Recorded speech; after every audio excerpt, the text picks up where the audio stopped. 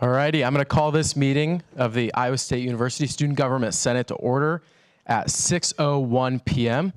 We will now move into roll call.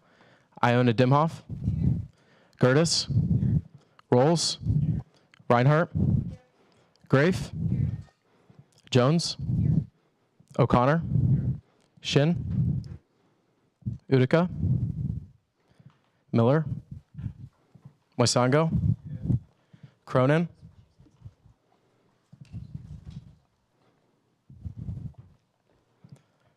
Pizoric, okay. Kekun, Azan, Kanmeyer, Dahmen, Hirsch,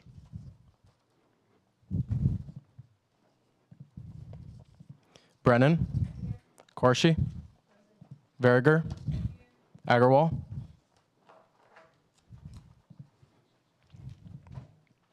Snyder, Bailey, Hartley, Margaret, Nandal, Pursley, Neal, Kusi, Gardy, Juwan, Marcus. Awesome. Is there a motion to add Senator Shin? Second. Are there any objections? We'll add them to the agenda or to the roll.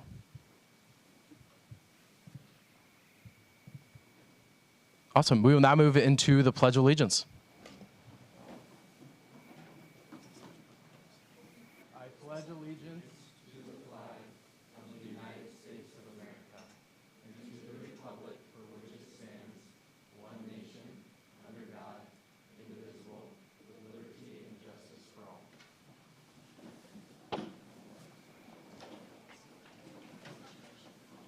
All right, we will now move into our program this evening, statistics for the TAO project.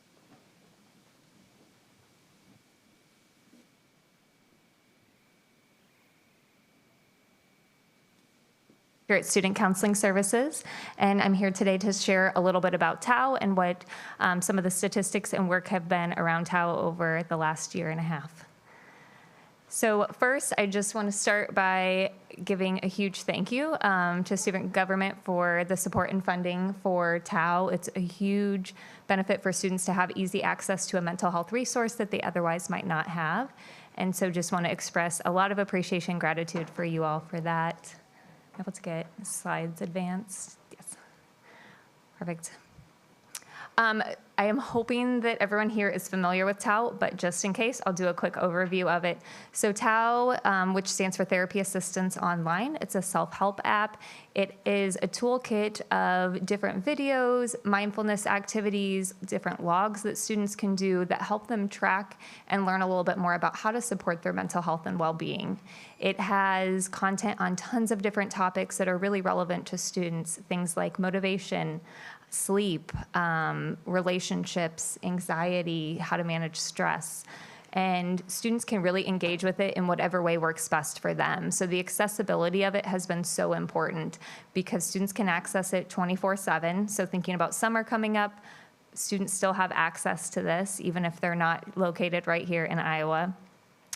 You can choose when you use it and how much you use it. So for example, they have what's new shorts that are just a minute or two video that they can use, or you could choose to sign up for like a 12-week course on managing anxiety. So students can really engage in whatever way works best for them. It's evidence-based and it really reduces barriers that might prevent students from coming in to meet with us, or for students that maybe don't think they're in need of therapy right now, but some kind of tool to help them be more successful in their mental health and well-being journey. Next slide, perfect. So a couple of statistics that I wanted to bring to you all. A little bit, I guess, also some context about the partnership with student government and student counseling and student wellness around TAO. So I believe it was in the director for student counseling in 2020 had brought the idea of TAO to student government to see if funding was something that student government would be interested in supporting. And we got funding for 3 years for TAO. Then again, in 2023, it was renewed for another 3 years. So I'm sharing some statistics since July 2023 when that was renewed, as well as so far this year. We have had just under 3,000 registrations since July of 2023. This year, we're a little under 1,000. Students' logins to complete TAO sessions, so the number of logins and sessions completed within TAO since July 2023, it's been almost 6,000 completed sessions.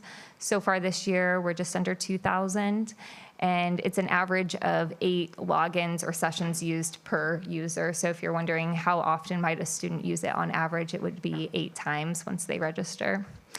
And then also some data we saw, it seems to be more used and popular in the fall. So in the last 2 years, September, October, November were the primary months. This year, it was more October, November, December, but we are seeing students tend to engage with it a little bit more in the fall semester compared to the spring semester. I could break down the most commonly used sessions, and this was interesting too. It was a little bit different than what we've seen in the past, which has focused a little bit more on anxiety components to it. This seemed to be more relationship component. So the number one was on managing anger, then understanding relationships, communication strategies, different types of communication were some of the content that students were most accessing and using through TAO.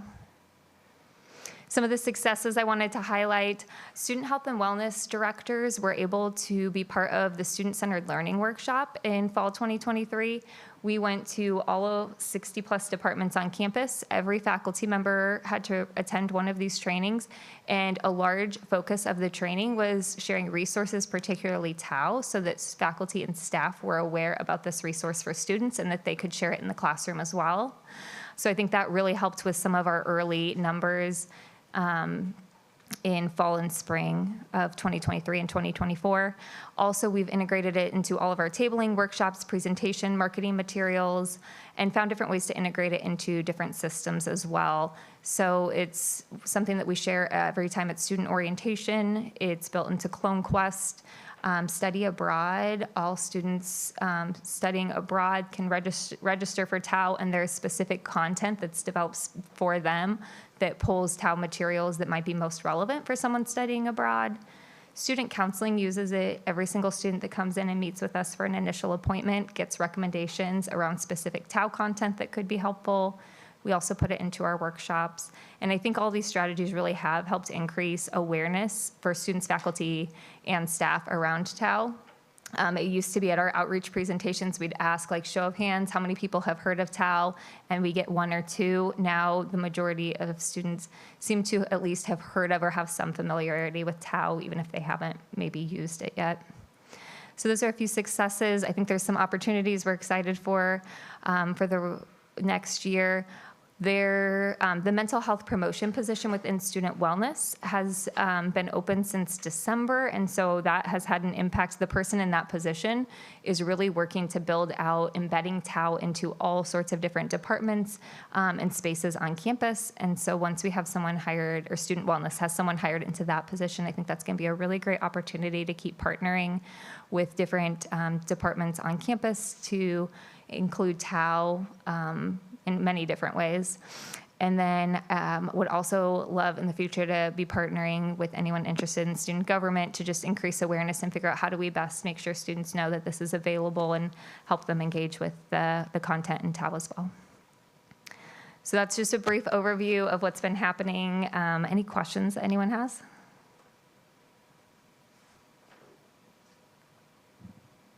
Senator Zahn. Thank you so much. Oops. Thank you so much.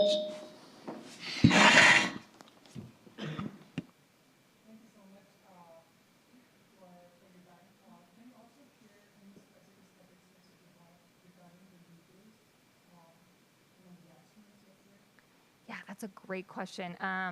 Unfortunately, right now, the material that I have through TAO is not breaking it down. It was limited in the type of statistics that I could get on that.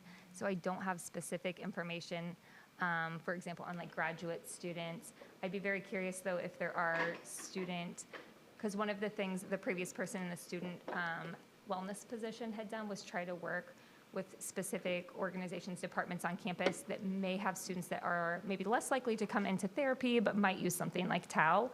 So I'd be really curious if you think there's certain populations, for example, graduate students that might be really interested in using it, how we help make sure to promote it in those areas. No, I can say with my personal experience, the routine of the graduate student do require a lot of resources along the line of mental health. Yes. They have courses, they have teaching assignments, they have research component, they have multiple meetings going on. And, work-life balance is one of the important factor. I think grad students will appreciate the resources. So graduate college do offer orientations. So did you get a chance to present these resources in graduate orientations? Yeah, we were in the orientation. We were sharing multiple mental health resources, but it was absolutely one that we were sharing in for graduate student orientation. Awesome, thank you. Yeah. There's also a program that recently graduate colleges started, the Graduate Wednesday Mixer. That's the program that typically happen during the regular semesters on Wednesday. And different university departments do tabling events and, just show up. Yeah. So, I haven't seen anyone from Tau Yeah. to actually involved in that. So that might be one of the opportunity that your department might consider in future. Okay. To Thank you for the reach. suggestion. Yeah, thank you. Yeah. Senator Snyder. I know you mentioned that there's a new position that was working on integrating TAO awareness within various departments across Iowa State, but I'm interested about, can you talk about if you know what specific avenues are being used to raise that kind of awareness? Is it person to person? Are you going to meetings? I'm interested to hear about what kind of outreach you guys are doing to raise awareness, if you know off the top of your head. Yeah, no, that's a great question. Part of the challenge is, so student counseling used to be kind of taking lead on everything TAO, and then last year it was handed off to the person in the mental health promotion. So I know they were working, for example, and there's someone currently in student wellness, for example, working with study abroad. We've worked with student conduct, academic success center. So there's been a few spaces there. I think one of the major strategies was embedding it into the student-centered learning workshop so that all faculty and staff were aware of it. And then we created slides that they could put into their course materials as well as an easy way for students to be familiar with it. And then I think orientation and CloneQuest have been the other two primary ways trying to, right when students come to campus, making sure that they're aware. But that's where I think we have the opportunity, is to see where else can we really, what other departments, organizations can we bring it into as well. Yeah. Senator Shin. I also just want to comment on what Senator Snyder said. I'm a peer mentor currently, and we emphasize new students, freshmen, to use TAO in their first semester, especially because a lot of them struggle with feeling sick away from home or just trying to get adjusted. And I've heard a lot of positive comments about TAO, so I just wanted to let you know. I appreciate that. Yeah, we have, for students that have used it and are familiar with it, have heard also a lot of great comments about sometimes the graphics on TAO they seem a little outdated. I think they could be maybe redone a bit, but the content is solid and really helpful content. And then the other thing we hear from students is just the accessibility of it, to know any time of day, even if they have 5 minutes, they could do a mindfulness activity or learn something about managing anxiety. So I appreciate you sharing that as well. Senator Zahn. Thank you again. There's also another suggestion, maybe working with faculty senate or university departments to maybe embed this resource in teaching statements or syllabus. That might improve the outreach activities. Yeah. And right now, as per my knowledge, these resources are not shared in syllabus. So maybe a link or link to the website or whatever added in the syllabus statement might help Might be another improve option. the resources to all the students. Yeah, thank you. Thank you. Seeing no more questions, thank you for coming this evening. Thank you all so much. Appreciate it.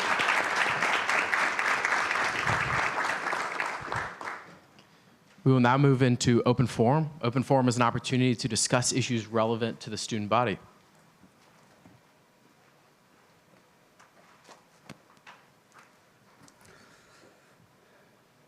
Hello all. Some of you may remember me as the former director of affordability. Others may remember me as some guy they had a appointment with at the financial aid office, or just as a student here on Iowa State campus. I got two things for you tonight. It's been talked about between a couple of us for a lot of time now. There's a small excerpt I would like to read to you guys. The sun did not shine. It was too wet to play, so we sat in the house all that cold, cold, wet day. I sat there with Sally. We sat there, we two, and I said, how I wish we had something to do. Too wet to go out and too cold to play ball, so we sat in the house. We did nothing at all. So all we could do was to sit, sit, sit, sit. And we did not like that, not one bit. That was a short excerpt from The Cat in the Hat. Some of you may know that I've been talking about saying The Cat in the Hat, and I figured I might as well just show up and actually say it. The second and actual reason why I'm here today, I wanted to show my support for 4 director nominees. First off, I'd like to show off my support to Alex Pollan. He's the incumbent director here, and you definitely should consider that. He's done amazing work on the website. The second one I'd like to talk about is Ren Moyer. He is super qualified for this position. Just ask him the questions and he'll be able to get you some good answers. Third is going to be director nominee Noah Kameyer. He's probably one of the most qualified candidates for this position. He has done so much great work on the finance committee in this last year, and he knows the PNC like the back of his hand. The last one I would like to bring attention to is director nominee Jay Belford, director of affordability. I've been working with him, trying to make sure he has everything ready to go for this coming up academic year. I understand it's the bottom of the bill, but I'd like you guys to make sure you get him sat tonight and ask him the hard questions. You know, he's super ready for it. We were drilling some questions out in the Senate room while you were getting ready with your working meeting. Again, I'd like to thank you guys for your time, and go Cat in the Hat.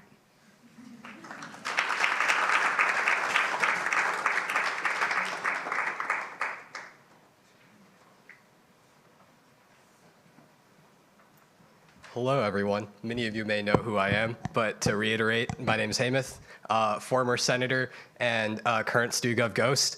But I would like to put my backing behind a couple of directors that have been nominated for the cabinet this evening, and hopefully they can be sat tonight or whenever they can once we get through the long agenda. But one, I would like to put my backing behind apologies. I was sick over the weekend, so my nose ain't doing so great. But one, my backing behind the director of Health and Wellness nominee, Ren Moyer, being on the Health and Wellness Committee, seeing his growth, seeing his commitment to health and wellness and working on various different projects, making sure they've come to full fruition, and also putting in the time and effort, meeting with Anna Svan, meeting with former director Adam Harrington, taking notes, meeting with them and making sure he's absorbed all their knowledge as former directors to make sure he will be in the best place possible to serve the student body. And the next one would be Director of IT, Alexander Pollan. He has put in so much time and effort without being in the Director of IT and during his time as Director of IT. May it be short and limited, but he has done an excellent job making the website, dare I say it, one of the best in the Big 12, if not probably one of the best stugov websites in the nation personally. But there has been a lot of effort that has been put in, and I think placing him as the director of IT is one of the best ideas you can possibly have. And I commend Will and Colby for continuing on with that faith in him. And then continuing on to director nominee for affordability, Jay Bell. I've known Jay for the past semester, having an econ 3550 with him, with our wonderful econ professor, and having some laughs in that class. But I know he's somebody that works hard, puts his all behind everything, and he has in the past couple weeks since becoming a nominee. He has come to our final task force meeting, working with Bob, absorbing all his knowledge, making sure he was prepared. And for the past couple weeks, I've been working alongside him and helping him with preparing his stugov initiative form, which is basically what all of you guys will be able to use soon enough to where you can propose initiatives and make it easier to propose those initiatives. But he's also been working on the tech lending initiative alongside, and I've been helping him with that. And he's been working on so many more things. And I feel that it would be a disservice to not have him sat today. So hopefully you guys share the same, what's the word I'm looking for? You guys feel the same way as I do regarding that and trying to move up his nomination if possible. But and then another one would be ex officio Bolin, serving on local affairs and having spent time with her inside and outside of StuGov. I think she's a wonderful person and a great person that can connect the student body to the city and has done a great job already. And then last but not least, director nominee for finance, Noah Kmeyer. I've served alongside him for a semester, but also have seen his growth throughout the entirety of the year, and I've seen his dedication to any role he's taken on, and I feel he would do a great job behind this role, and hopefully you guys get him sat. So yeah, thank you very much.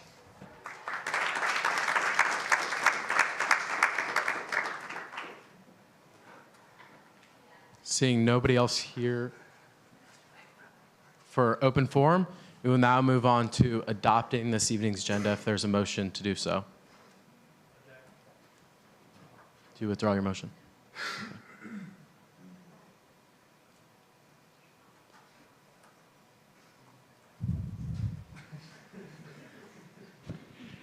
I motion to move 2025-1-08SC, seating nomination of Finance Director, to be below 2025-1-04SG, seating as Senator to the Jack Trice Award Selection Committee.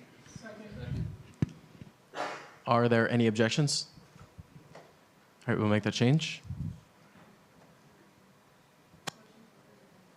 There's been a motion to approve the agenda. Is there a second? Are there any objections? The agenda has been approved. We will now move into approving the minutes from last meeting. Is there a motion to do so? Is there a second? Are there any objections? The minutes are approved. We'll now move into, since there are no committee reports this evening, we'll now move into comments from the judicial branch.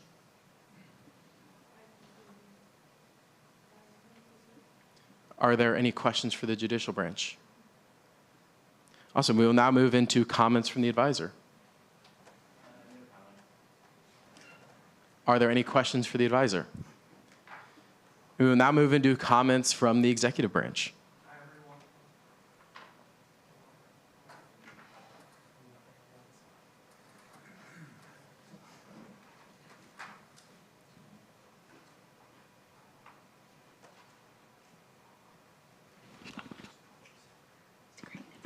All right, sorry guys, got a bad mic, but I wanted to say thank you all for bearing last week. I know it was a long meeting, but I'm really excited to work with you all and see everything that you're already doing to represent your constituents. I'm proud of the work that you put in and day out. This is our last meeting of the session, so we're on the way into summer. So make sure you take care of yourself over prep and finals week. And if there's anything you need over the next few weeks, just feel free to reach out. And also that goes for summer too. We're available. We're here to support you if you're working on things. So let us know how we can best support you, and go Cyclones. Are there any questions for the executive branch? All right, seeing no external matters or internal matters, we'll now move to special orders, starting with 2025-1-002 SD, seating a liberal arts and sciences senator with Senator Kmeyer. Hi, everyone. Hopefully this microphone is working now. Perfect. So the nominee is here. If she wants to come up to the podium to give a speech. She was approved unanimously through LAS Council. And yeah, feel free to ask her any questions that you may have.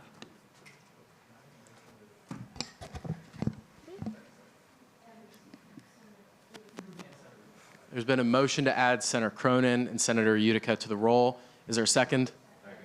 Are there any objections? All right, I'll add them to the roll. You may begin. All right, hi. I'm Alyssa. I'm a sophomore and a political science major.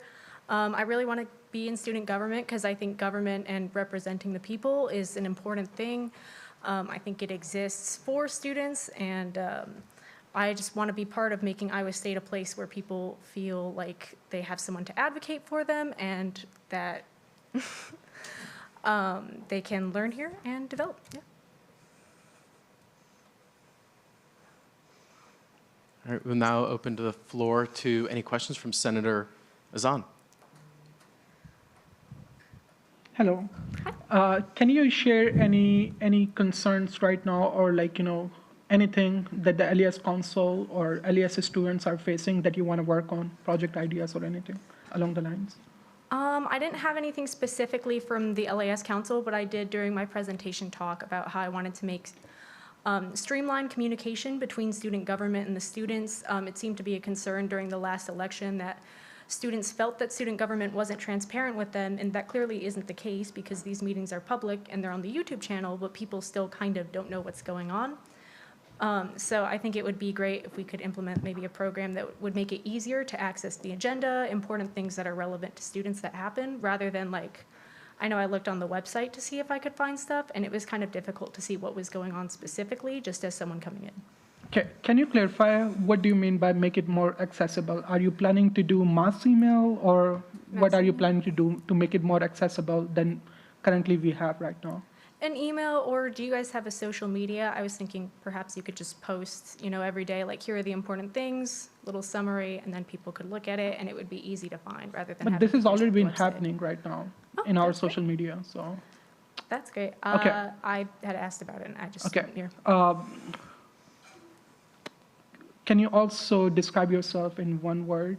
Analytical. Analytical. Awesome. What are the weakness or any strength that you have, if you want to share with us? Strength or weakness. Let's see. Sorry, I put you on the spot. My No, bad. it's okay. I'm sure. If you don't know, It was that's like okay. that. I mean, you can just move on. No, give me 1 second. Strength, I care a lot about people. I always, just at every point, want to do my best to make sure that other people have what they need and feel like they're taken care of. And so I think that that would be something very important to me going forward. And weakness or anything that you want to weakness. work on? Time management? Cool. I yield. Senator Rolls. I can already see I'm taking away a question from the other Eric, but have you looked into any of our committees? I know Yes. you got some little bit of time before you actually had to join one, but was there any that stood out? Yeah, I did. I looked into, sorry, I wrote them down. Legislative ambassador, and then local affairs, and then also PR. I've heard that it's only good to do 2, so I would do 2 of those 3. Oh, sounds good. Thank you. I yield. Senator Iona Demhoff. So I saw Alyssa in LAS Council, and even though I don't have a voting seat in there, I'm very happy with the unanimous vote to approve her for this nomination. Just for clarification, Alyssa, when you were talking about your idea with the website, or wanting more transparency, during your presentation, you mentioned that you want to make sure that people are aware of the agenda before meetings happen, right? You want to be able to get the word out before, in case more students want representation here, right? Yes, because that would help for people to, represent our constituents, because we would have their opinions on it. Yeah, so I just wanted to clarify that to the body. That was her intention with her project idea, which I think is a great idea as well, and she has my full support. Senator Gertis. Yeah, I don't have any actual questions. I just wanted to voice my support for seating Alyssa. As she said, she spoke to LAS Council last Thursday. She gave a great presentation. She has a lot of great goals, including, as she said, increasing transparency, displaying her processes more prominently on the website. And that's why I do encourage you to join PR when you're seated, to work with IT and outreach to get those goals done. So that's all I have. I support Alyssa 100%. We will now move into a roll call vote. UC has been called for. Is there a second? Oh, absolutely. Closing comments with Senator Kanmeyer. Alyssa is great, UC. Is there a second? Are there any objections? Congratulations.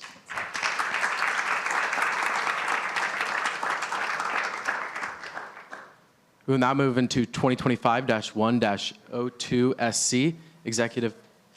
Oh, absolutely.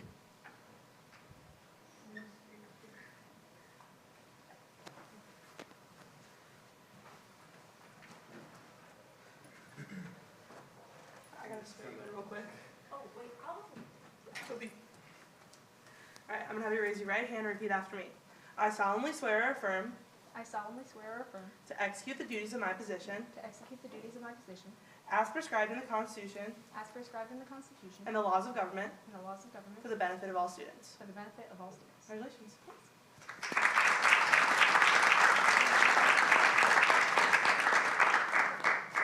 Is there a motion to add our new senator to the roll? Are there any objections? We'll add to the roll. We will now move on to 2025-1-02 SC, executive nominee for the Fees and Tuition Committee with Speaker Pursley. Okay, and I do believe, do we have to remove Will as Well, if you're chair? yourself for the bill, I assume. Yeah. Does that need any special? I think, doesn't that make? I will recuse myself for this bill.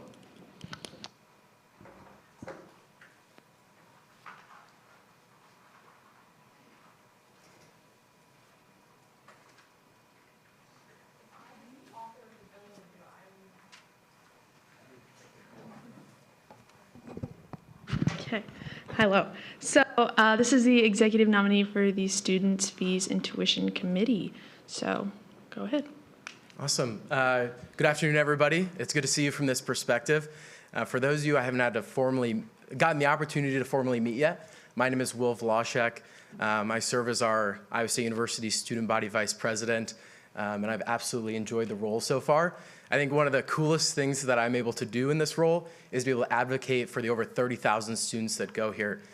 And when you talk to students, one of the number one concerns they share with you is how expensive getting a college education is.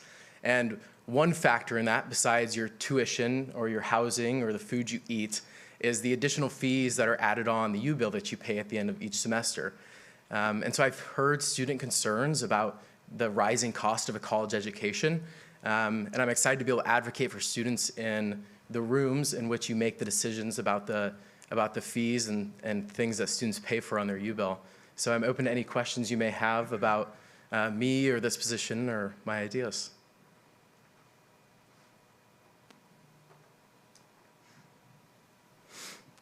Senator is on.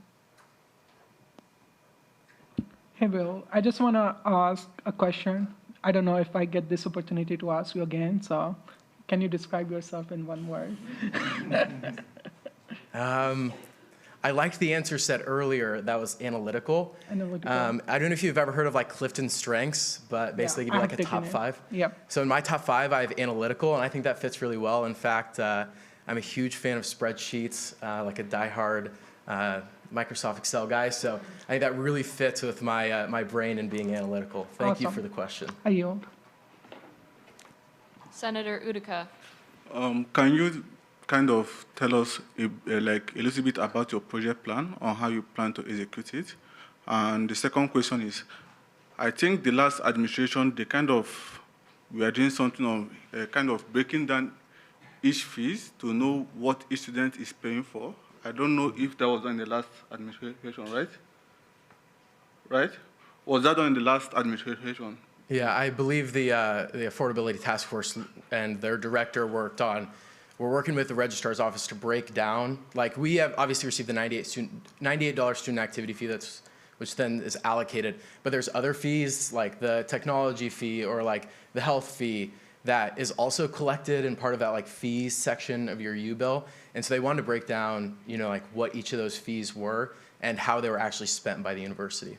Okay, so can you describe like your project plan and also tell us how you plan to implement it? Yeah, so one thing to note about this committee is that it's what's the right word for it? It's closed doors. So this committee, everyone meets together with different partners from across campus in the university. specifically like student partners, and you sit down and you have really tough conversations about the money that needs to be spent in order to provide the services that we have. Really tough conversations, and so the meetings are closed doors. I'm a huge believer in transparency, but I just wouldn't be able to say like what conversations were had in this room. But I'm a huge fan of doing everything we can as a student government with the resources that we have and the connections we have on campus to continue the work of the Affordability Task Force and continue to break down the fees that we as students pay and how the university then in turn uses them to provide services that many of us use every day. Does that answer your question? Yeah. Awesome. That leads me to my second question. Since it's closed doors, how do we know that you will represent us well? Yeah, that's a great question. I think it comes down to what I've displayed as an individual. Some of you I've known for a long time, some of you I haven't known very long, but I hope a little bit of that the analytical parts have came out in me. I like to look at the details of why decisions are made and make sure that they're super accurate. And then also, in the role that I'm in, I have the opportunity to hear feedback from a lot of different students, and I'm able to implement it. And I really pride myself on if I hear an issue from a student or I hear a concern from a student, I really like to take the opportunity to go ahead and address it. So I would love to hear student concerns, student feedback regarding fees, and then in turn bring it into those closed-door meetings and advocate for students that way.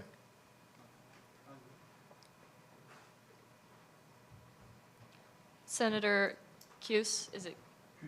Kuzi.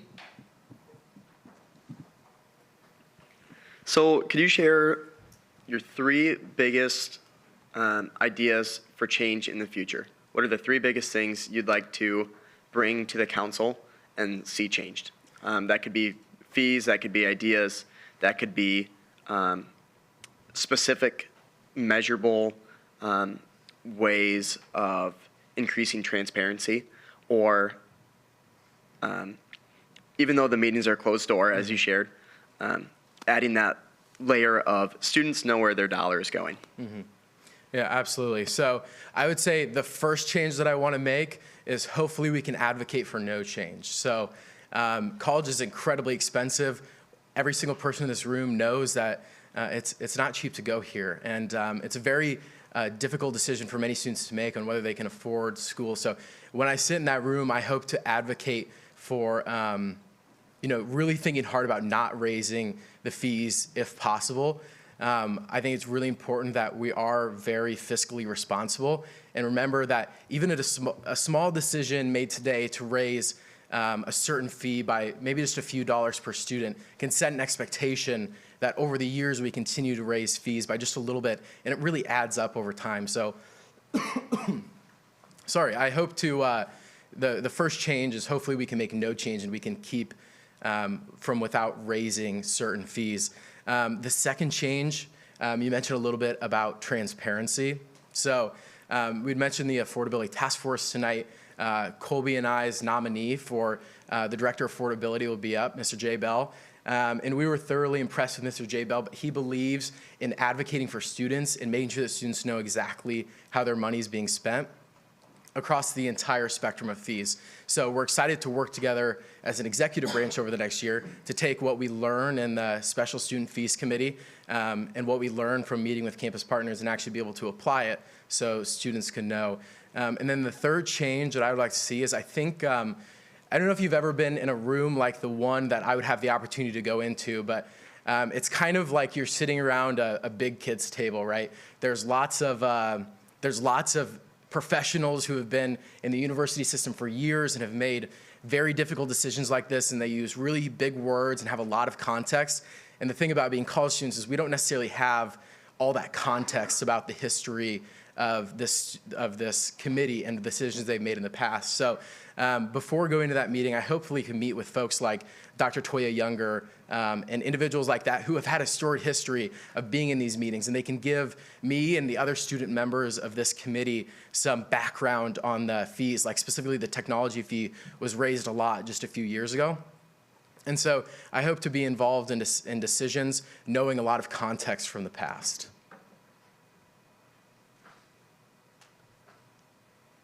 Thank you. I yield. Thank you. Senator Snyder. Just out of curiosity, did you live in a dorm your freshman year? I did. And it's my understanding that you love campus now, correct? I do, correct. How many roommates do you have? Roommates? I have 3 roommates. Okay. So with that in mind, how can we be sure that you're going to represent the broad, diverse student body and make sure that you might represent some communities that you may not be familiar with? Because this is one of our most important committees to see people on. The blackout was already mentioned because we make so many important decisions for the broader student body. And I'm curious about how you're going to ensure accountability to not only us, but the broader student body. Yeah. We have over 30,000 students at this university who have wildly different backgrounds. We have a wildly diverse student population here who has a lot of different beliefs and comes from lots of different backgrounds and has a lot of things that make them different. And hopefully, being in this role, not only as student body vice president, but also sitting on this committee, I want to hear about students' opinions and students' beliefs and the issues that students are facing. I have my own unique experiences and my own unique beliefs. But that doesn't mean I can't be challenged on them. And so I'm excited to work with you, all of you who represent constituents and hear what your constituents have to say every day. And hopefully you can bring me ideas and concerns that your constituents have, or maybe you have as an individual, and then I can bring them to this committee and hopefully be able to share a lot of diverse beliefs, thoughts, and opinions that represent hopefully the entirety of the student body at Iowa State. Does that answer your question?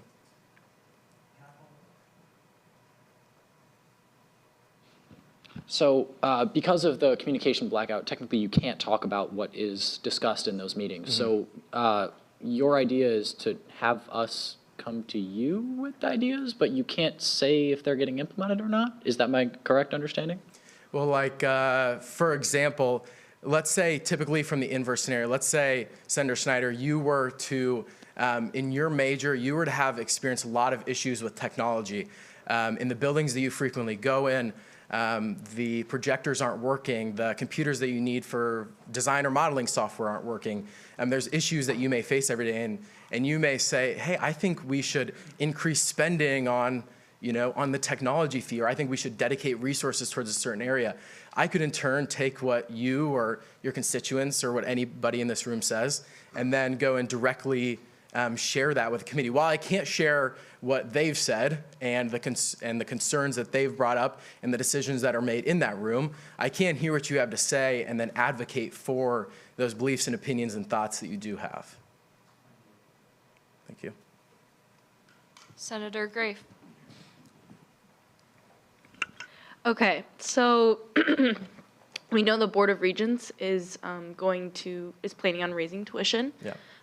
How do you plan to advocate for our student body while not burning bridges with the Board of Regents?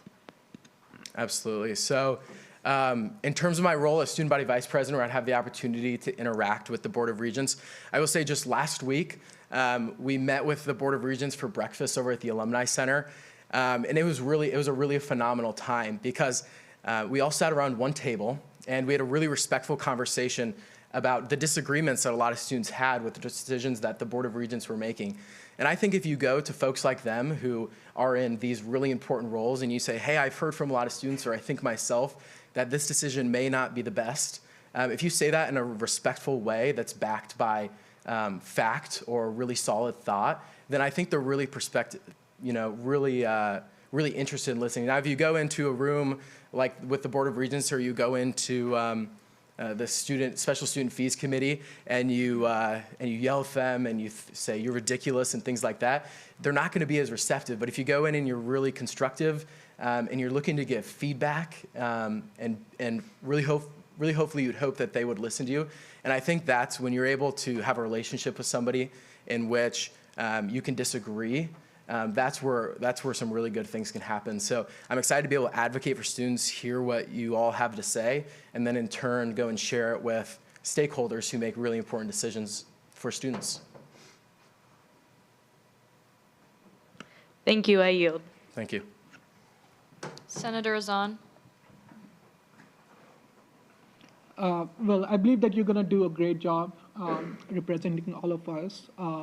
You talk about the visions and needs as well. Personally speaking, I think most of the students don't like increase in tuition for whatever the reason, inflation, or you can name a bunch of there. The communication is the key part here, right? Yeah. There are certain things that needs to be increased because of the, the cost of living, inflation and all. Do you have any plans to communicate whatever, you can without violating any confidential information? Can you share any plans along the lines? Yeah, I think there are a lot of people that'll sit in that room, and then the university also has counsel who can, if I have something I really think that the student body or a student senate should know, I can ask, is this acceptable to share outside of this room? Maybe it's a decision that's already been announced that maybe I can share a little bit further, but hopefully I can have conversations with people who understand the legality of sharing any information, and I can communicate what needs to be communicated.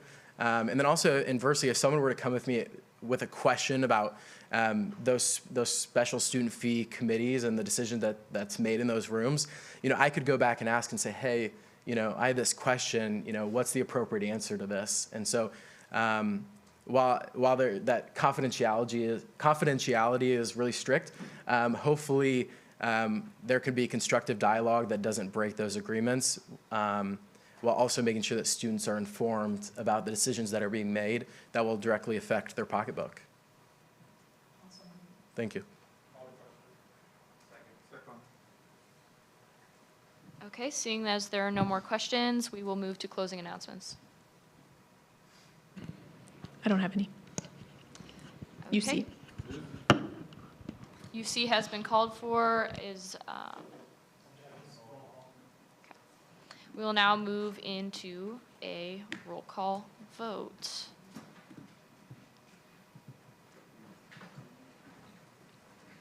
What? Yes. I motion to add Senator Olson to the roll. Okay. Senator Ayano Dema. Okay. Gertis. Rolls. Reinhardt. Grafe. Jones. O'Connor.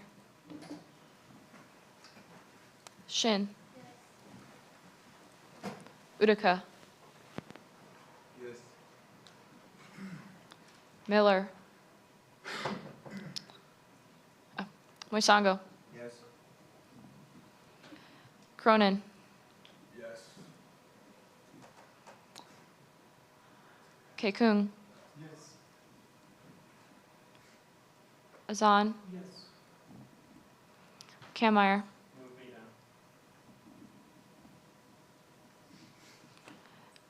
Dahman. Yes. Brennan. Corshi. Verger. Snyder. Hartley. Margaret.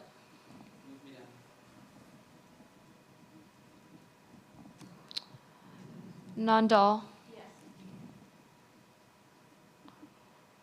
Neal. Kuzi. Marcus. Gardy. Juwan.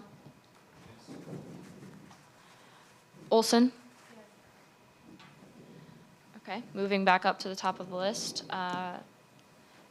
Aono Dimov. Kameyer. Yes. Margaret.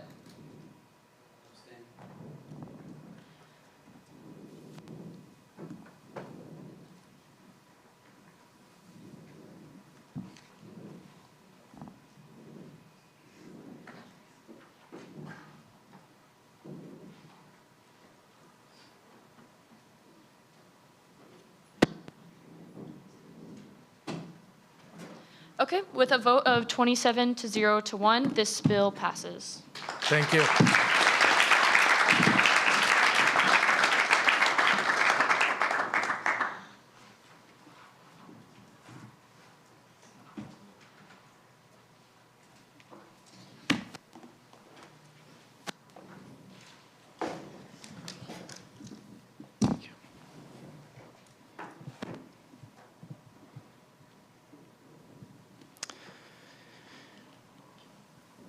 All right, we will now move into electing a senator to the, elect into 2025-1-02SG, electing a senator to the Student Fees and Tuition Committee. This being a floor election, I will now open the floor to nominations. Senator Snyder.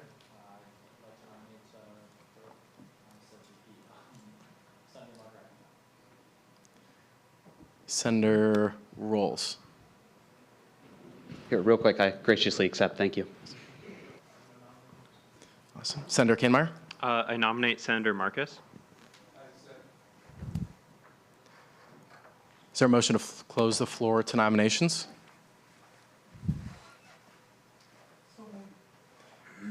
Are there any objections? All right, the floor is now closed to nominations. We will now move into the opening statement portions of this floor election. Each nominee will be given 5 minutes to speak. So I ask all the nominees to go ahead and approach the lectern at this time, and we will get started. Starting with Senator Margaret. All right, well, thank you all very much and good evening. As our Vice President just talked about, making it more affordable to attend Iowa State University is probably one of the most important single causes that student government has continuously committed ourselves to over the years. That's because affordability is central to so many other issues, important issues that our students face, from mental health to food insecurity to student debt. That's why lowering the cost of attendance at Iowa State is a cause I'm proud to help champion here on campus with the Board of Regents, at the state legislature, and in Washington. Over the past year, we've launched innovative programs and initiatives to make it cheaper to go to Iowa State and save students money. We've raised awareness of important financial aid opportunities, and we've advocated extensively for legislation that would make it both cheaper and more transparent to attend Iowa State University. But we as students only have one opportunity to lower the cost of attendance at its source. That opportunity is the Fee Committee, an assembly of 5 senior administrators and 5 graduate and undergraduate students who together will decide how much you and I have to pay every year in the form of mandatory fees. Its members must be prepared to face the harsh realities that come alongside filling complex student needs with increasingly finite funding, and they must also be properly equipped to make sure that each dollar is spent with purpose and with adequate oversight. The person you choose to be your representative on this committee will be your last line of defense against unnecessary fee increases. As a senator, as Speaker of the Senate, and as a 2-term vice president, I've spent my student government career fighting for students' needs, often in situations where students are in the minority. I'm no stranger to standing up and speaking out for what students need, even when the voice of students isn't the loudest or most popular. I know from 3 years of experience on this committee that standing strong in your convictions while remaining informed, persuasive, and professional is the only way to get things done. In that same spirit, implementing the change that students demand means working strategically and collaboratively. I have extensive experience working alongside each and every member of this committee, making me the most well-suited candidate to deliver the change that students are asking for. I've built long-standing and strong relationships with senior administrators. My extensive experience with financial stewardship at an organizational, institutional, and local level is how I'll hit the ground running on day one with knowledge and insight. As your representative on the Fee Committee, I will fiercely advocate to protect the services that are important to students, while at the same time thinking critically and ensuring no student pays more in fees than is necessary. What's more is I will continuously commit myself to making decisions collaboratively in consultation with all of you. You don't want someone in this room who hasn't done their homework. You want someone who will stand up, ask the tough questions, and diligently represent students on your behalf. Tonight, I hope to show you that is exactly what I bring to the table as your representative on the Fee Committee. And I thank you all for your consideration.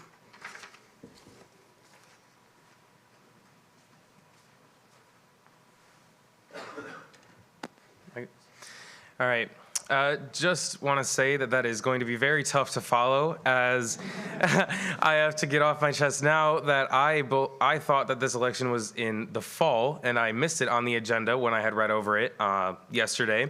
And so I have been just very anxiously preparing myself during all of our breaks that we've had. And I've done some research. I've talked to some people that have been on the committee. Before inauguration, I had talked to Evan, the past finance director, as well as Senator Kampmeyer, who was on the committee last year. And although I do not have any experience on this committee so far, I am devoted to learning more and finding out more, just as I did with finance, just as I did with the rules committee, which are the committees I've been on so far. And I'm very devoted to making sure that Iowa State stays affordable. As somebody who has to pay my own way through college, and I am not getting help from anyone else other than scholarships that I have to apply for and work for, I know how hard it can be to pay for college, and I know how hard it can be if fees even go up a little bit, how that can make a difference of what university you might be going to. One of the major reasons I came to Iowa State was because of the price difference and because of some of the scholarships I got to come here. And knowing that it won't take me as long to pay for college here as it would have somewhere else was a major decision point for me. And so being able to be on this committee and be the voice for students who thought the same as me or went through the same things I did, and be that voice that says, hey, why are we raising this fee? What evidence do we have that says this fee needs to be raised? And just be that person that's not afraid to speak out and not afraid to be looked upon or to be annoyed with, have people annoyed with me. I know what it's like to have people annoyed with me, and I'll be glad to do that if it means that the students of Iowa State don't have to pay more money coming next year. Thank you. All right, we will now move into the initial questioning portion. Remember that each senator will have 2 5-minute speaking privileges during this portion, and they cannot be consecutive. And the questions will be directed at both candidates, so they'll both have an opportunity to answer the questions. And again, they'll have 1 minute to answer the questions. Senator is on. Hello, guys. Question for you. I think you might know already the difference of the tuition among the out-of-state students versus in-state students, and also international students. International students do have to pay a lot compared to domestic students. Can you share any strategies how you can advocate this in the committee to make it reasonable or realistic? Sure, and thank you. I really appreciate that question. And just so I understand it correctly, you're asking in-state, out-of-state, and international tuition, right? Yes. I think that's an incredibly important issue, and that's something we've advocated for extensively with the Board of Regents. The way tuition is set, so the university has a certain amount of money they need to fulfill all of their services, the state gives a certain amount of money, and then the Board of Regents has to raise tuition to fill up the difference, right? And so there's absolutely advocacy we can do with the Board of Regents. I've given speeches there before. I've advocated extensively with them. But I think it is important to note that is a slightly different function than this committee. This committee is determining fees, and so this might not exactly be the platform to talk about something like that, but I'm fully committed to helping lower those differences as much as we can. Whatever we can do with the Board of Regents, but I think more importantly, it's a lot of advocacy at the state legislature so that they're allocating more and they understand how important it is to invest in higher education. And that sort of allocation is what we can do to bring those cost differences down, if that answers your question. Thank you. Can you please repeat the question? There's a significant difference of in-state tuition, out-of-state tuition, and also tuition that the international student have to pay. Can you share any strategies how you're planning to advocate that difference and make it reasonable, if possible? Yeah, so as an out-of-state student myself, I'm not fully knowledgeable about the or international student tuition. I was not aware that it was very significant compared to everything else. And like I said, it is going to be a learning curve for me, and I'm definitely going to have to look into things like this and learn about it, but that is something I'm willing to do. And I would definitely be open to hearing strategies, but I will tell you now that I do not have any strategies of my own at this moment. I yield. Senator Kusi.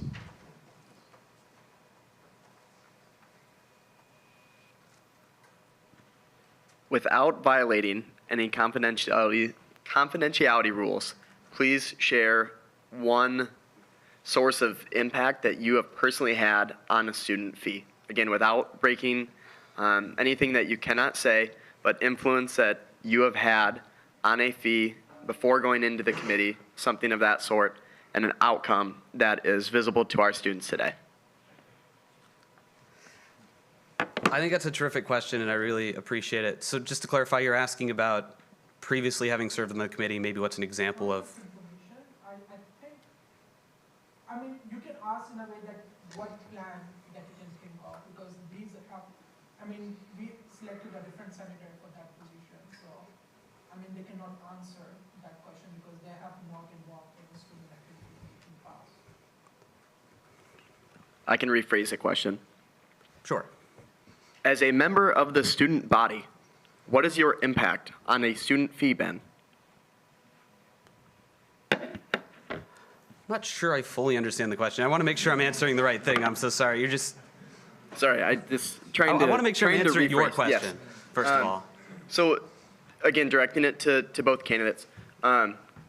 What impact have you had in the past on the change or no change of a student fee? Or what do you plan for the future based off of your previous experience in any capacity? Sure. So here, let me just say something, and I hope it answers your question. As far as having previously served on the committee, I've spent 2.5 years on this committee. There are very strict confidentiality rules requiring this. There's a statute of state law that mandates how this committee ought to work. And so I don't have the ability to point to a specific fee that we raised or lowered necessarily, because again, I want to make sure we're operating within state law and we can keep our seats on this committee. I think more broadly in terms of affordability and the impact I've had in the past year is, like we've talked about a little bit, we've started our affordability task force, and there's a lot of advocacy we've done at the state and federal level for more financial aid opportunities, for increased transparency in tuition, the idea that when you start your college experience, you should know what you're going to be paying in a couple of years, because otherwise you're not able to make an informed decision. And we're really pushing for things like that, and I would be happy to continue pushing for things like that. We've raised awareness of financial aid opportunities at the Iowa State level. And so Bob Carver, I don't know if he's still here, but our former director of affordability, we worked with different academic advisors and different colleges to create tailored materials to give students to make them aware of financial aid opportunities and connect them with those opportunities. As far as the impact that I see myself having on this committee in the coming year, I think the Vice President was entirely right in kind of the way he described this. Is it is a closed-door committee. There are very strict rules. But the generic list of what fees you're paying and where they're going, they're on the Office of the Registrar's website. And you can go see those. And what I would love to do is have all of you look at that list, and then let's sit down and let's talk about it. I can't tell you what the committee is voting on, right? But you can tell me, where do you see a duplication of services that maybe we can trim back, right? And make college a little less expensive for everybody. Where do you see a need for more services where we do need to invest more? And so kind of having that dialogue while at the same time not breaking state law is something that I see is incredibly important, because I'm a big proponent of lowering fees, not raising fees. That's ultimately where I'm at. Is there a second? Are there any objections? All right, thank you. Before we move on to Senator Snyder, let me remind you, similar to last meeting, if you could partially close or fully close your laptops while our candidates are up there speaking. Just a reminder, they put a lot of time, effort, and energy, and honestly courage to go stand up there. So let's give them our full and undivided attention. Senator Snyder. So I still have to answer Kuzi's question. You're absolutely right. Go ahead. Sorry. So the question is, what do we plan to do, as well as just if we've made any impact on any fees? I mean, I can't say I've personally made any impact on any fees, anything like that.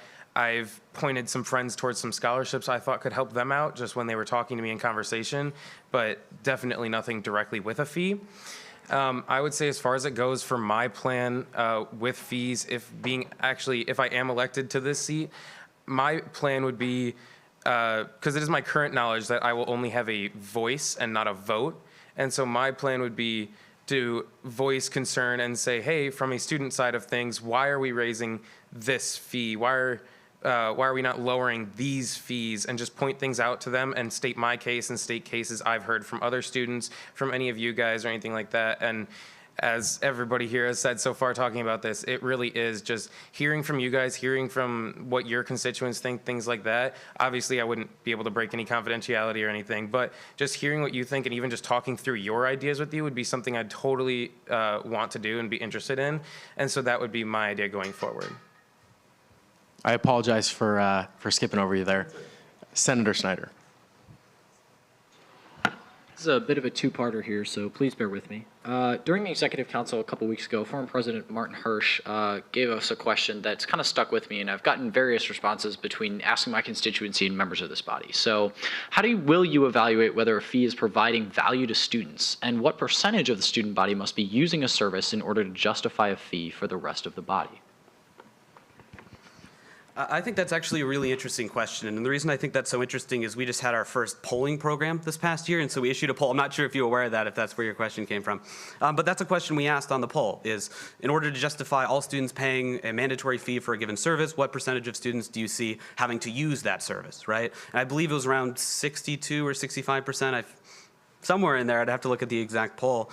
And I think that's a great baseline, but I think it's also important to remember to have those conversations as well. I don't think it's an entirely poll-driven decision because there are certainly fees and services when you look at things that are health and safety and recreation related, and things that maybe 90% of the student body don't use, but it adds incredible value to the university. It's how we attract people here. So I think it really is a balance, right? It's looking at the number and saying, does this have a high percentage of usage? But it's also, what I want to do with all of you, which is interface with all of you, network and talk about it and see, do you see your constituents using this? Do they value it? And then even more abstractly than just do we want to fund it or not, it's identifying, is there a duplication of services that we can trim back and make college a little less expensive without losing something important? And so it's not just an entirely black and white decision about raising and lowering. But I hope that kind of answers your question and helps shows my calculus a little bit.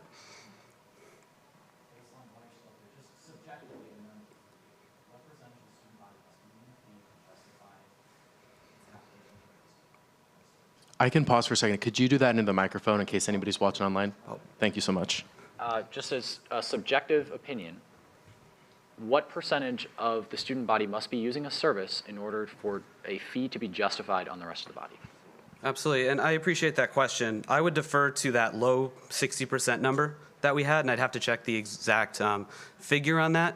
Because I'm inclined to defer to the students that we've polled because it was a representative sample as well. It was split across degree programs and colleges. It was meant to be a random representative sample. But I would add the disclaimer that there are certainly times when there are exceptions to that, when you need to more so consider what students are saying, benefits on health and safety, and those sorts of things. Can you please repeat the first part of your question? Absolutely. How do you evaluate whether a fee is providing value to students? And I'll just give you the second part. What percentage of the student body must be using a service in order to justify a fee towards the rest of the body?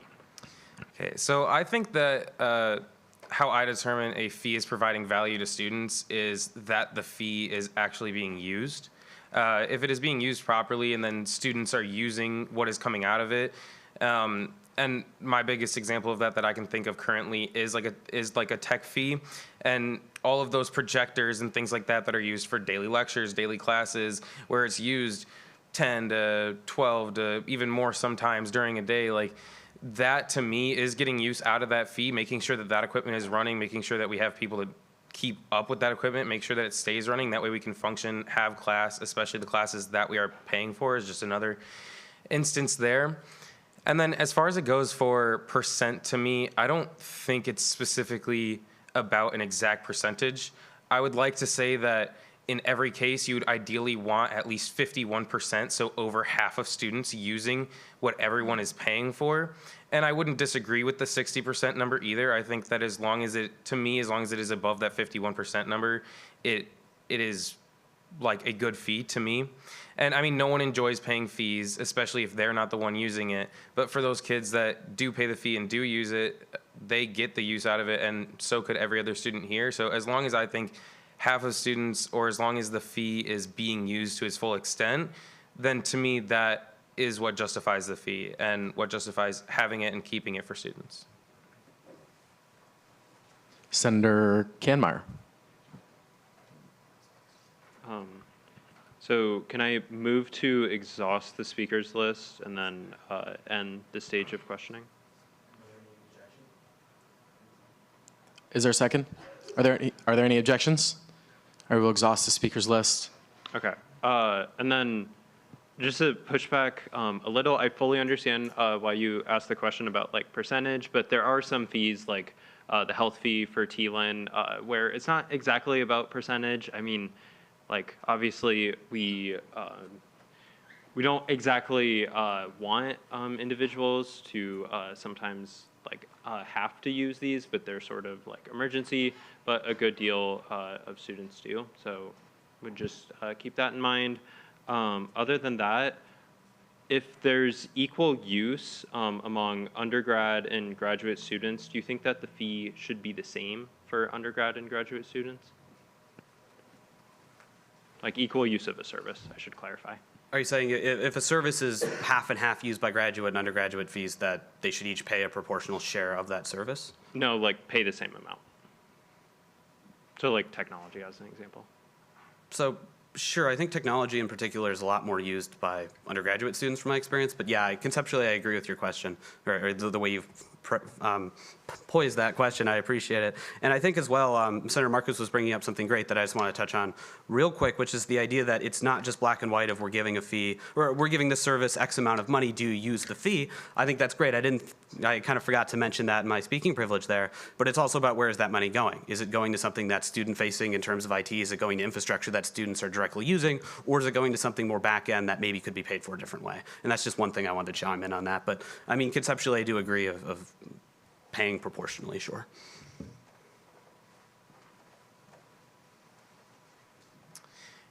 So the question is, do we agree with if grad students, let's say 1,000 grad students use a service and 1,000 undergrads use a service, should they both be paying like the same, like $50 a year for it? Sure. Okay, yeah. So yeah, I fully agree with that. I think that there might be some instances in where it's undergrads like, I mean, everyone should be paying the same amount. If they're not already, that is definitely something I would probably be fighting for, because if you're a student here, you're a student here, and I feel like graduate or not, that still should apply to everyone. But yeah, to answer your question, I agree that everyone should be charged the same, especially if it's being used equally by both undergrad and graduate students. Senator Zahn.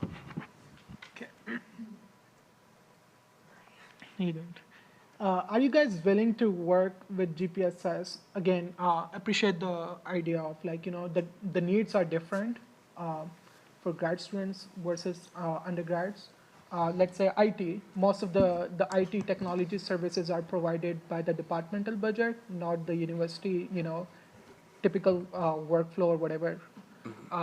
So the needs are different. Are you willing to work with GPSS to understand the needs and, so that we do have a proportion? So I do disagree with the percentage that we just talk about, like having the same proportions. The number of grad students are different than the number of undergrad students that we have on campus. 4,000 versus 30,000. The services, some services are hardly being used by graduate students, but there are things that the graduate students do need.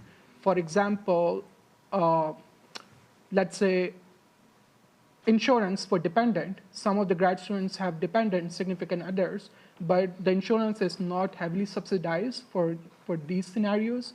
There are different needs, just to make it short. So are you willing to work with GPSS to collaborate on that too? In short, yeah, absolutely. And I know you'll be serving on this committee as well as the incoming graduate and professional student senate president. And I'm really excited to work with you. And I know this is something that I've tried to make part of the conversation. I think we need to continue to make it part of the conversation, is not just our students using it, but yeah, where is it being used? And so to kind of talk about that a little bit when it comes to everyone paying the same fee, there's a mandatory fee that everyone is paying that is equal, but then there are more program-specific fees. And so that's sort of the question of, if really only a specific subsection of students are using it, is it something we post the entire student body, or is it something we recommend be more of a program-specific fee?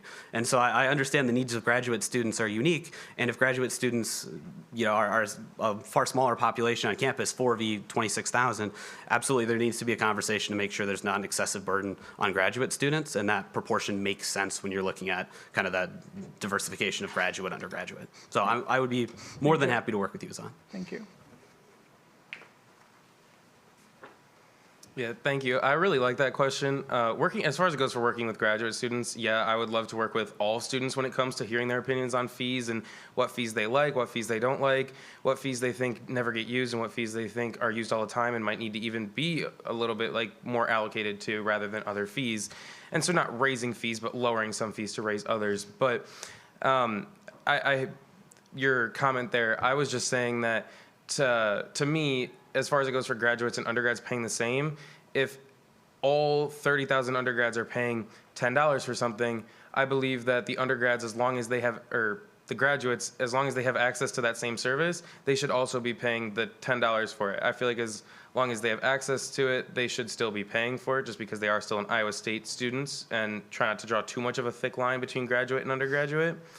And then just the other thing with that would be, if you get too much into that, then you get into, well, as an undergrad, I don't use this service, and this service, so why do I have to pay for it? It's just one of those things where it's like you have access to it, you can use it, you should use it, and I highly recommend you do use it. But then obviously there is some fees that could even be lowered, some fees that could use more from that, what would be lowering those fees. Yeah, I totally understand where you're coming from, but there are some discussions in past, especially in GPSS Senate, where there was strong opinion about certain services that we can discuss in detail later, that the grad students do think that we hardly use it and just in favor of like taking it off, but yeah, I do agree with you about, being realistic about the services and the, the use of that service done by the students. So thank you. Thank you. We will now move into the debate portion. I ask the two candidates to step out of the room. We'll start, once they leave the room, with Senator Jones. I was just going to motion to remove Senator Moisango from the roll. Is there a second? Are there any objections? All right. I believe Senator Kanmeyer. Speaker Percy was? Okay. Nope, go ahead. Although I believe that both of these candidates would do a really great job on this committee, and I really think that Senator Marcus could thrive in this position potentially in the future. It's just very difficult because he is contested by someone who has been on the committee for 3 years now, and that kind of experience is just unheard of. I really do think that we should give this position to Senator Margaret just because of his vast experience. But I also think we should keep Senator Marcus in the back of our heads for years to come. Senator Kanmeyer. Yeah, I mean, this really is sort of a question of, I'll say experience and like longevity, if that's how you pronounce that word. I mean, it goes without saying how experienced Senator Margaret is. I mean, his resume is crazy. But I also think, Senator Marcus is going to be here like next year and the year after, and being able to have someone who can kind of like build that experience over time. But again, it's kind of the like short-term, long-term thinking that I do think that we should keep in mind. Either way, I think we will get a great candidate. Senator Zahn. I'm in favor of Cohen because of how good he understands the system and potentially educate better compared to Senator Marcus. But I do understand where Senator Noah is coming from. I think Cohen is also a sophomore, but we can just check with him whether he's a sophomore or junior. Oh, he graduates? Okay. Yeah, then that makes it things a little bit more complex. So we can just confirm with them as well. All right. Seeing no more debate, we will now, oh, sorry, Senator Rolls. No worries. I think I do have to kind of agree with Margaret. Just him being in such a unique position of having like the amount of experience he's had, it's impressive, and it's kind of hard to fight against. But I do think both are great candidates. Marcus is really dedicated, and I know he has a lot of passion for it. So I do kind of agree we should probably keep him in the back of our heads. I don't know if it's Quinn's last semester here or not. 2 more semesters. All right. So I guess we can see if Marcus wants that in the future, but I have to put my vote behind Quinn. But yeah. Call question? All right, awesome. We have to move into the clarification phase now. Yes, yes, awesome. Would someone be able to grab the candidates and bring them back into the room? Yeah, I'll just tell him. Perfect, thank you. Okay, he's going to tell us. Azan's got them.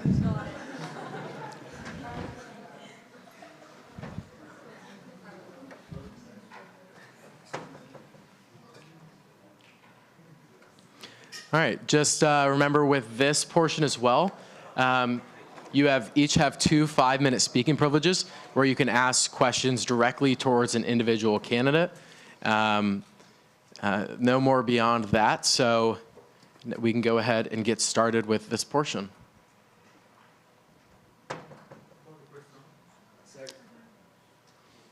Speaker Persley?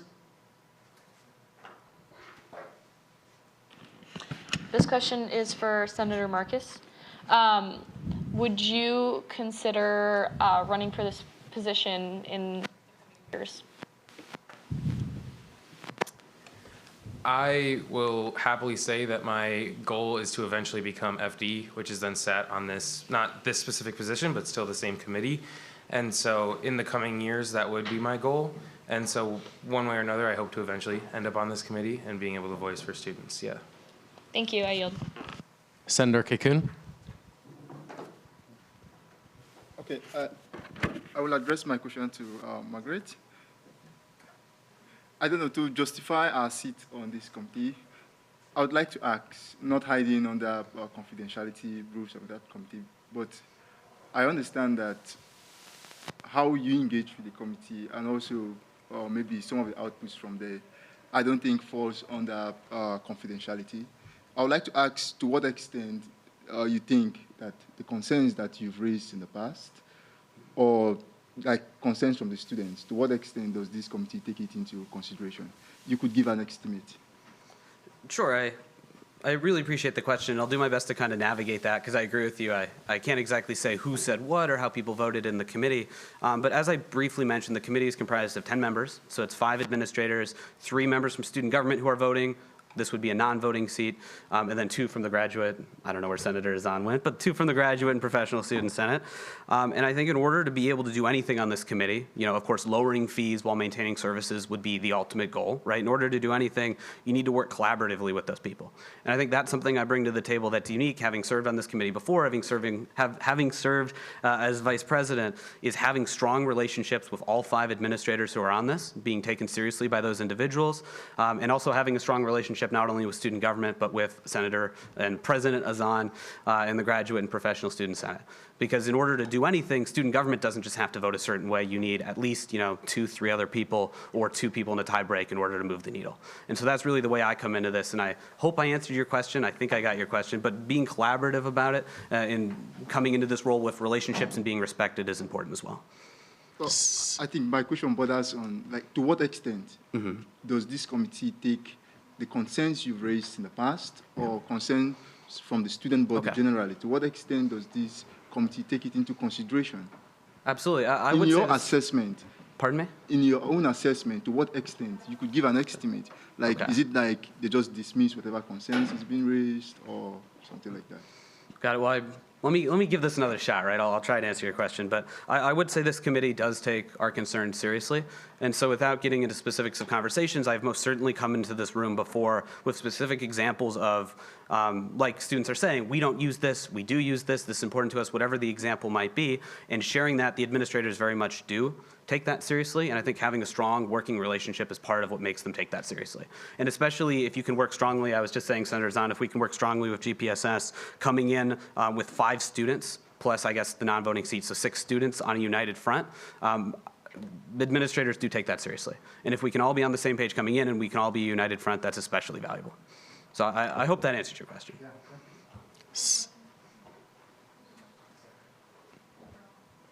Senator Rolls? I'm going to throw y'all a curveball. This is for both of you. If you had to pick one amphibian, what would it be?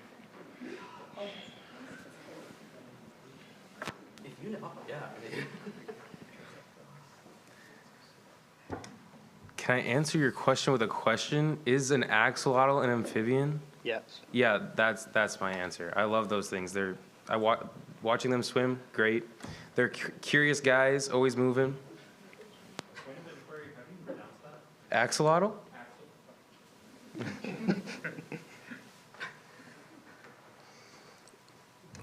I have no idea. I did not expect that question. I really appreciate it. What's your favorite amphibian? I like tree frogs. You like what? Tree frogs. I would probably have to go with some kind of frog as well, but I'm not as familiar with the kinds of frogs. I have no idea how to answer that question and tie it back in, but I really appreciate you asking it. That's why I wanted to give it to you guys. Senator Jones. Motion to end the clarifying questions phase. Are there any objections? We will now move into the closing statements phase, starting with Senator Margaret for a 5-minute closing statement. Absolutely. All right, good evening, everyone. Thank you so much. I did not write a prepared closing statement, but I'm hoping we can kind of summarize what we've talked about here today. I hope I've conveyed a few important things. I hope I've conveyed experience. So we were talking about earlier, not just looking at fees in a one-year perspective, but looking at how have they changed in the past years and how do we make sure things aren't trending in a way that's harmful to students. That's something I bring to the table, is I bring that long-standing knowledge of what's happened and advice about what we can do in the future to keep trends from trending up. How can we make things less expensive, not more expensive? I bring strong relationships with the administrators and the graduate and professional student senate students on this committee.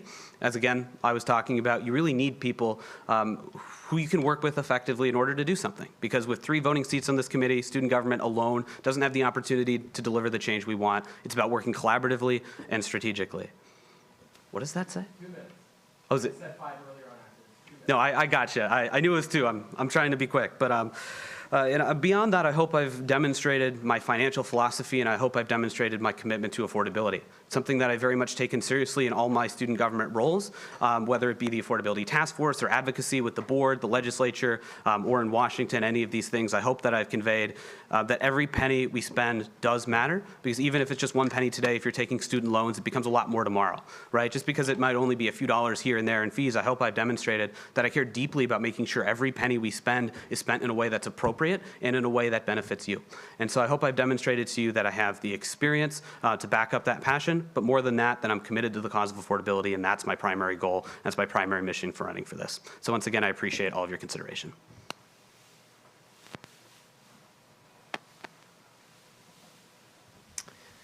All right, yeah. I'm going to follow a very similar route here and just kind of summarize a few things that I found to be little key details of what I said. I am going to have a learning curve, and I know that all of you see that right away when you look at it. If you look at just experience alone, obviously, I have none, but I would just like to say that everybody starts somewhere, and nobody starts with years of experience with anything. You have to work for it. And if I'm elected to this, I'm going to try my hardest. I'm going to give it all of the time I can. I've devoted plenty of time to annual allocations, working with finances there, working with different clubs, talking to them, asking them what they could use funding for, helping explain the P&C to them, talking at Cal's council and mentioning certain things about funding and certain ways they could get funded, everything like that. I'm always looking out for the students and always looking out for other ways that they can get more funding or save themselves some money. And so that's exactly what I would do here. I would be the student's advocate, and I would use as much of my time as I could to make sure that this learning curve I'm going to have is not going to affect anybody else. And so it would be a learning curve for me, and I am ready to push through that, get onto this committee, talk with people who have been on the committee before, whether that's Senator Kampmeyer or any other people, past President Hirsch, past Vice President Margaret. I'm sure any of them would be willing to help me if I had some questions. Obviously, I wouldn't be able to ask too many things, but just some basic questions. I know I'd be able to get the help I need, and I'm not scared to ask for it. So thank you, guys. All right, with that, we will now move into our vote to put one of these senators' names on the bill. We will start with Iona Dimhoff. Gertis. Rolls. Reinhardt. Jones. O'Connor. Shin. Utica. Miller. Sorry, not here. Moisango. Cronin.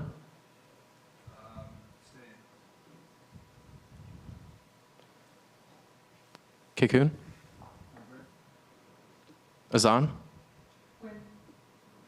Kampmeyer.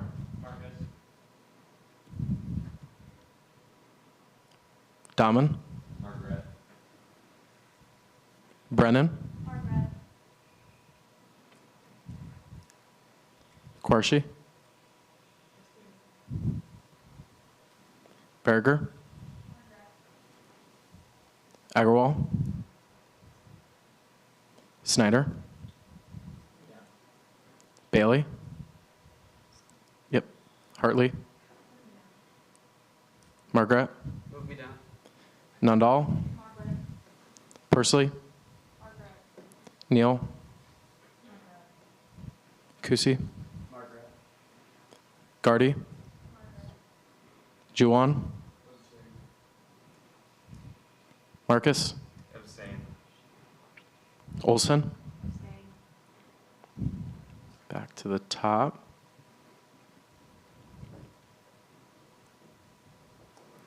Jones.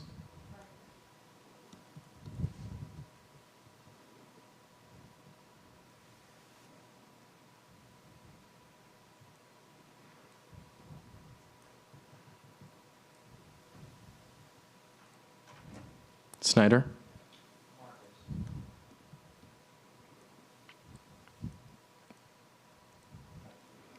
Margaret. Margaret. Hartley. Awesome.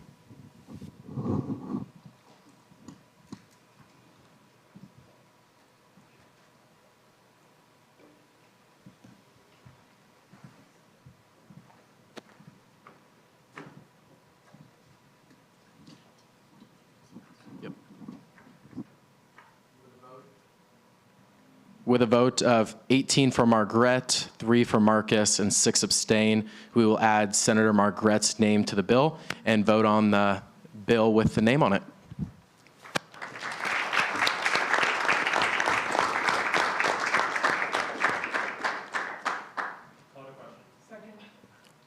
Are there any objections? All right, we will now begin with a roll call vote on the bill. UC has been called for. Are there any objections? Congratulations, Senator Margaret.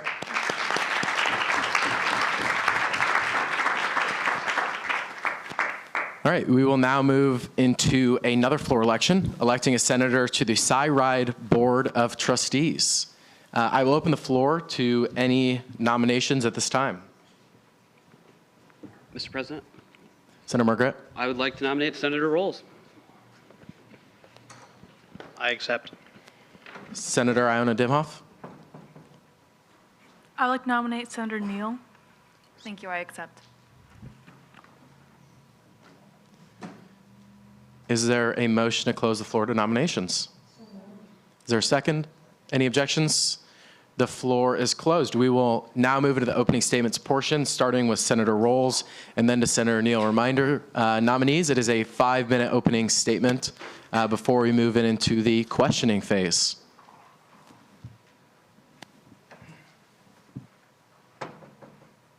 Hello, everybody. It's not the first time you see me up here. I was here last week. This time running for SciRide. I was on the, well, still technically am on the SciRide board until the 15th? 14th. But anyways, it's been a great experience getting to work with Emily and work with everybody on the SciRide board. Just getting to learn so much about how SciRide works and kind of like where its money is going. Like I kind of said earlier, it's like I thought I knew a lot about SciRide and how it worked, but it's completely different. There's so much that goes behind like a decision to add another stop or like add a covered shelter. I know that was a lot of things that were kind of talked about during the elections for both Colby, Will, and I, well, me and Josie. And that's something that I know Emily and I would be looking into. We've already kind of talked with Barb and people at SciRide about it, and that's something that we're dedicated to keeping track of and just noting student opinions. SciRide already has kind of a long list of like stops and stuff that they're trying to add. It's a lengthy process, and just making sure that stuff stays there, even though technically the board doesn't have the ability to do that. But just having the working relationship with all the executives at SciRide, just to kind of, so you can voice student opinions just by yourself on a one-on-one meeting. I mean, They're all really nice. Barb is a great lady. So it was really great to work with her and then just everybody else at SciRide. So, and yeah, I would look forward to potentially sitting on the board again. It's been a great experience, and I know I'm really dedicated to SciRide and voicing students' opinions. You know, SciRide's kind of been my bread and butter for a while. So, yeah, thank you.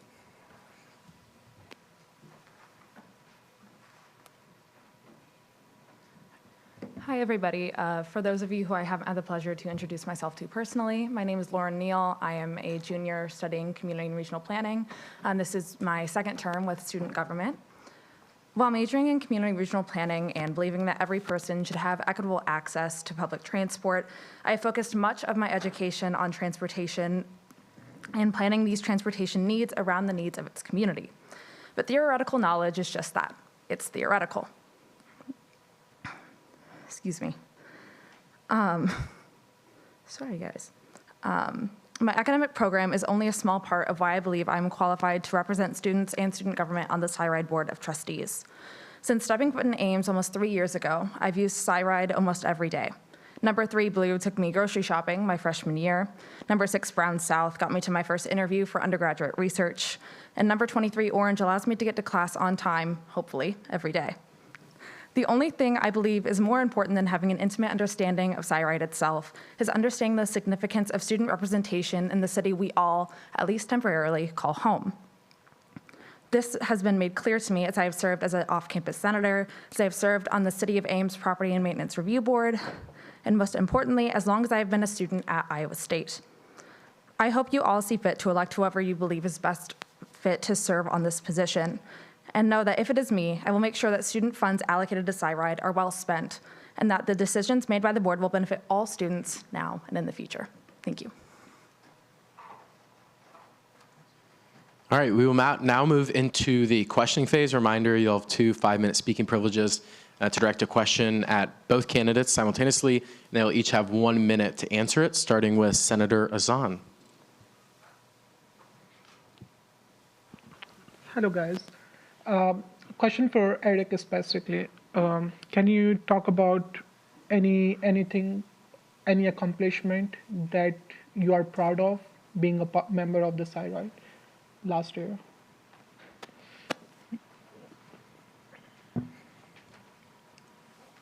Anyway, I think, I'm not sure how many meetings we've had since I was joined, probably 3, I think. They're monthly meetings, so we meet once a month virtually or in person. We kind of talk about what's on the agenda versus any approvals for bus replacements. Real quick before I say anything, Emily, is any of this confidential? Okay. I want to make sure. I think we had a meeting 2 weeks ago. We talked about getting new bus hoists specifically to lift the 60-foot buses so they could do maintenance on them. The 60-foot buses are the ones that run on Orange, so they're really long and heavy ones. They need 4 jacks or something to 6. Yeah, and they cost a lot of money, but I think beyond using SciRide's money to benefit the students, it's benefiting the students is making sure that SciRide doesn't have to spend more money to replace their buses left more often. Maintenance is really important to them, and making sure that they can keep their buses beyond their service life is a big accomplishment for them. So I guess that's one. Okay. Can you talk about any specific examples? Yeah. These questions need to be addressed to both individuals. Yep. This portion of the questioning, the next portion of the questioning you need to ask specifically. Yeah. So the other candidate will have the opportunity to answer the question you asked, and 1 question per speaking privilege. Sorry if I haven't made that clear. I mean, it was the same question. I was just clarifying because I could not see that he answered the question. So. Okay. Well, we'll let the other candidate answer the question. So sorry, could you repeat your question real quick? I don't know how to phrase it for you. You can phrase it the same way. I just didn't hear all of it. Any accomplishments that you are proud of, that you advocated on the behalf of the students? Yeah, while I have not served on the SciRide Board of Trustees previously, I do know a lot about how SciRide works. I've spoken to Emily extensively about how the board runs, and I really do want to advocate for the needs of students, especially off-campus students tend to face unique struggles with transportation. And I've heard a lot from my constituents about ways that SciRide could be improved, such as the potentiality of extending the Moonlight Express. And I am proud to continue to listen to my constituents, whether or not I am appointed to this board. I would love to be able to carry their needs to this board and speak directly with these people, because I know it is a complicated position. There is a lot that you have to be aware of financially with the fleet and just about everything in between. But I am very proud of my ability to listen to my constituents and bring that to the forefront of conversations. Senator Pursley. What, if there was one thing that you would like to advocate for and get done while on the board this term, what would that one thing be?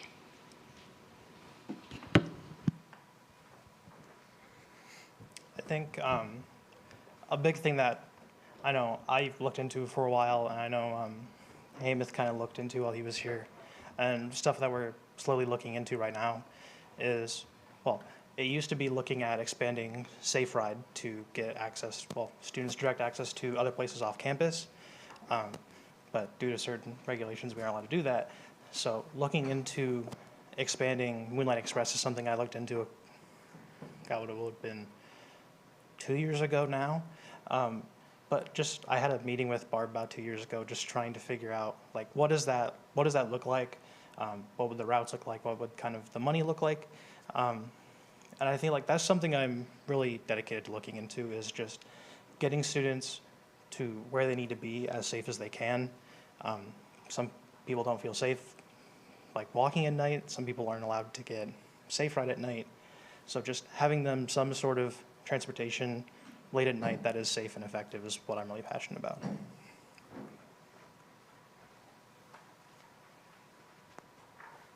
I'm going to preface this with, obviously, this would depend on what the board deems feasible, and none of these changes would be immediate, although it would be great if they could be.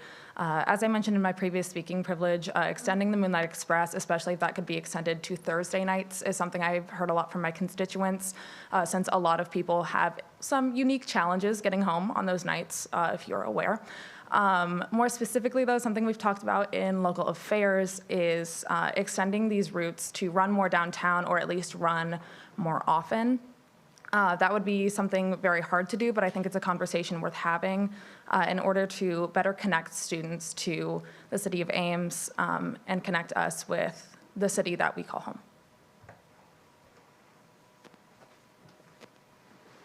Senator, oh, you got your card down? Awesome. Senator Snyder.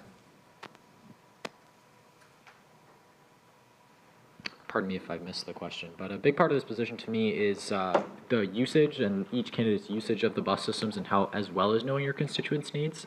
So how often, how frequently do each of you use public transit? And don't just say every day, like go a little more in depth. Which routes are you using? When?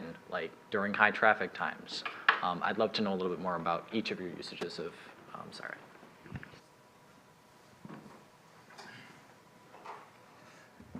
I think not saying every day. Well, I guess specifically, I guess the two routes I take are, well, technically it's 3, 4, kind of whatever bus gets there at the right time that gets me to the Armory. You know, the Armory is way out of the way, and I know a lot of people other buildings are as well, but you know, Gold, 25, Gold, Brown, Cardinal, Orange, just anything that gets me to the north of campus, pretty much. I live south of campus, so it's like getting some sort of way to get up there without having to take my car every day, because I don't have a ton of money to pay for parking every day, as much as I'd like to be, but sometimes just using SciRide, free for all students, just using what's there when you can, is really important. SciRide is a great resource that we have, so using that when it's available is what I really like.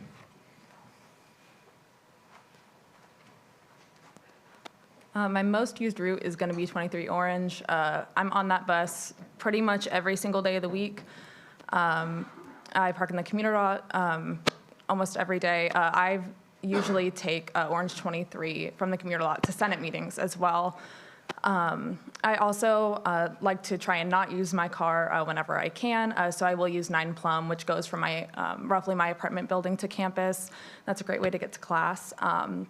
On campus, I've used Brown South to get to my sorority for meetings, Gold 25 to get out to the tennis courts that are by Towers.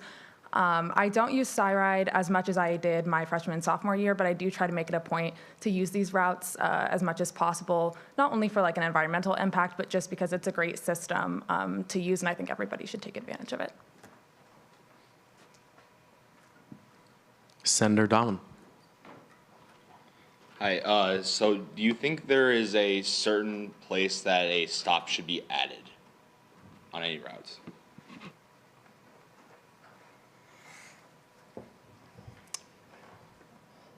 I don't know off the top of my head.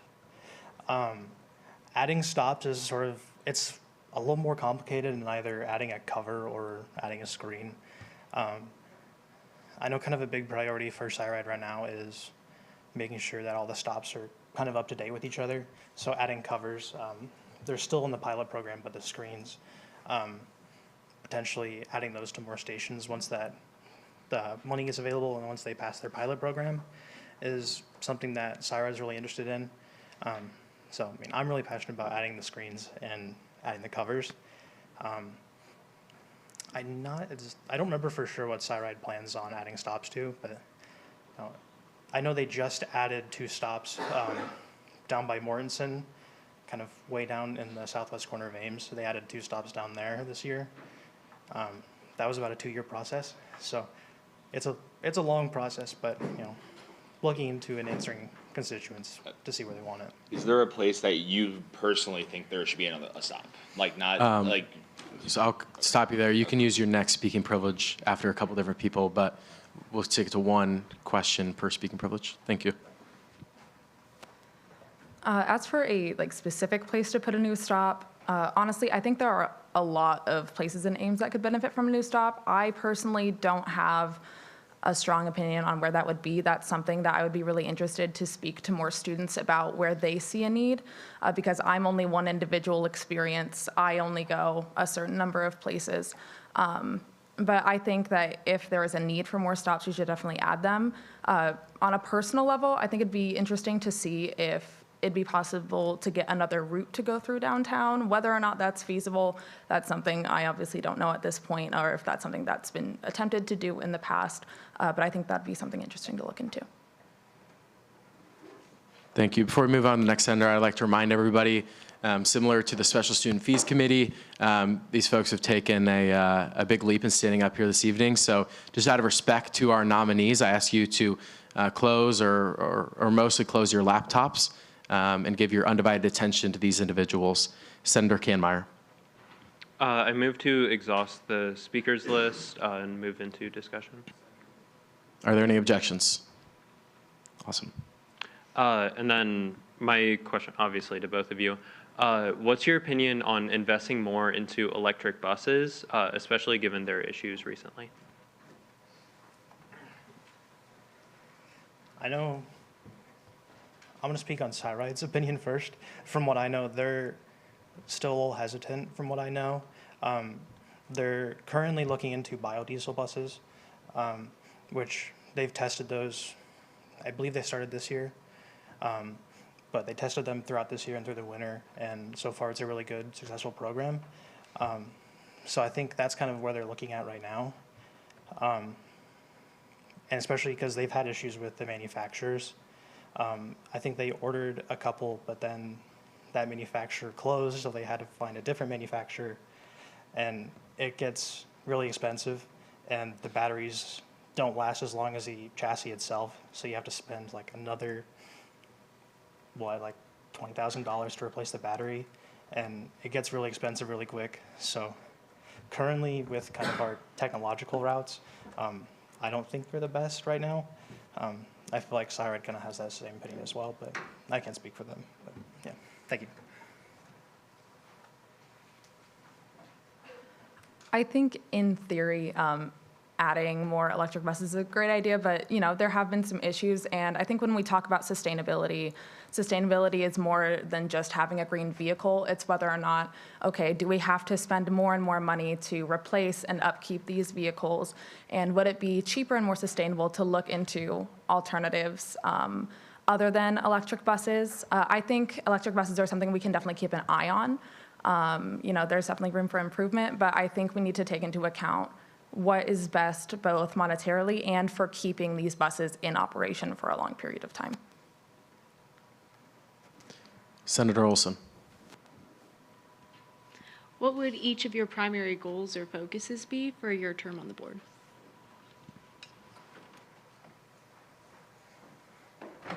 I mean, obviously it's kind of up to whatever the board wants to have happen, but just voicing students' opinions, seeing what the students want is kind of the ultimate goal. We're 2 students destined to represent 30-some thousand students. So doing our best to listen to each and every one of them and see what they feel they want to see in SciRide, and doing our best to kind of forward that and see what we can have happen. Me personally, I think just adding more covered shelters, seeing what that can be done to look into that process a little more. We heard last year that it's like not having a covered stop down at towers during the winter kind of sucks, because it's really windy and cold. So having some sort of covered shelter there to make it a little more bearable whilst you wait for the bus to get there in the morning, I think is pretty cool. But yeah, thank you.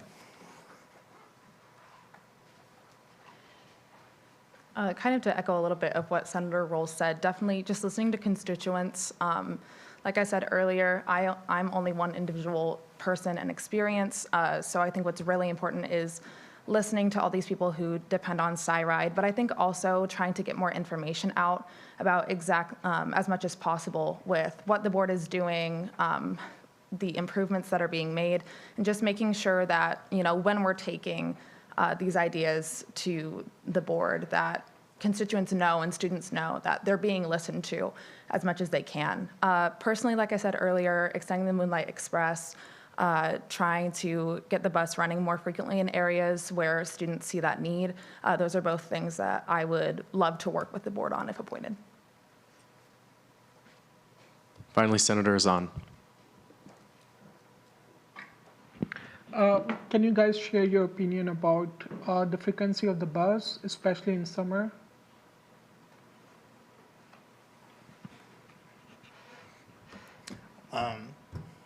I guess opinion first. I feel like they could definitely run more frequently, but once you kind of break it down into it and get into the operations, SciRide kind of goes off their ridership and how many employees they have available to ride the bus.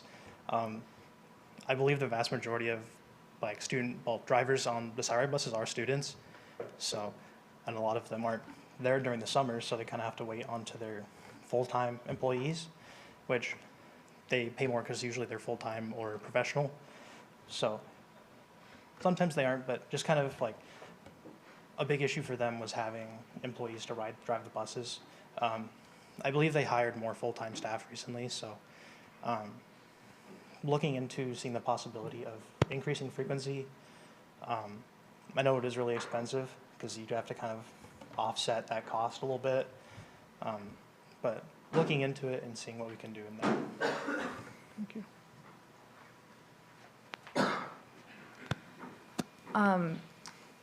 From a personal opinion basis, I think increasing how often the buses run during the summer is a great idea. I'm someone who lives here over the summer who relies on using SciRide. So it would definitely be great, but I do think it is kind of about balancing the efficiency of it, there is only so much staff. So if we are increasing and we can only increase so many routes, where would that be the most impactful, and how do we balance that with staff and funding and all of those things? So it's a great idea, but I think there's a lot of thought and groundwork that needs to go into it before it can become reality. Thank you. We will now move into the debate portion, so I asked the nominees to step out of the room. And as a reminder, you'll have 2 5-minute speaking privileges. Follows the same normal rules of debate as usual. I believe that was Senator Speaker Pursley's name card up first.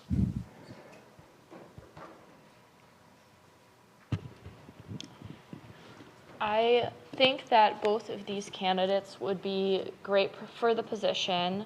I think they both have their own unique things that they bring to the table. I think that the pros of Senator Rolls is his experience and knowledge with SIRIDE. I think the pros with Senator Neal is how passionate she seems to be about downtown and transportation, and it was pleasantly surprising to hear about how it fits in with her major and what she wants to do moving forward. I think she'd do a great job with that. But I would like to yield some of my time to Miss Emily Boland to hear about what she thinks.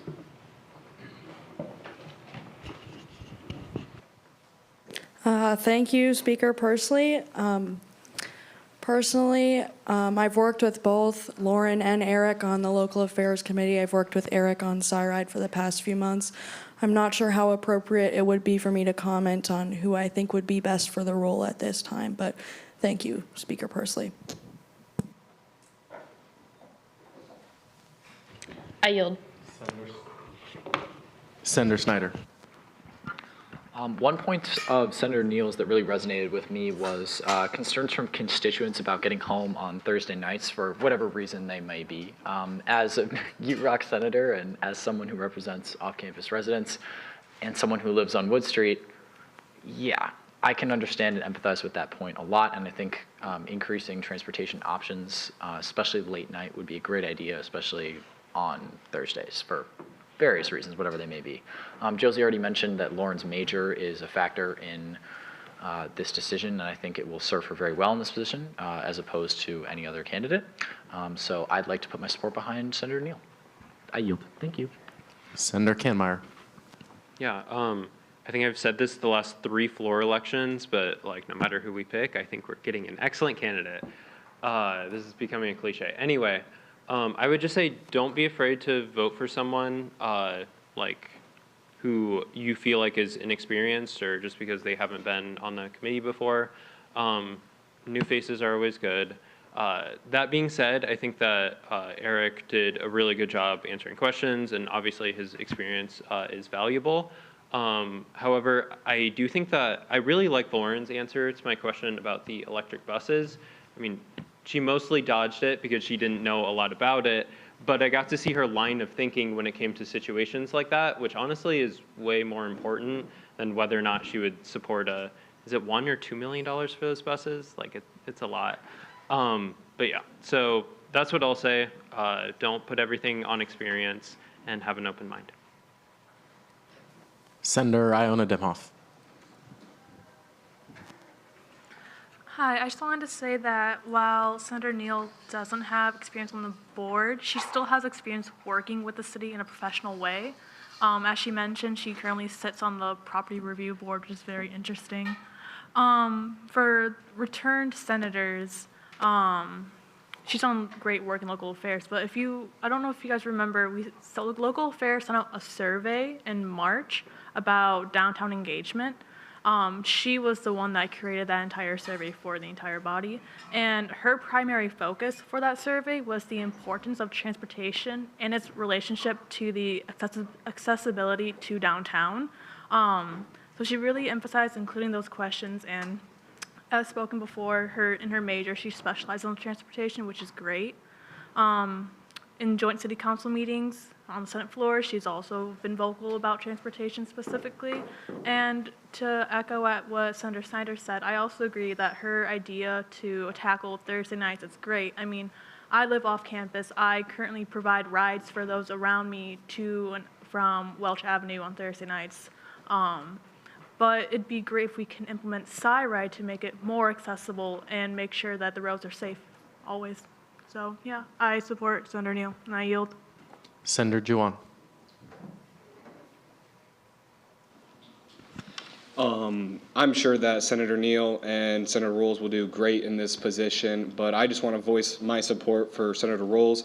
When Speaker Pursley and Senator Rolls were campaigning for president, they came and spoke to, I'm sure they spoke to many of the resident halls, but when they came to Larch, they spoke quite a bit, or he spoke quite a bit about SciRide, and it just fascinates me, his sheer knowledge on the SciRide, along with his ideas with the website. That is one of their major things that sparked my attention, and just the sheer amount of ideas that Senator Rolls has, I think he would be great for this position, and we shouldn't undermine his intellectual capabilities and just how smart he is. I yield. Senator Zahn.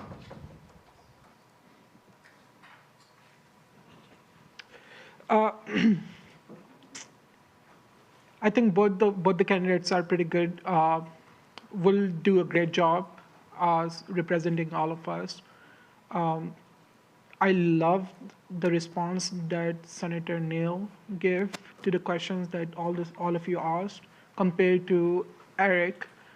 But I think it's just because of the outgoing personality that Senator Neal has compared to Eric, I will say. But I'm going to support Eric just because of the experience that he has, and he understands the system as well, and he understands the things that we can advocate and the things that are tough to advocate as well. So he will take a stance to advocate as reasonable as possible. Senator Olson. I'd like to echo Senator Snyder's point. Sorry, I wanted to make sure. Yep. I think both candidates would be good, but I really liked Senator Neal's points about, streamlining transportation in the evenings and downtown. I have friends who live in an apartment, and even like if it's a Friday night, sometimes those nights can get very scary if the bus is like a couple minutes off, or if you have to wait. It would just be, I think those programs would help to make sure that people can get back safely to their rooms. Senator Jones. First, I'd like to motion to exhaust the speakers list or the. Are there any objections? Awesome. Secondly, they're both great candidates. They both have lots of experience, and I'm sure you've heard all of us say tonight that we're going to be in good hands no matter what. I just think that as we were talking about for that previous floor election, that we shouldn't doubt someone that has no experience. I think Senator Neal will be a great candidate for this spot because she has the outgoing personality and she has the drive and ambition, and so I am going to put my support behind her, but make sure you think about who your candidate is, and I don't know, choose wisely. I don't know. Senator Kusi.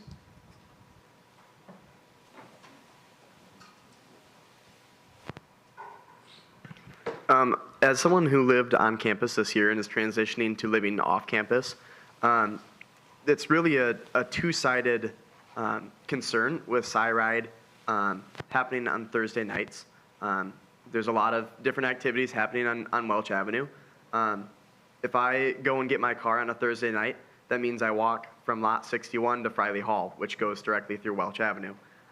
So there's many people who are not involved with Welch Avenue and those activities who walk through that area to get home. So that's something worth considering for sure, that it's not just people who go to Welch Avenue and then need to get back to where home is. There's people who are going from Towers to campus, campus to Towers, and those things too. So those are definitely points to consider. And with that, I see great aspiration in Senator Neal in this position, and I see especially a lot of concern in her speech, in her general aspirations for the future. I yield. We will now begin the clarifying phase. Oh, sorry, I didn't have you. Did you have your before the, it was? Okay, sorry about that. Senator Iona Dimhoff. I just want to make sure this is addressed. So I know like a lot of people were saying that we really liked the different ideas with Senator Neal. I just want to address the comment that Senator Zahn said, that saying it might have sounded great just due to her outgoing personality.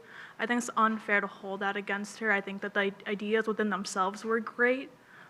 So just to keep that in mind with. Point of information, I said she has outgoing personality. Okay, I just wanted to make sure that wasn't like a driving factor for like why she sounded great. Okay, I yield.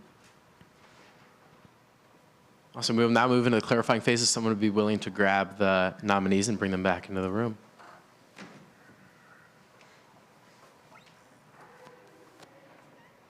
As a reminder, similar to other phases, you'll have 2 5-minute speaking privileges where you can ask a question to both candidates.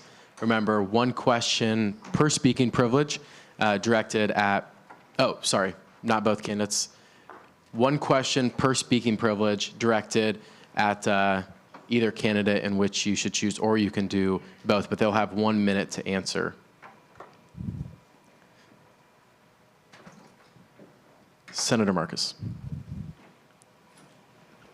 All right, my question is going to be to both of you, and I just want to know, what do you think, it can be a sentence answer or just 1 word, whatever you want to take it as, but what do you think is one of your best qualities, or what quality of yours is the best that, or makes you the best candidate for this role?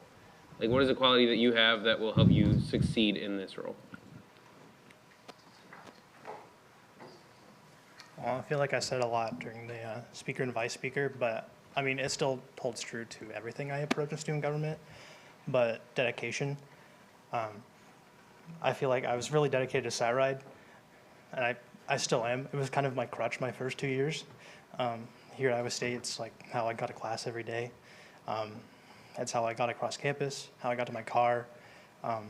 So I was kind of connected to it that way my first 2 years. And then my brother drove for SciRide for 1.5 years when he was here at Iowa State. So like getting to hear what it's like from a driver's perspective just kind of added to it a little bit. It was really fun and really interesting, and that kind of continues to me being on the board. Really dedicated to SciRide and serving the students, making sure their voices are heard, and making sure this organization, as well as SciRide, runs as effectively as it can. But yeah, thank you.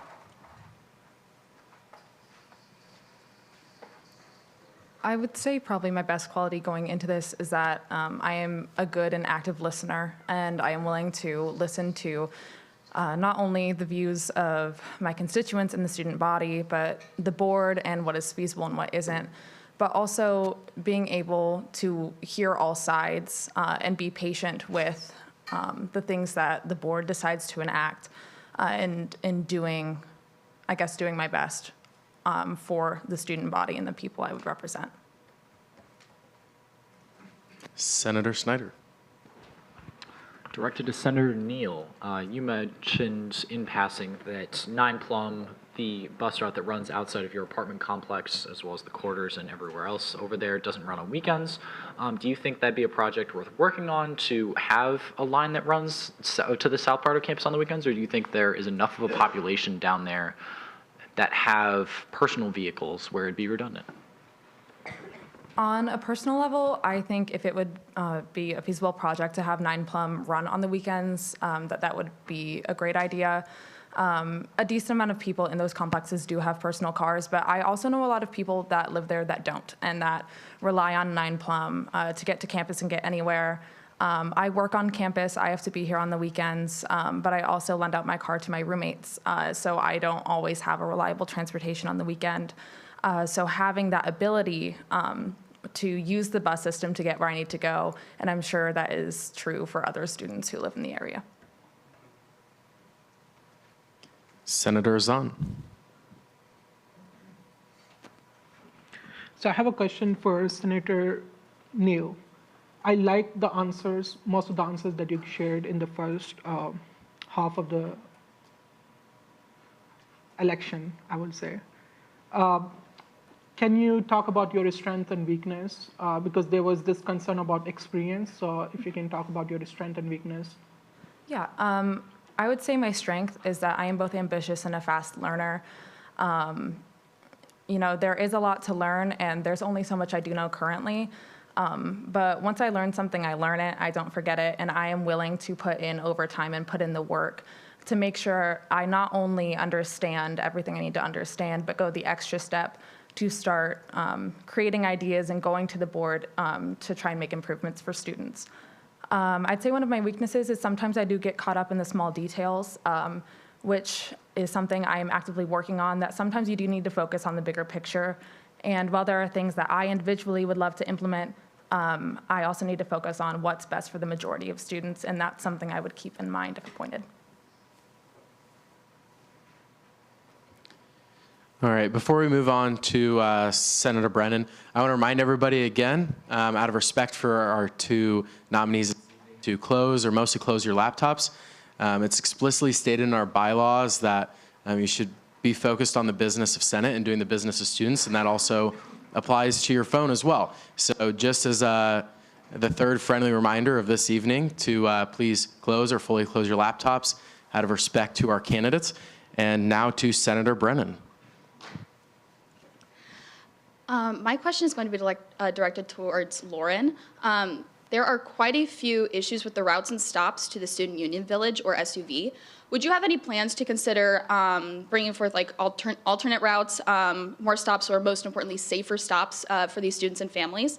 Or do you even know about the difficulties with SUV? And just for information, the only routes I believe that go out there are brown and gold.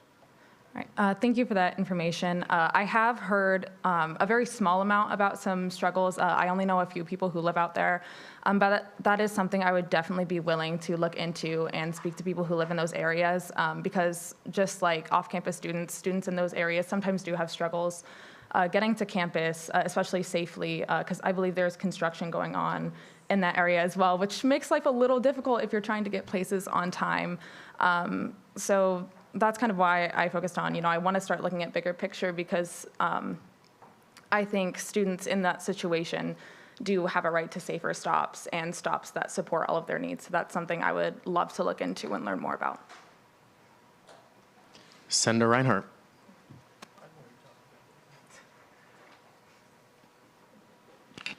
Okay, my question is for both of you. So you both have spoke on the point that you would like to listen to the student body and the people that you would represent on the board. How would you get your information from the student body that you would like to bring up in the meetings so that you could properly represent them? I have a feeling Lauren might say the same thing as me, but with us being both on local affairs, something that we've talked about at local affairs is having like polls or just sort of brief informal conversations about it. Just having some sort of survey or questionnaire that you can send out to the student body. It's effective, it's quick, it's easy. Just to kind of get that mass kind of information from everybody. And even then, just kind of hearing from different people in student government. I know last term, Braden Fells sent a message about Emily and I about two different aspects about SciRide. I think Ali kind of talked about it briefly. But first he came to us about addressing the safety at SUV and how they talked to SUV council, and it's like a lot of people there didn't feel safe crossing the street because there's not a crosswalk there and all these like routes on the other side of the street. But looking into alternatives to make those routes safer.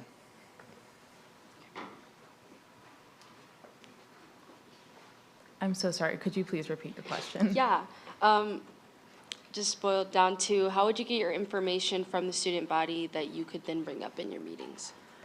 I think a lot of it for me so far and in the future will continue to be word of mouth, whether with speaking to students directly or ensuring that I make connections with senators that represent all colleges and residences because they know their constituents better than I probably ever will. So I think that's a great and probably one of the a good way to get information. As Eric said, we're both on local affairs, so trying to get that information has been something that local affairs has been working on. I think something specifically, certain sort of questionnaire or survey, or even some sort of commentary box that could be added with the SciRide FAQ page that is being added to the website. I think something that's just easily accessible for people, that that way they don't necessarily have to go in person, or if they think of something spur of the moment, they have an outlet where they can go and share that information as soon as possible. Okay, and then from what I understand, both of you live off campus. Is that correct? Yeah. So how will you also represent the Excuse me. Could we come back with your second Oh, speaking privilege to yeah, ask that question? Thank Yeah. you. All right, Senator Iona Dimhoff. So my question's for both candidates. You both had great ideas that you guys mentioned up here during your first time up here. But so if the board does not seem interested in your priorities when you first bring them up, how do you plan to continue to advocate and work to get your ideas reconsidered?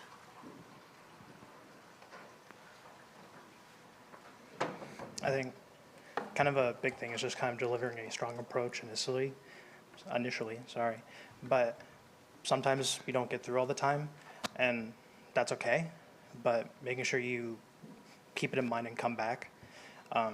Looking into like more opinions, different avenues to look down to, especially on the SciRide board, there's a lot of different people you can go to get opinions on.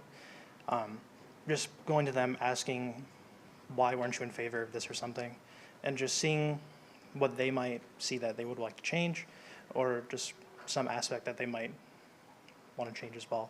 Just to see if you can get that support is a big thing. Just to kind of get your initiative set in motion. Yeah. Did that answer your question? Okay. I think the biggest thing for me is definitely compromise. If, let's say that the board believes that, that's a good idea, but maybe that's not feasible. What are other avenues we can take to address this same need, even if it's not using the same exact idea? Because I think there are a lot of unique ways to address problems, and that's something worth exploring in a way that can benefit more people. So compromise is definitely a big thing, but also if it's just a priority that the board is not interested in that time, I think respectful but continued advocacy. If that's something that I'm aware that the students really want or need, that is something that I'd probably look to people on the board and be like, okay, if this is why you're not on board with it at the moment, what can we do or what can we propose in order to make this change and help the students who really need to see this done? Senator Juwan. Before my question, I move to exhaust the speaker list. Are there any objections? Speaker's list has been exhausted. Go ahead. Perfect.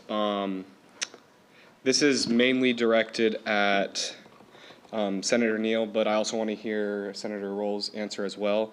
So you said your weakness is that you get caught up in the many details, and then so perfectionism is a weakness for a lot of people. How do you plan on determining what is actually feasible and what is realistic in order to not exhaust resources and time on things that are impossible or unrealistic with the budget and personnel of the SciRide?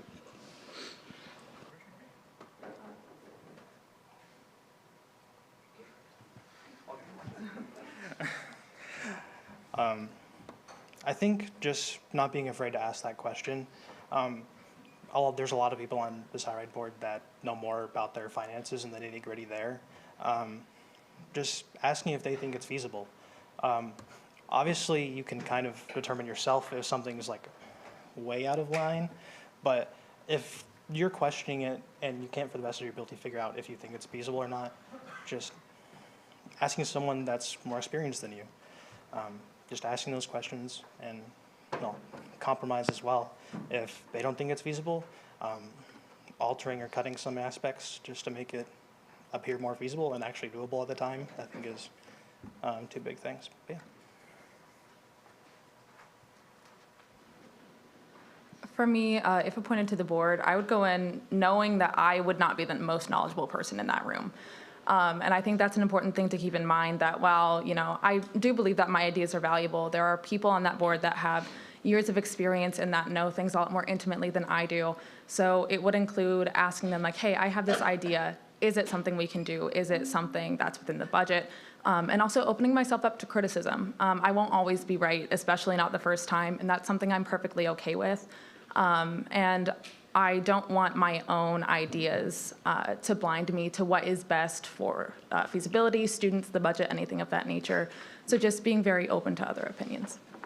Thank you both for your answer. Senator Kahnmeyer. Okay, I was literally going to do the same thing that Grant just did. So we haven't had a dumb question yet about fruits or amphibians. So what's your favorite side ride route?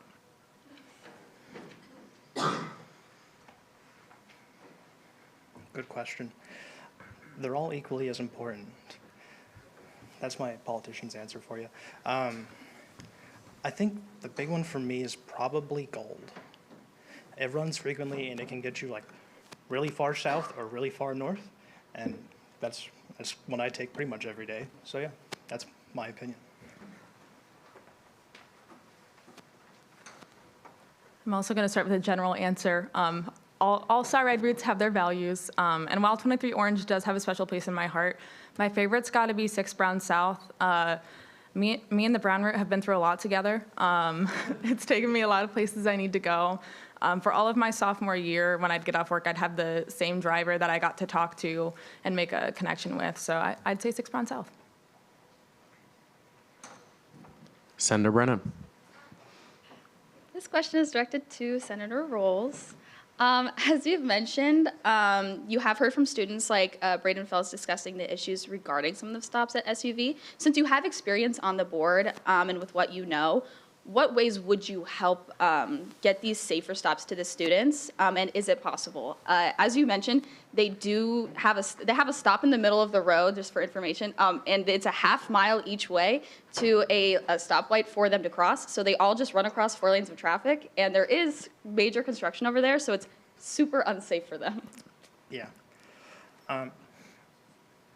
I personally think it's reasonably doable. I know that land is owned by the city, so that kind of adds another realm of complication, but as long as you keep it reasonable, I feel like it's definitely doable. Not like tearing the whole road apart, but like maybe adding like lighted crosswalks or something, just something lower on the budget side, but effective in serving its purpose. Another thing, kind of like I mentioned, is just seeing what the board already has planned. They're fairly open with what their plans are. Some things are kind of just stuck in the process, going to state approval versus federal approval. Stuff kind of gets lost there, but just asking what the plan is and just kind of putting your opinion on that, I feel like is pretty solid. But yeah, I definitely do feel like stuff like that is doable. Finally, Senator Reinhardt. Okay, my last question is that you will also represent the community members, as I talked about. You both live off campus. So how will you get your information from the city so that you can properly advocate for them? Back up. Are you kind of just thinking about like in the city or just from like on-campus students? Okay, yeah, sorry. I mean, Emily sits on will continue to sit on the city council. So, I mean, she's kind of our forefront, fingers crossed. But she's kind of our forefront of information directly from the city council. So that's one pretty solid foothold you have there. But also just from the SciRide board, we're the only 2 students from ISU on there. So like everybody else either is a professional that works for the university and either lives in Ames or just residents that live in Ames. So just seeing what they have to say, what their opinions are, like what they've heard from residents or just stuff in that area. But yeah.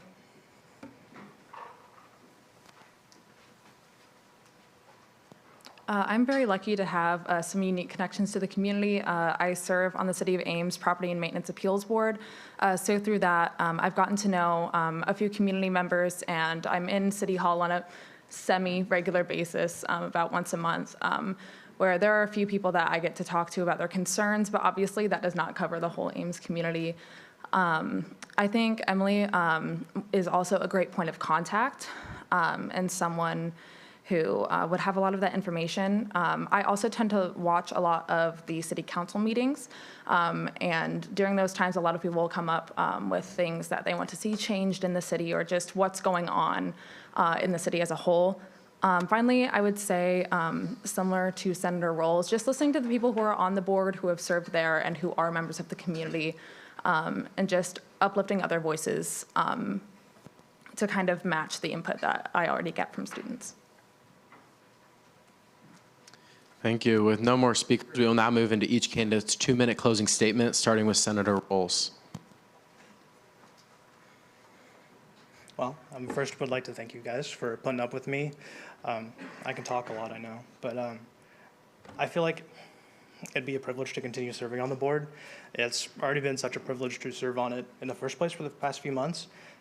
It's been a great experience getting to know everybody at SciRide, getting to know them on a somewhat personal level, a colleague level, just building those relationships and sort of that trust factor. Having someone that you can go to ask questions I feel that's really important, especially with SciRide. It's a key resource for not only Iowa State, but for the entire Ames community. I don't know if it's true anymore. I feel like it's been said a lot. SciRide was 4th in the nation for ridership, 3rd in the nation for ridership, behind like San Francisco. So like, it's really impressive. So doing our best to keep us up to that level and always striving for more, I think is really important. Just doing our best to make sure that we can keep the organization as quick and efficient as we can. But yeah, thank you.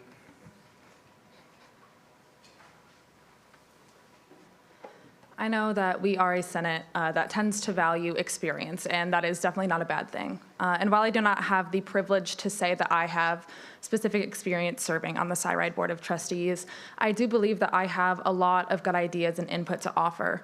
Being on the SciRide Board of Trustees is not something to take lightly. It is a big responsibility, and you're working with people to make decisions that affect everybody who lives in Ames. That's something I'm aware of, and that is specifically why I want to be on the board, and I want to help represent students and even people in the city of Ames, because a lot of people depend on SciRide. I depend on SciRide. People in this room depend on SciRide.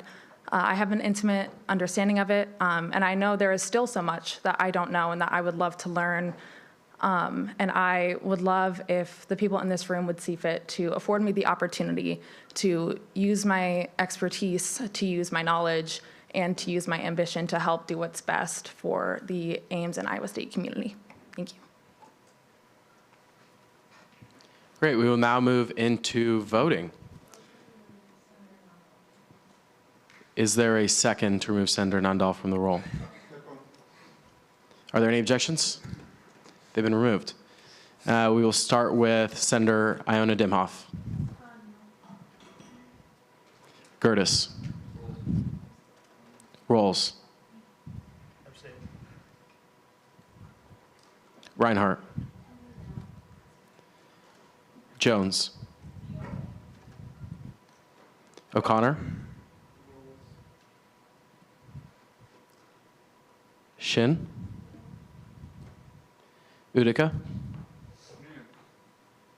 Did you say Neil? Moisango? Oh, good to know. Cronin? Kekun? Azan? One more time? Got it. Kanmeyer? Daman? Brennan? Verger?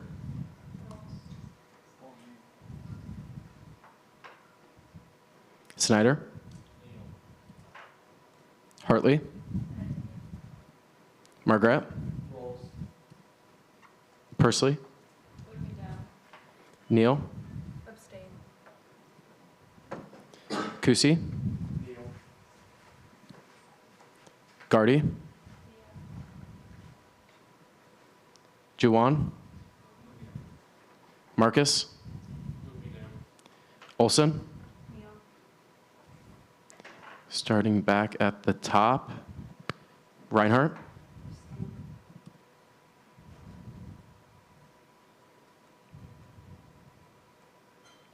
Brennan?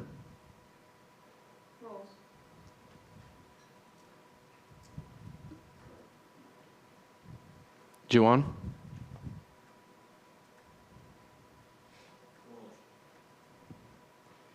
Marcus?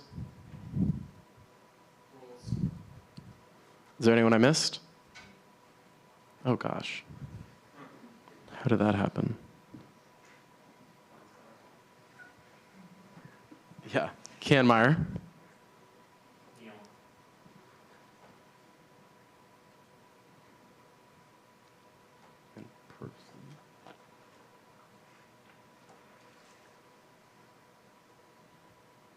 Persley?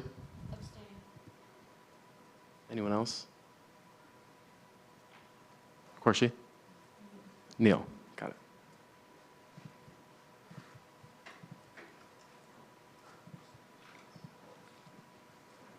Is there anyone else? Awesome.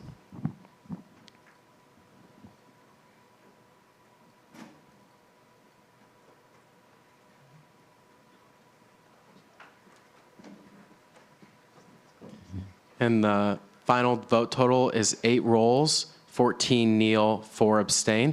We'll go ahead and add Senator Neal's name to the blank legislation and begin to vote on the legislation as a whole.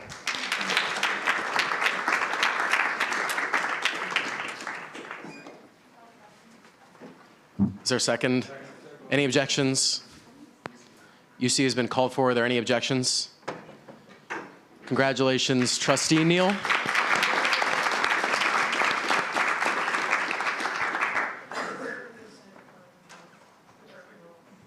Are there any objections?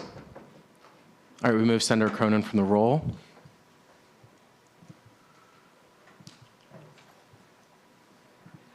Senator Jones. It's been motioned and seconded for a 5-minute recess. Are there any objections? Point of information, we need to make it through 2025-1-04. Any specific reasons?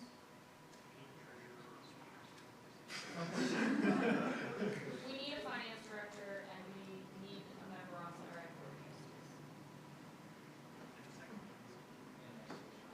Okay, we got this.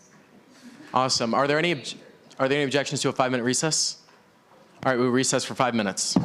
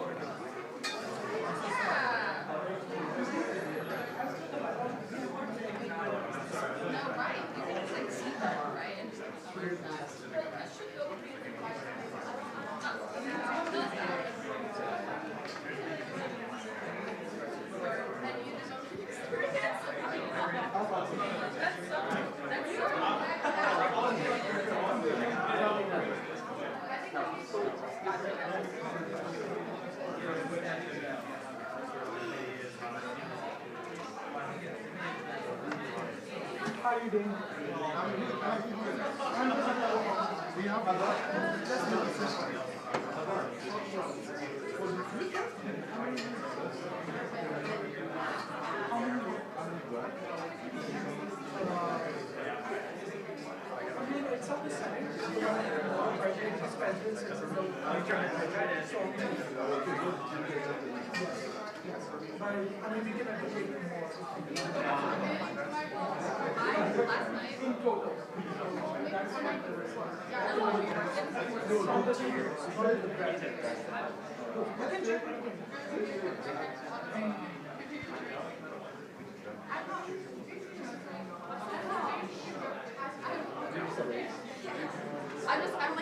Present.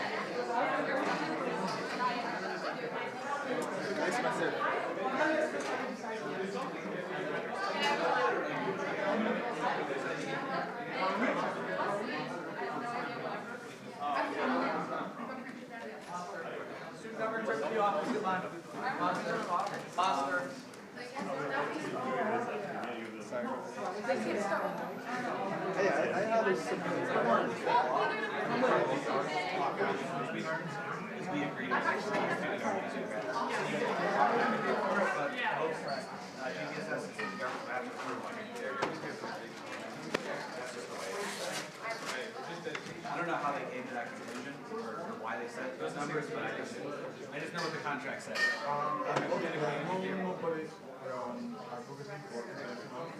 not that I can't because I can't, not explicitly. Because it says the state law talks about the student government. So it's kind of like we're a student government, but also you get kind of an in-between organization, so we both get something. So, yeah. I hope that answers your question.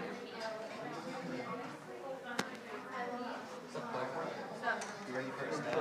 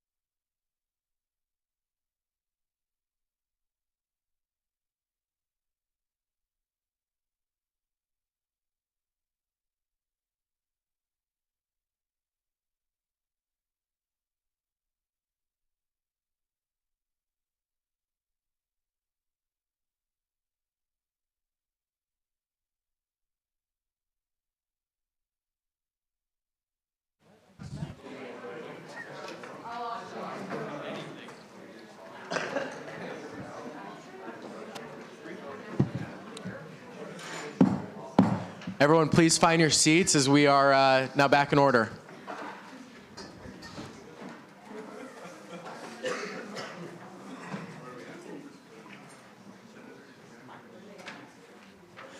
All right, we will now move into, we've got a lot of missing seats left. I'll give them a couple seconds to get back in here before we move into the next piece of legislation. Good to go. All right, we will now move into 2025-1-04SG, electing a senator to the Jack Trice Award Selection Committee. I will now open the floor to nominations. Senator Jones? Oh, you've got your placard up, sorry. Senator Gertis. I nominate Senator Rolls. Senator Rolls. Senator Rolls, do you accept? All right, Senator...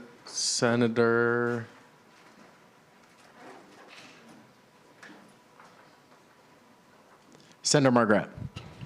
I nominate Speaker Pursley. Speaker Pursley, do you accept?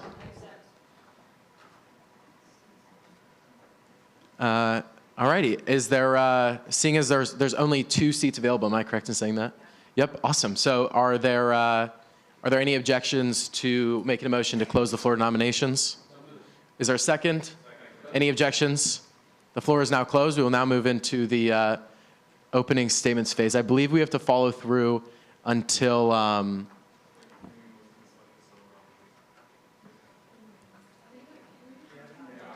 we can? Okay.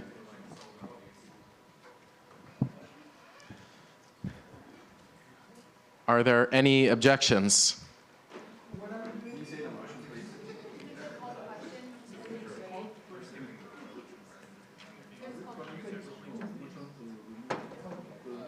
All right, if the body is good with moving forward with these two names and there are no more nominations, I believe it's fit to go ahead and vote on putting Speaker Persley's name and Senator Roll's name on the piece of legislation.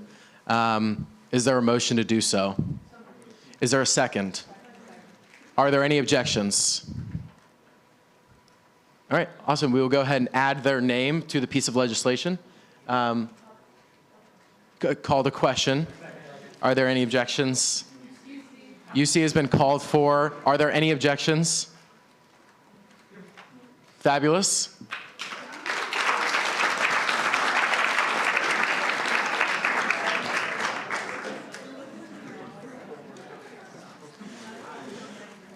All right, we will now move to 2025-1-08SC, Executive Nomination for Finance Director with Speaker Persley.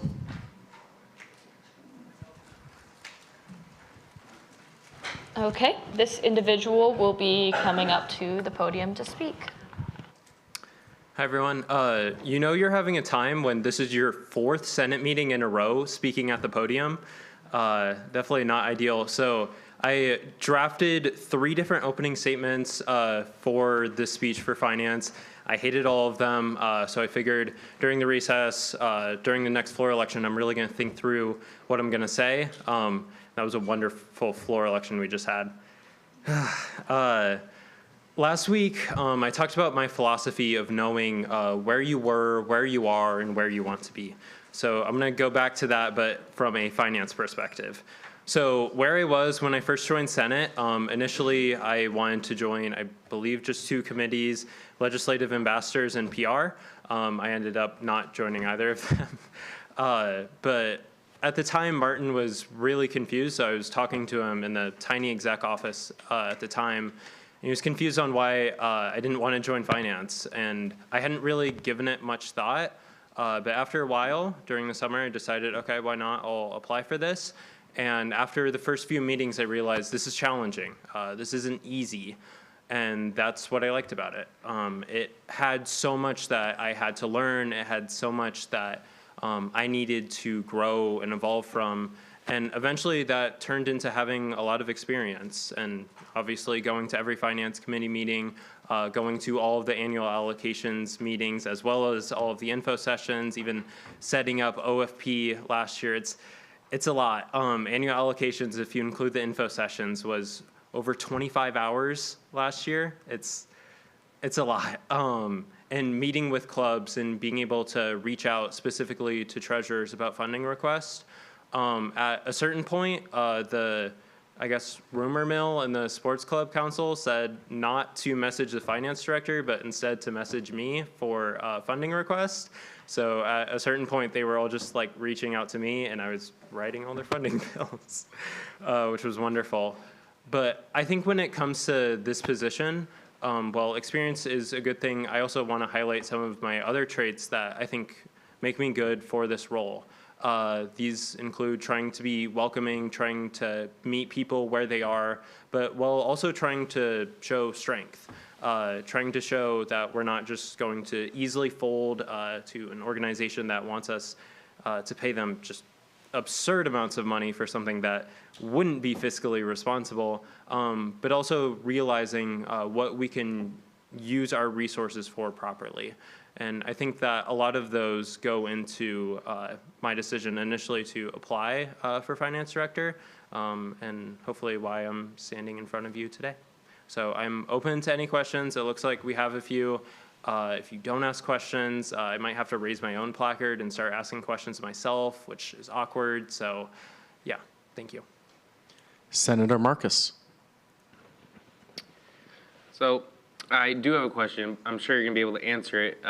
First, I would like to voice my support for Senator Kammeier, as when I joined finance, he was the person I went to with pretty much every single finance committee question I had.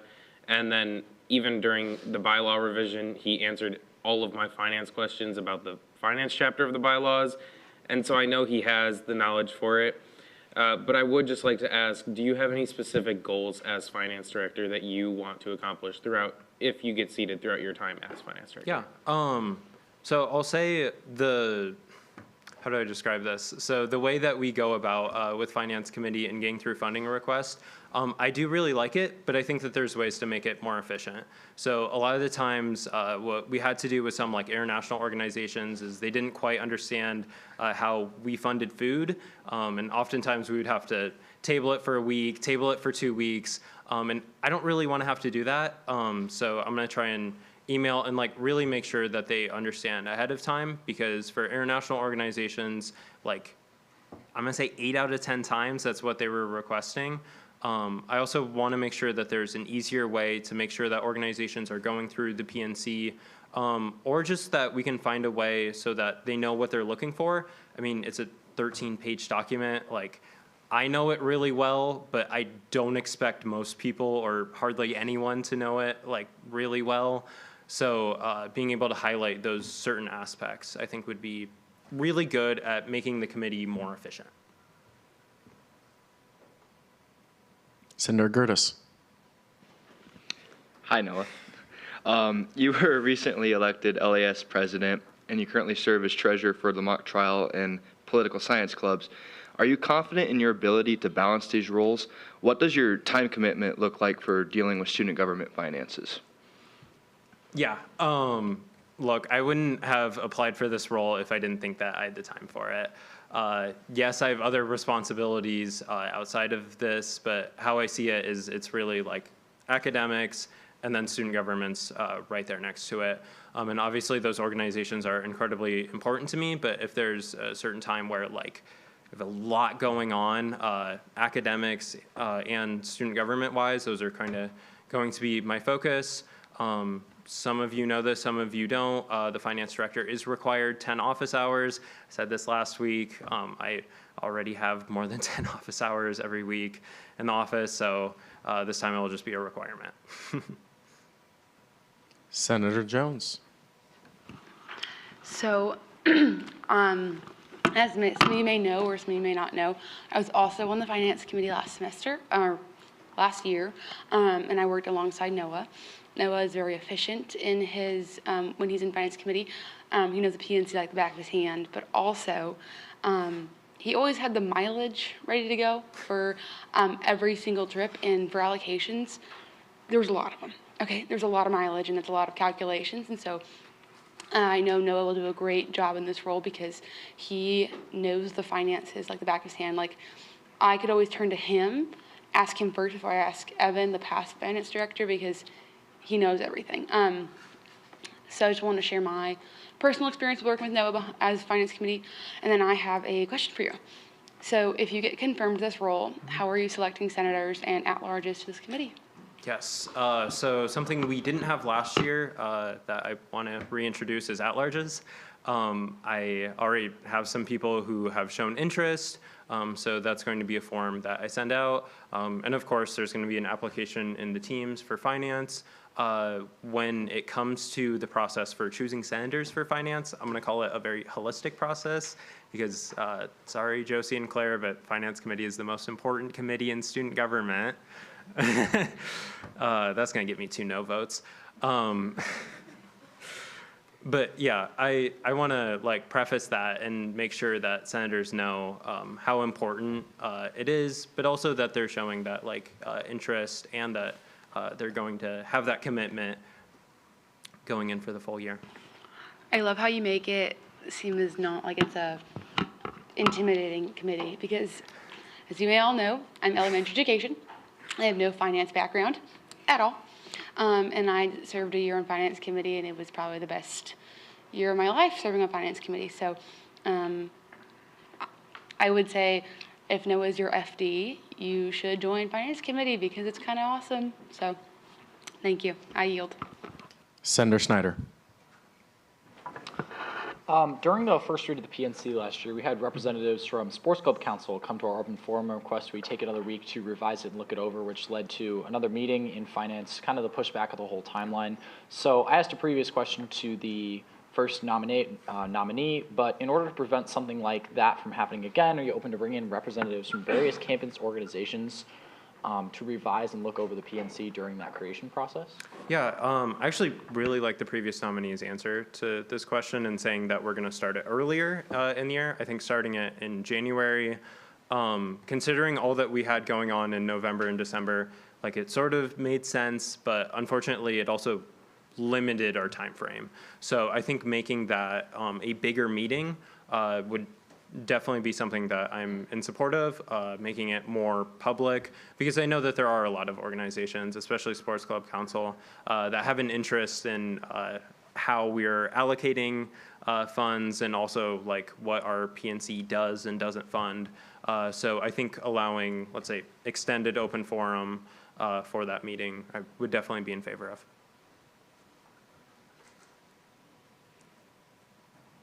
Senator Hassan. Hey Noah, can you list any specific things that you want to do different as finance director compared to when you were a member? Now you have more power to make a change. Yeah, compared to when I was a member, okay. It's an interesting question. So I think it's going to be more of trying to open up Finance Committee in ways that we can, trying to figure out how to phrase this, because like as a member and then going to director where you're a non-voting member, but for me it's going to be saying a lot more, trying to be more of a voice in the room. I think Evan did that really effectively, and I think finance directors like have to do that because they are the ones leading the meetings. Something I also am interested in is having possibly a special allocations session in the fall, which essentially we had more than 10 organizations that weren't able to make it for annual allocations or miss the deadline, things like that. And we still want to be able to provide funding for these organizations. And I think putting full budgets in separate finance bills for Senate to vote on is going to be a lot. And it's been 11 years since we've had a special allocation session, but I think that's something that I would also be interested in doing. Awesome.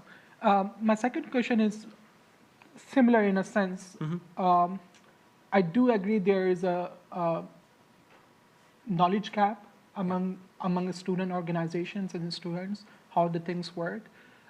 Can you talk about any outreach plans that you have to bridge that gap? Especially speaking, there are some cases when I had a chance to interact with student organization members. There are certain accounts that follow PNC, but there are certain accounts that don't directly have to follow PNC. But if you take out money from that account, from, let's say events account funding or whatever, you can achieve certain things that you cannot achieve through PNC. Can you talk about more bridging that gap? Yeah, and just for senators who don't know, so as an example, the events account is not bound by PNC.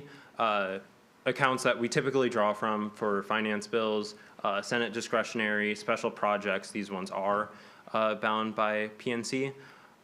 So as it pertains to outreach, one idea I did have of like, this is just making the PNC more accessible, is having a quick, I'm thinking back to like going on the FAFSA and like trying to figure out what you're doing. You have a quick like minute, 2 minute like YouTube video that gives you like a very simple tutorial. And I think something like that. I also really want to do a like, this would be in August, but a welcome back to Iowa State Treasurers email, which would go out and also kind of give some information about student government funding. A lot of those treasurers there's a knowledge gap in treasurers too, where the previous treasurer doesn't always provide all of the right resources, all of the right information to the next treasurer. And so I think giving that information like right away, so then they have it and then they can reach out if they have any questions. I think Awesome. that'd be really My cool. last question for you will be, there are certain vision for, this finance director is the chief officer position, right? Mhm. So there are certain visions for executive to complete. What's your opinion on that? How do you see your vision aligning with their vision? Or Can you if give there's an a example? difference? Sorry. There are certain platform points, Yeah, the Kobe and Will had, right? And they want to accomplish certain things, especially in finance committee. How do you think your vision aligns with their vision? Yeah, so two of them, and we actually talked about this in our interview, but one of them was making the funding process easier. And I think part of that is the trying to reduce the amount of times we're tabling bills or things like that. Another one, the cent by cent breakdown. I made a prototype for it, and it will be completed in August. Whoever they have for PR is gonna help me pretty it up, but Jake looks really excited for that. But yeah, so we're gonna send that out in August. Maybe that'll be a mass email, but that'll be a really cool initiative to start the year. So that's one of the things that we'd be working together on. But I mean, other things, Colby and I will be on the, I almost said SciRide, the Iowa State Daily Publication Board through our contract. And that's the end of Okay. his first 5-minute speaking privilege. Thank you. Senator Neal. I'd like to, hello. I'd like to start with a motion to exhaust the speakers list. Are there any objections? Speakers list has been exhausted. Hi, Noah. Hi. So I have no questions about your financial knowledge or experience. You definitely far outweigh my own knowledge on that. But I did have a question about, as finance director, you're in kind of a unique position where you might have to mediate conflict not only among finance committee, but also between clubs and organizations that you're funding. So what is your approach to conflict resolution and trying to get the best result out of conflict situations? Yeah, so this will shock some of you who haven't been in finance committee, but I believe we had 10 plus tiebreaker votes in finance committee last year. It was a lot. And we have a lot of organizations that come in with a lot of requests, and especially in allocation, sometimes you have to cut down those budgets, and you don't want to, but it's the unfortunate just reality of being responsible and all of that. But I think it's being patient, understanding the other side, and also sometimes you have to be willing to compromise. And I think that that's definitely a huge part of it. But I mean, my philosophy is always allow people to take a deep breath or really think through action. And I think that that's really important. And I think as it pertains to conflict resolution, that's going to be something that I'm going to try to do. Senator Juwan.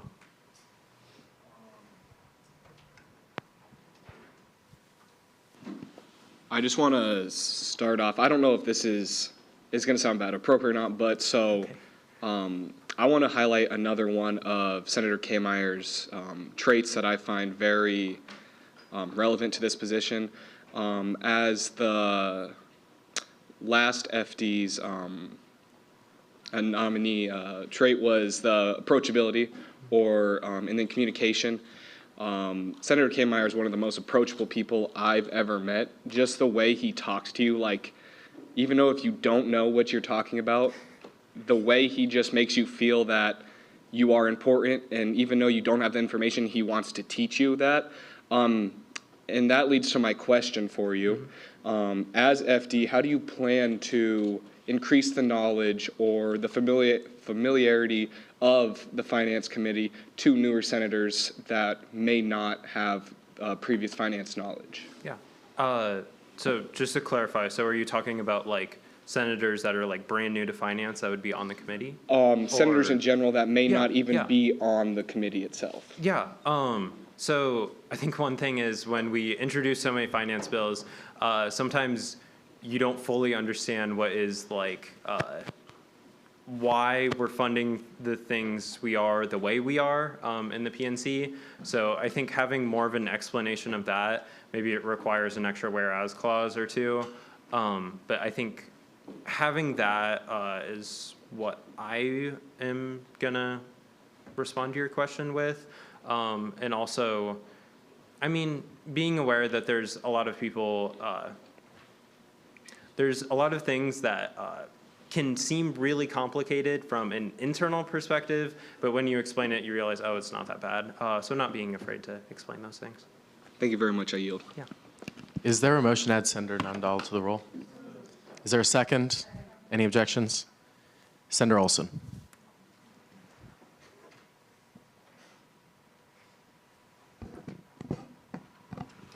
All right, I don't have a question, but I've known Noah for a little bit, and we served on the LAS Council together this semester, I guess. And I would just like to say it's very clear, even not being in the meetings at Student Council, how much he cares, student government, student government, how much he cares and how much time he spends just outside of, obviously regular sessions to make sure that everything goes well and that he does well. So I'm sure that he would be very dedicated to this position and do a good job. I yield. Senator Verger. Okay. One of the smaller and still important roles of the finance director is the reviewing of the Green Initiative Fund bills that'll pass through. I was just wondering, do you have a process or how would you work across committees to make sure that money is getting allocated correctly according to the bylaws? Just wondering if you have thought of that yet. Yeah, leave it to Lauren to give me the hardest question right at the end. Wow, okay, so I'm sure as most of you know, not every committee, but a lot of committees have their own budgets. Sustainability is one of them through the Green Initiatives Fund. I think I would love to be at sustainability meetings when you guys are like talking through those and just kind of like hearing out like what goes into the funding and all of that. Obviously through Finance Committee, I've like read through all of the bills that you guys have presented to us. I believe I voted yes on every single one of them because sustainability is amazing.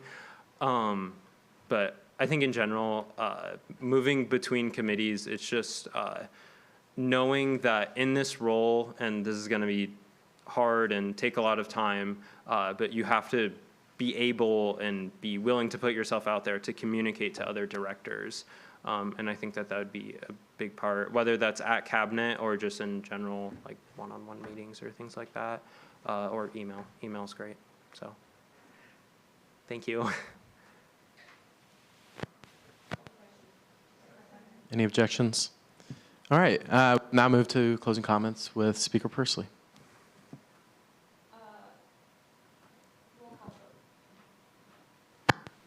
To repeat what she said, she motioned for a roll call vote. Are there, I guess we don't need to make a motion there. We'll start with Senator Iona Dimhoff. Yes. Senator Gertis. Yes. Senator Rolls. Yes. Senator Reinhardt. Yes. Senator Jones. Yes. Senator O'Connor. Yes. Senator Shin. Senator Utica? Yes. Senator Kikun? Yes. Senator Zahn? Yes. Senator Kahnmeyer? Oh, I get a vote in this? I don't abstain. Senator Dahman? Yes. Senator Brennan? Yes. Senator Corsi? Yes. Senator Verger? Yes. Senator Snyder? Yes. Senator Hartley? Senator Margaret? Yes. Nundahl? Yes. Pursley? Yes. Neal? Yes. Kusi? Yes. Gardy? Yes. Juwan? Yes. Marcus? Yes. Olson? Yes.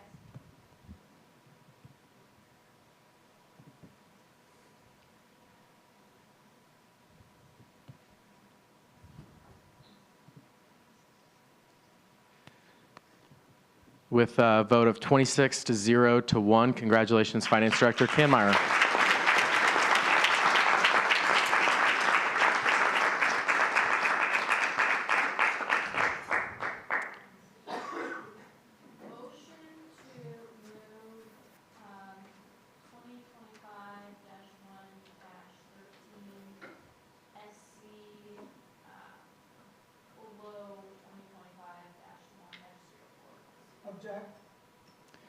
Just to repeat, there's been a motion to move 2025-1-04 SC, executive nomination to the SciRide Board of Trustees, one piece of legislation up above 2025-1-03 SC. Moving 13 up below 04. 13 above 04. Underneath 04. Got it. Senator Zahn, your objection. My plan is to actually go until 2025-104 SC, executive nomination to the SciRide Board of Trustees, and after that maybe call it a general meeting. So it's not required as per our bylaws to hear all of this. It's 3 days almost. Point of order, all of these people back here have waited through this entire meeting to be sat, and I think it would be really disrespectful to them and to their time to have make them sat through this entire meeting and then just twice and then just end it without their seating. As a speaker, you have to advocate for the senators too, right? And we are also the senators, right? So it's up to the Senate to decide whether they want to continue with the meeting or whether they want to wait until 11 o'clock. All right. I want to make sure everyone has enough time to ask questions and let this be a Senate decision. Great. Speaker Persley, do you withdraw your motion? No. All right, we'll go ahead and vote on Senator Azan's objection to the motion to move the bill to seat individual to academic affairs up. Is there a second on Senator Azan's objection? Oh, no, you need to second for Speaker Josie. Yeah.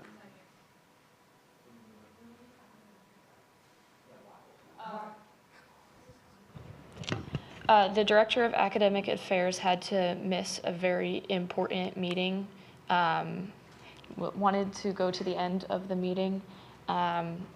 So she wants, yeah. At night, you have a meeting? Yes.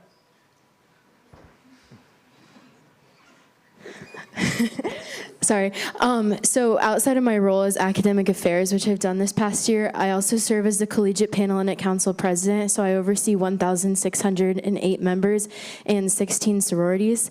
We're currently in preparation for primary recruitment, which we will bring in 500 new members and new students to Iowa State, where we basically prepare them for Iowa State and help them get into our membership in sororities, which the Greek community makes up 14% of Iowa State campus.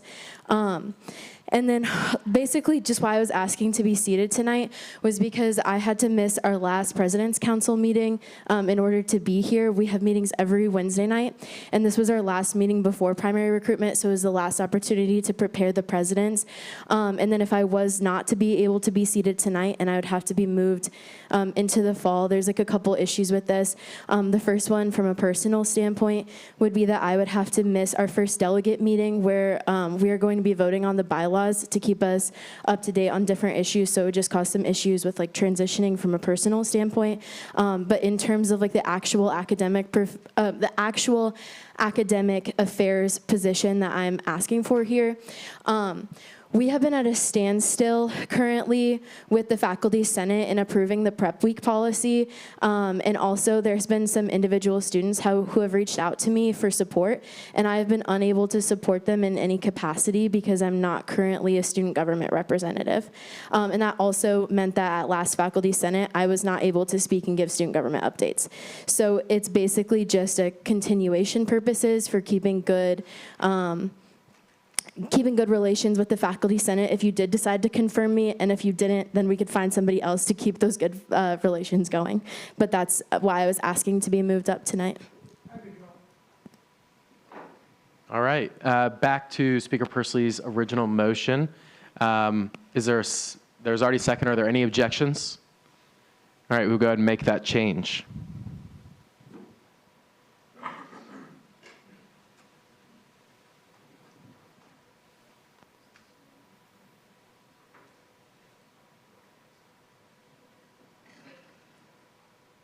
Awesome. We will now move into 2025-1-03 SC, executive nomination for ex officio to the City Council with Speaker Pursley.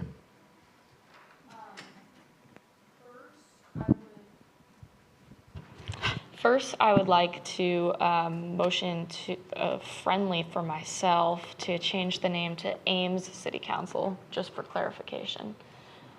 Do you accept it? Yeah, okay. I accept my friendly. And now Emily will speak to us. Hi everyone, my name's Emily Boland, and I served in this role last term.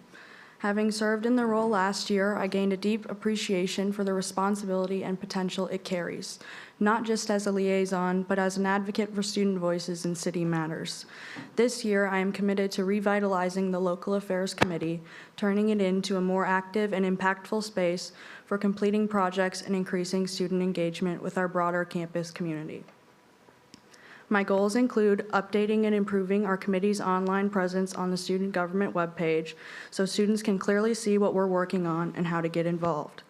Some examples include an interactive map of downtown for students to learn more about what goes on downtown, an events calendar, and an FAQ page for both the city and SciRide. I have proven that I can lead the planning and execution of the joint meetings between student government and the Ames City Council, ensuring that they are intentional, collaborative, and focused on actionable issues that affect our students each day. But above all, my goal is to establish a clear, sustainable framework for this role so that the students who serve after me are set up for success. I want to leave behind strong documentation, project blueprints, and a committee infrastructure that will empower future students in this role to build on our progress and serve more effectively.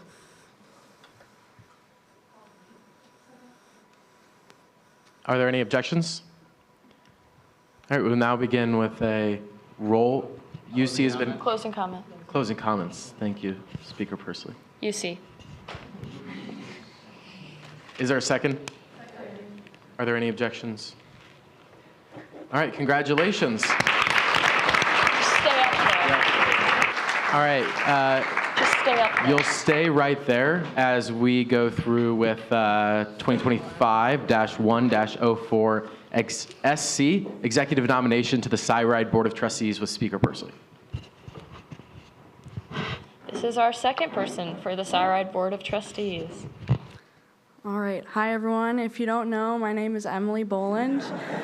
I was just confirmed to serve as the ex officio to the Ames City Council very recently, so I'm very excited to continue in that role. Thank you for the opportunity to speak today. I'm honored to be considered for a position on the SciRide Transit Board of Trustees, an organization that in many ways represents the heartbeat of our campus community. I served in this role last term, which was an incredibly valuable experience, and I learned a great deal about the complexities of transit management, budgeting, and the importance of student input in shaping a system that serves our campus community so well. SciRide is more than just a bus system. It is one of the true prides of Ames and Iowa State University. Every day, it connects thousands of students, faculty members, and Ames residents to opportunity, education, and each other. It's a service that reflects the values of accessibility, sustainability, and community responsibility. SciRide ranks third in the nation for ridership per capita, followed behind San Francisco and New York, and it has received multiple national recognitions for safety. In its most recent Federal Transit Administration triennial review, we showed 0 deficiencies in all areas of compliance, highlighting the system's commitment to excellence in both operations and oversight. One project I hope to pursue in this role is a Moonlight Express information campaign in collaborations with the local affairs chairperson. I don't really know her, but maybe I'll meet her. Many students are unaware of the service or just do not know how to use it. The goal is to launch an outreach program to increase awareness and understanding of the service. I hope to continue to bring the student voice to the table as we continue to support and improve one of Iowa State's most valuable public services. Thank you for your consideration. Senator Azam. Emily, can you describe yourself in one word? Thank you. I would describe myself as compassionate. Senator Hartley. I like that answer. What is your fruit that you would be? Okay, I've actually prepared for this, you guys. So You could go through all your answers. Last week, I took a 15-question WikiHow quiz. The result was, I am a grape. Like a grape, you aren't one to embark on life's adventures solo. You feel so much happier when surrounded by a cluster of your friends and loved ones. Senator, is there a second? Are there any objections? All right, closing comments with Speaker Pursley. UC. UC has been called for. Are there any objections? Congratulations, Trustee Boland. Thanks, guys. We will now move to 2025-1-13SC, executive nomination for Director of Academic Affairs with Speaker Pursley. Okay, and she's going to go up to the podium and speak a little bit about herself.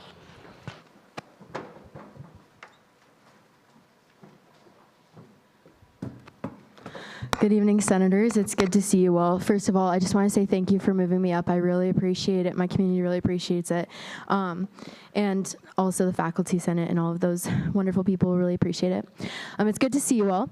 For those of you I haven't had the pleasure of meeting, my name is Rachel Frost, and tonight I'm seeking your approval and confirmation for the 2025 and 2026 school year as Student Body Director of Academic Affairs. A little bit about me personally. I'm a junior pre-law student majoring in political science and international studies with an emphasis in international conflict in Latin America, along with minoring in ethics and history. Outside of my student government life, you might know me as the Collegiate Panhellenic President, which I've already told you a little bit about. My main responsibility is supporting an award-winning executive board, our chapter presidents, their chapter delegates, similar to Senate, and meaning I'm the point person for over 45 people in total, demonstrating my time management and leadership skills.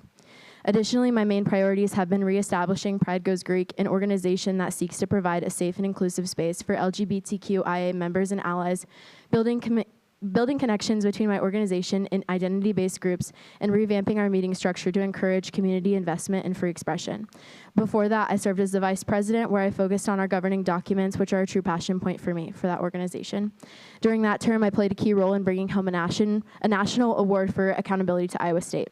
I'm also in numerous honor societies where I have been recognized for scholastic leadership and values-driven excellence, as well as being a consistent Dean's List participant.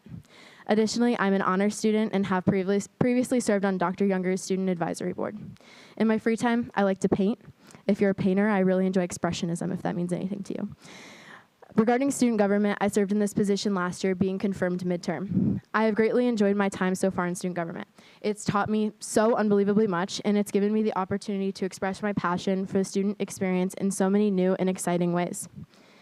This past year, I focused on laying a strong foundation and investing in a wide academic network across campus that would allow for the opportunity to create generational success within the context of academic affairs. I'm proud to say that the wins this past year were big. Student government's voice began being heard in key academic conversations and having an increased level of involvement in important academic decisions. Through perfect attendance at Faculty Senate and Academic Affairs Committee meetings where I was a voting member, along with diligent work on a prep week policy proposal, I've built strong relationships with many members of the faculty team. In part, through my networking efforts, we hosted the first joint meeting with the Faculty Senate in 120 years. It was incredibly successful and mutually beneficial for both parties. During my term, we also strengthened relationships with the library through meetings with the Open Educational Resources Committee and a new role in the Library Dean Seo's Student Advisory Board. This had laid the foundation for future partnerships between us and the library. As you may know, I, along with the previous executive office, have been working diligently throughout the year to remove exams through the Monday through Wednesday period of prep week. Due to a miscommunication with faculty senate and other variables, our process was greatly slowed down, and this process is not yet to be completed. However, I now have a strong understanding of faculty senate procedures and have set up this amendment for the opportunity for future success through thorough networking efforts. I know I uniquely have the knowledge to pass this and other amendments through faculty senate should the next administration choose to do so, which they have expressed to me as a high priority for this position. I have plenty of plans for the future of this position, I hope you do too, as my favorite part has been hearing and assisting with what's going on in your academic lives. Here are my 3 main priorities should I receive your approval tonight. Better utilizing our relationship with the library. We can better assist student academic success by giving them the support and tools that they need. Through our relationship with the library, I'm confident we could reach out and ask for collaboration efforts and find small ways to improve student success. And certain things we've talked about have been like getting more extension cords or logistically simple but highly beneficial tools. Additionally, as I mentioned before, I think it would be very beneficial to continue the pursuit of the prep week policy. We have made great progress on this front and are almost ready for it to take off. I recommend that we continue this journey and head towards next steps. Additionally, my final point is that I think that we should start creating an academic procedures guide, which would assisting first-generation transfer, international, and new students should be a priority. We can assist their academic success by creating an academic procedure guide that outlines office hours, research opportunities, recommendation letters, study abroad policies, applying for leave, and other key procedures that create academic accessibility.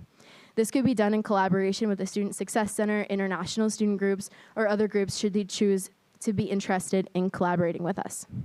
Overall, this past year, I have enjoyed representing our amazing student body in our student government through active participation and a commitment to the core of our experience at Iowa State, academics. I have loved supporting your ideas and initiatives, and I look forward to the opportunity to do so again. Thank you for your consideration. The prospect of extending the work we have completed to continue benefiting the Iowa State students and faculty is beyond exciting. I am very grateful for the opportunity, and I'm happy to answer any questions you may have. Senators. Hey, Rachel, thank you so much for comprehensive points. Can you also talk about a little bit more? There were concerns, some students, I think one student showed up probably like 2 weeks ago in open forum discussing about, issues related to course cancellations and all, how much do you know and what are the things that you can do to support them? Sure, so I know what you're referencing. I know the student that you're referencing, and that student actually did not decide to show up to our faculty senate the last time we had it. I did provide them with all of the kind of procedures, key procedures of how faculty senate runs so that they could kind of be assisted in that situation. And that's kind of a difficult situation because in that particular area, there was some concern about policies from the faculty not being properly performed in terms of basically a removal of a course being done properly. And I honestly, that hasn't been something that's within a sector of faculty senate that I really haven't gotten to deal with yet. So if I was reconfirmed in this position, that would be something I would likely explore more because I'm in the academic affairs committee sector, and that is in a different sector that doesn't come to faculty senate very often. So through collaboration with the faculty senate, I would be able to do that. And then also, there's been different other issues that I'm looking into exploring as well, different issues with I think there was a couple kinesiology classes that were canceled. Swimming courses being canceled because of the funding. Yes. So looking into that as well. Awesome. Are there any objections? Closing comments with Speaker Pursley. UC has been called for. Are there any objections? Congratulations, Director Frost.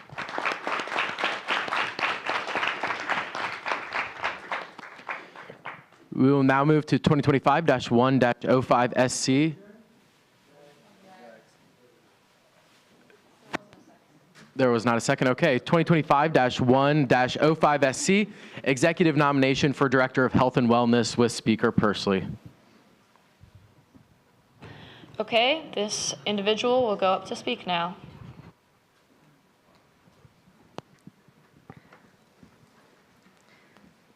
Hello, everybody. I have a question for you. What makes someone healthy? There's not a single correct answer to this. Instead, it is a combined effort of multiple things coming together. Fitness, mental health, resources, diet, warm clothes, quality sleep, you get the idea. As someone who growing up didn't have access to many of these things, and who later worked at a hospital for 3 years in downtown Des Moines, I saw firsthand just how many others lacked access to them as well. When I first arrived at Iowa State, I had one thing in mind. Don't get involved in anything, do your classes, and leave. Obviously, that changed. I was lucky enough to meet the people who I now call my friends based on sheer luck. Not everyone is this lucky. Those people helped me realize and use the resources provided by Iowa State. Hold on. But not everyone has people like this to guide them. The first few really cold days at Iowa State, I noticed people were still wearing hoodies. While I realized this can be a personal choice, and my motto is don't judge them, I was like, do they have a coat at home? That was a question constantly going through my mind. What if they couldn't afford it? What if they lost it? I wanted to create a place where students could get winter wear wherever they needed it, no matter what time of day. The long-term goal is to establish something similar to SHOP. Student-run, volunteer-powered, and always open to those in need. While it's still a work in progress, I'm much closer to making that vision a reality than I was at the start of the year. Over the summer, I completed the mandatory sexual violence prevention training twice. It made me realize something important. This isn't common knowledge for everyone. And truthfully, I didn't even know how I would support someone who had experienced something like that. That brings me to my next point. Continuing, expanding, and encouraging training like Green Dot, Green Flags, and Green Zones. As of the 2024 academic year, 16.9% of Iowa State students reported experiencing sexual assault or misconduct. While this is a decrease from 22.8% in 2019, it's still far too high. That drop shows that education and prevention are working, but there is still more to be done. We can build on that progress. Last year, we held some of these trainings during working meetings, and I'd like to see us include even more this year. I also plan to carry forward the work of the directors who came before me. Efforts like the Safety Walk and Wolves for Wellness, these initiatives matter, and I want to keep them going while building new ones of my own. Finally, I want to end with what I believe is the most important piece of all, mental health. You can have food, shelter, water, even safety, but if you're silently struggling inside, none of it feels like it's enough, and too many students are.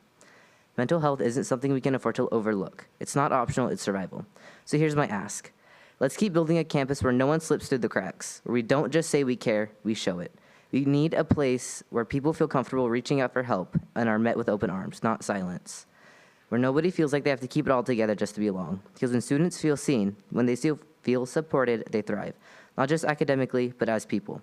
As Fred Rogers once said, anything that's human is mentionable, and anything that is mentionable can be more manageable. So let's talk about it, let's act on it, and let's never stop building a community where no one has to fight alone. Because at the end of the day, no student should ever have to choose between surviving and succeeding.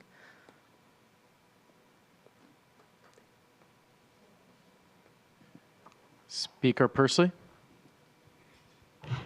I would just like to say that that was very beautifully written, and I think you'll do a great job in this role. Thank you.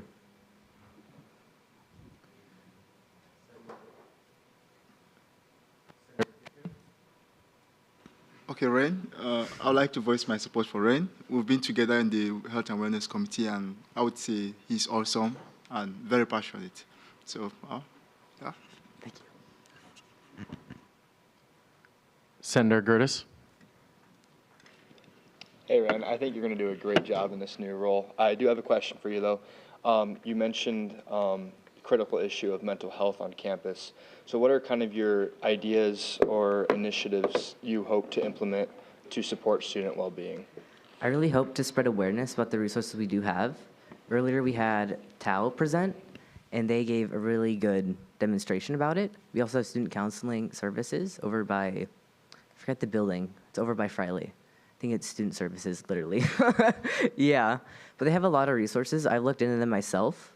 I also want to partner with TLIN in student wellness this semester because that wasn't something we had previously because they were transitioning and it was a whole mess. Senator Utica? Oh, sorry. Iona Dimhoff? On the subject of health, what fruit would you be? I think it's very fitting. Oh no, I wasn't prepared for this. Oh God.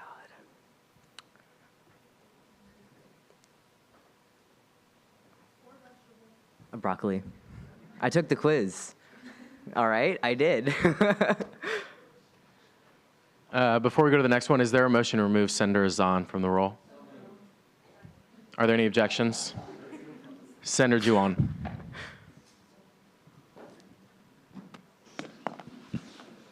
I just want to echo what Senator Jurda said. With the lack of knowledge and of the resources that we do have, how do you plan to get more visibility to the resources that we have? And then along with the mental health, how do you plan to target those groups of people that may are less likely to seek help and let them know that they aren't alone and let them, yes. I think this is a very difficult thing to do. Not because it's hard to put it out there, but it's hard for the people who really need it to find it. I have a couple of friends who aren't involved in anything on campus, and they don't really leave the room too often. And I feel like if we get posters up, I feel like I need to talk to PR about this, because getting posters up, stuff like that, and really spreading awareness in that kind of sense is probably the best way to go about it. Thank you. I yield. Senator Reinhardt. So I know resources like Sloss House are pretty anonymous when you can go into the little closet they have and pick things out. Would you keep something like the shop that you're trying to, or something similar to the shop that you're trying to get for clothes? Would you keep it more anonymous, just so people can keep their privacy, or would you be more open to sharing more about that? Because I know there's a lot of, if you were to get funding for something like that, I know that they would want to see numbers. But I know that if you're trying to keep things more private, it would be a lot more difficult to share numbers and statistics. So would you be more open to keeping it anonymous, or kind of sharing more about that to others? I'm willing to go either way, because as it is right now, I have found a space that was the biggest and hardest thing to do, and that was in cyclone support during the winter months. So it isn't somewhere permanent like the Sloss House, but I'm also working with a student organization, The Closet, who works with the MCC for the pop-up shop and the food pantry, and that's kind of like that avenue that I'm taking to go and do that. Senator Neal. All right, so you mentioned in your speech wanting to do more about sexual violence prevention, and you mentioned we do know that things like prevention and training work, but maybe not to the rate we would like. Do you have any specific ideas for either increasing prevention training or other ideas for how to help decrease sexual violence on campus? I would like to educate student organizations about it and encourage them to take the trainings more, because I feel like a lot of them don't know that the trainings are out there, and if they don't know, they can't use it. So, yeah. Senator Juwan. Oh, it's already done. All right. Are there any objections? Closing comments to Speaker Pursley. UC. Are there any objections? Congratulations.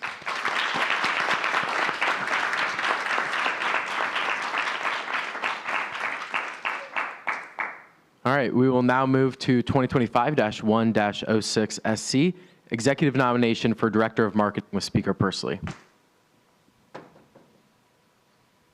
Okay, the candidate can go to the podium now and talk a little bit about why they want to be in the position.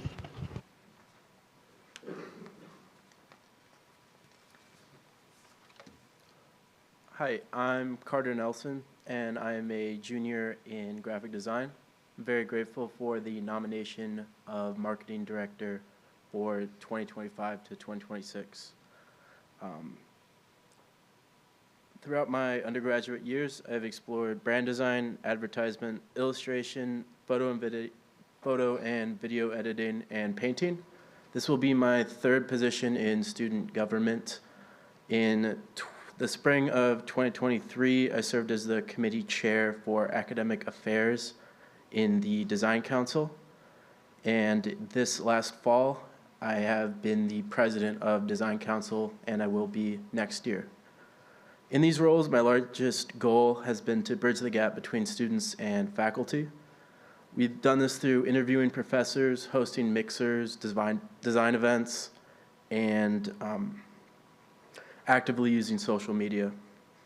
One of our recent events that we had was Makers Market, where we hosted local and student artists to sell their different projects and wares.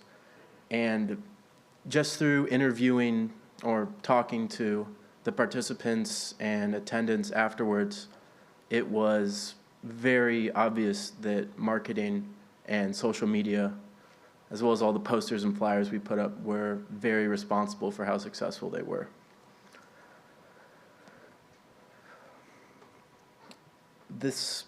Through advertising like this, it can help us overcome one of the more significant issues facing Iowa State students, that is community engagement and the lack of it.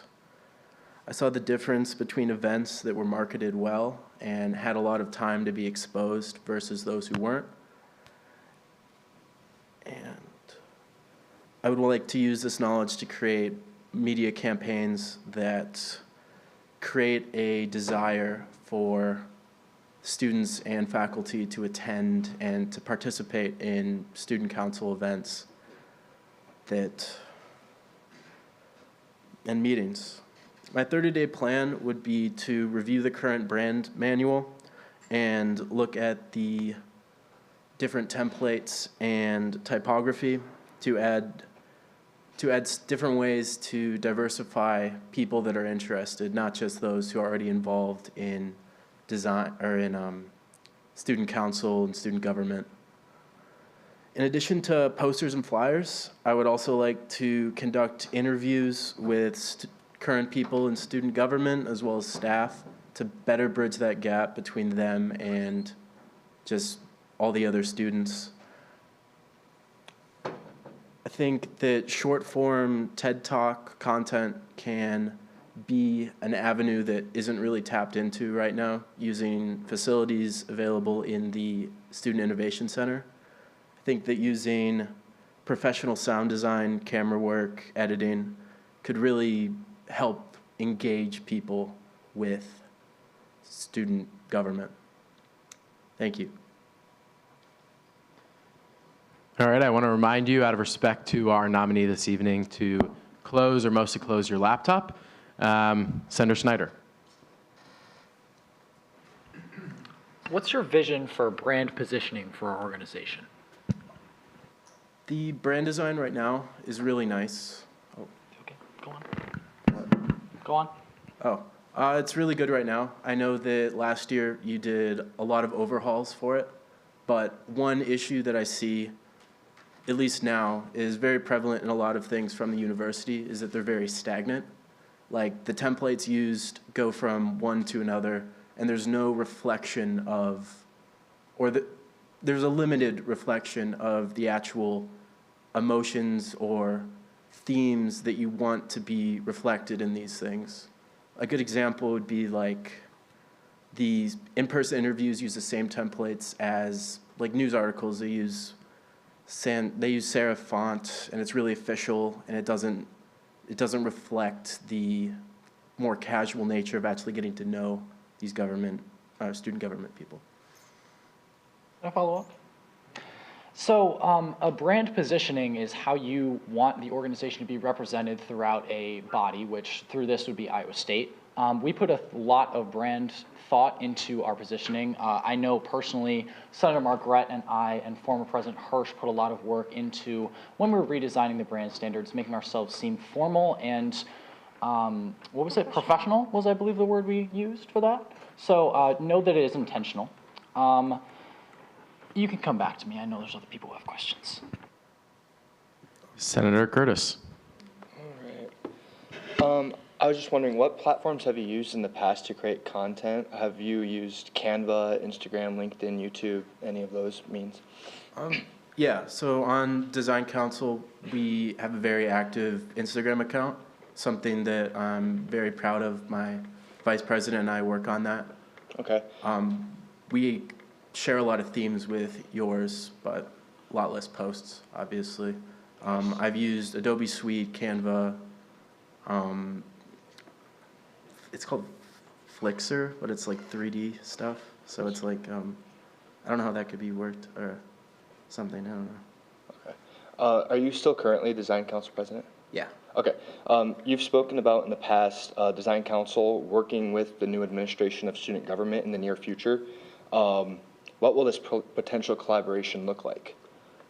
Definitely endorsements. So being able to promote design students to be more involved in student government on this scale.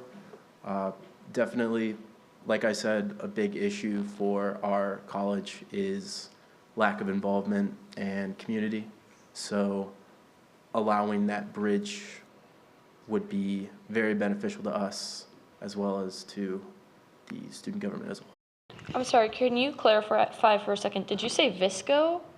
No. What was it? No, I don't know why I can't remember it. It's a 3D modeling software for 3D printers. Okay. So my question is, how familiar are you with our new PR guidelines that were created this year, and do you like the new look? How do you feel about it? Definitely like it. Whatever changes I would attempt to make would be keeping the consistency in mind. More so just elaborating on it and seeing how more diverse it can be and how many different applications it can have. Senator Neal. I wanted to start by thanking you for coming and speaking to us tonight. As part of the College of Design myself, I know that the College of Design is a lot different, I guess, population and kind of outreach model than student government as a whole. And you said that you have had some experience managing social media for the Design Council. So what have you learned from this experience, and how would you apply this to managing things like social media for student government? You're definitely right. College of Design is a bit smaller. Something I've definitely learned is that the more people see it doesn't necessarily mean that they'll be more interested in it. So being able to have a hook with your media, having something that grabs your attention and not only says that, oh, I want to go to this, but other people will be there too. And creating more of a community. I've definitely also seen that when things are endorsed more officially, like through Canvas notifications, the success really, it's very measurable. Senator Marcus. I'm going to start with a motion to exhaust the speakers list. Well, it would still go to you. If the list is exhausted, it goes to the end. Okay, withdrawn. My question is, so just part of your job would be making designs for the social media page. I was just wondering if you have any experience designing logos. Yeah, we've done brand design like that. This fall, we did a whole brand redesign, so making a design booklet from scratch, so it goes with logos, iteration, things like that, like what a logo means and what it, you have to know what it is, depending on there's a lot of different factors that go into it, so it took me a long time, so I have some experience. Okay, thank you. Senator Juwan. I want to start off, thank you for coming in tonight. As you know, well, yes, of course you know that good marketing directly impacts the participation and the attendance of event. How would you define a well-marketed event? There's obvious signs, like more people showing up, people staying. You can pretty regularly quantify it, which is very useful. Just you can also tell based on the kinds of people, like different majors, different age opinion groups. That's the main goal of good marketing, is that it attracts people of many different like reasons to go. You'd also tell if they show up not just for the free food. And then my second question, I'm just throwing this out there. How do you plan to use different modes of persuasion, like ethical strategies or rhetorical appeals like ethos, pathos, logos, and then kairos? Well, obviously, there's a lot of logos that goes into it, like that. It's logical. Like you want to go because you get some level of free something.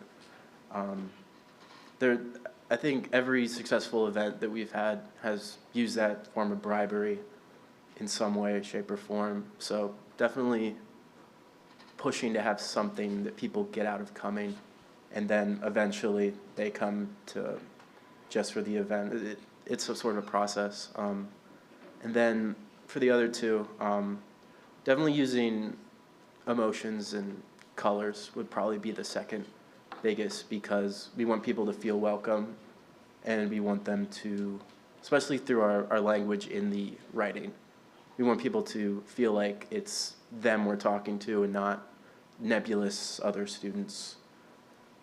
Those would be my two priorities in that, is that everyone feels welcome and that they have a reason to go. Thank you very much. I yield. Senator Dahman. Hey, so in your intro, you said you wanted to create short TED Talk style videos. Could you elaborate more on that? Like, where would it be posted, and like who would be the people talking? Yeah, so through my research on the current social media, there are certain like interview type things where they use the short form like reels, like TikTok type things, and they're like, I see a lot of room to grow. They don't have a soundstage set up. They don't have any backdrop at all. The person kind of seems like they just got asked, which I think subtracts from it. It makes it look, one, less professional, and it doesn't seem like they have something worth to say. So I think using, like I said, the Student Innovation Center, they have a soundstage, they have professional video cameras. A couple of my peers have like they do this professionally. So that would be one of my things in my 30 days to get them on board with that. I've already had talks with them about that. And I think making those more professional would really engage more of a following around the Instagram than just seeing a still image or a news article almost. And then who would be interviewed? Who would be interviewed? So people, or pretty much all of you, like when you have something noteworthy that you're going for, something that you need to announce, something important that would be a point to the video. So if something with student engagement or mental health, like he was talking briefly about opening a place, if it comes to fruition, then having an announcement like that isn't just text or isn't just an email, I think would really add to the publicity and the engagement. I yield. Senator Iona Dimhoff. So I liked what you said earlier about how the size of a page doesn't necessarily determine how much interaction you get. And then you also like specifically talked about wanting to develop like hooks, which I think is also very important for the role of marketing. However, there is a delicate balance to making strong hooks. So where do you draw the line between developing a strong hook and then ethics and morals along with that? That's a very good question. That's something I learned when working as design council president, is we were having these events called town halls, and it was basically this, where people would come in and if they had issues or if they had any questions, comments, stuff like that. But town hall doesn't really describe that, so no one really knew what it was. So it wasn't accurately represented. And then on the other end, it's just something random that just catches catches your attention. So definitely harping on the professional aspect by not making it just a sideshow attraction, but also having some level of interest, adding some life to it, making it as not as sterile as possible. Senator Reinhardt. Okay, first I wanted to say thank you for coming. What would you say is your biggest tangible accomplishment thus far in your roles that you have directly worked on that would relate to this role? Definitely becoming design council president. I learned a lot about delegation and everything once I did that. Being able, because I think I can have like members under, or like people I can delegate things to, and understanding that I don't know everything. And like that's a big part of design, is critique and pooling your resources with other people that have different specialties than you. And I think being able to do that, I mean, also in group projects, has really made the quality of work that I produce, as well as the robustness of design council. Could you give me like a tangible accomplishment that I could, see, or that we could all see? Yeah, like definitely. It doesn't have to be like super big, just something that you feel is like you really accomplished that we could all like. Yeah, probably Makers Market. That having that event was a very big accomplishment. Not only because people, like there were a good amount of people there, like they ate all the food. It was crazy. Everyone that participated didn't feel pressured or didn't feel stressed. Like it was it felt almost natural, and especially for the first time an event like that was hosted, was very nice. Yeah. It also had people that weren't students here, and that took a lot more navigating around, because they're real people, Yeah.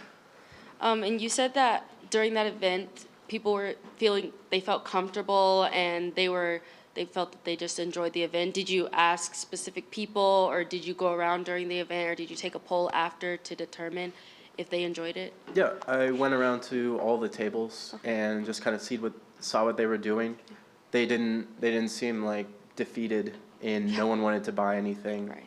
They were all pretty excited about it. They still had energy. They kept it going. They didn't show up and been like, oh, what am I doing here? Right. I could be somewhere else. Mm-hmm. Okay, thank you. I yield. Senator Rolls.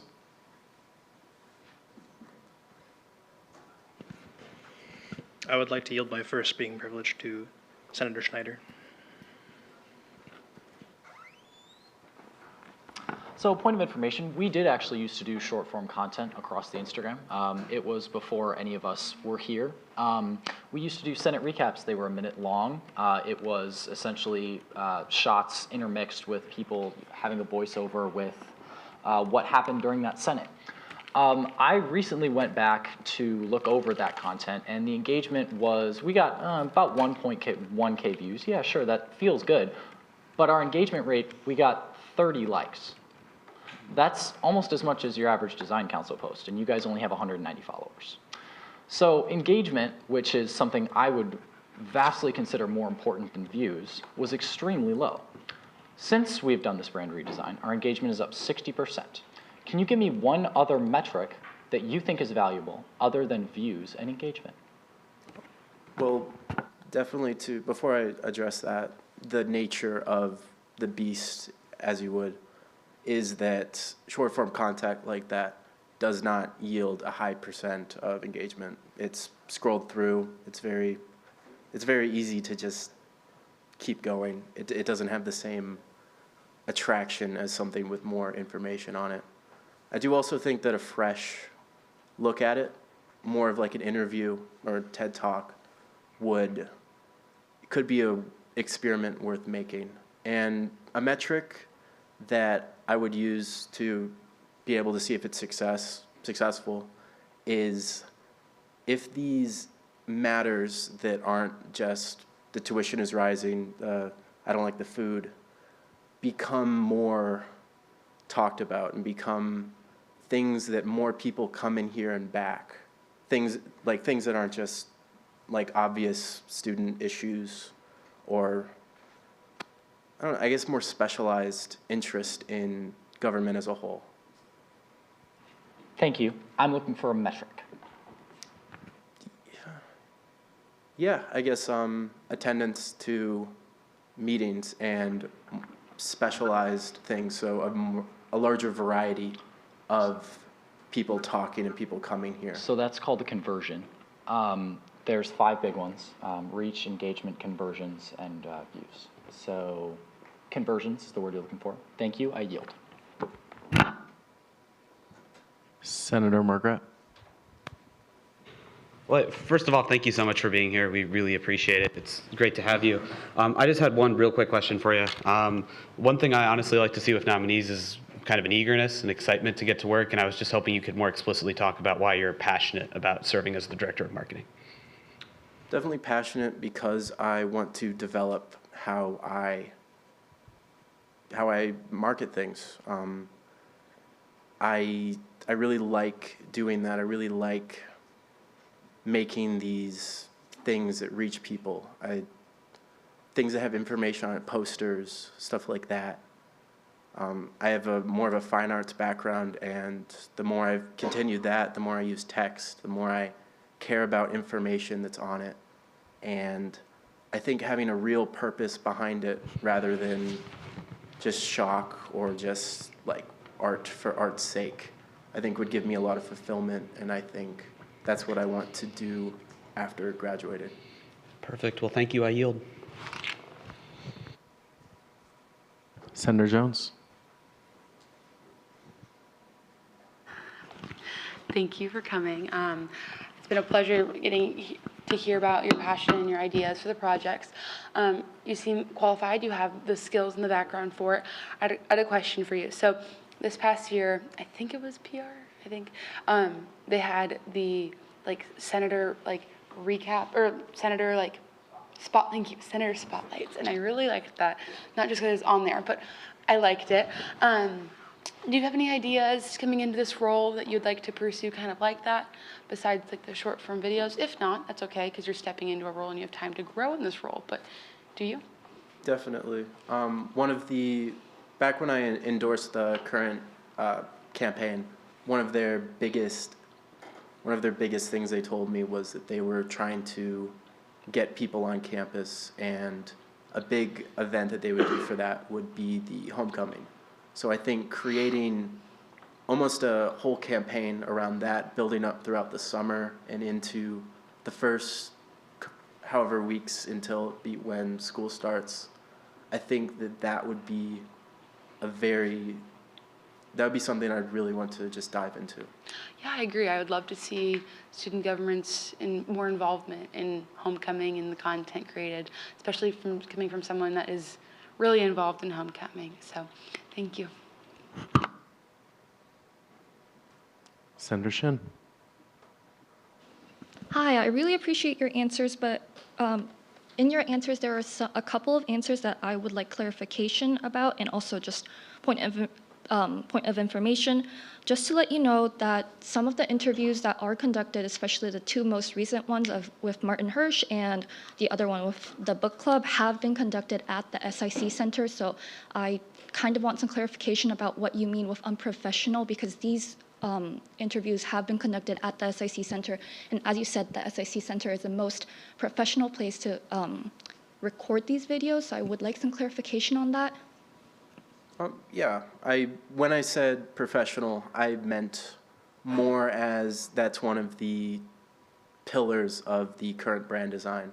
So using things like graphics, transitions, multiple cameras, having that, obviously red text, stuff like that would really, is what I'm trying to mean, that it would match the brand manual completely, but also go in a different direction with different angles, more of a cinematic quality. So I guess that wasn't the correct word to describe it.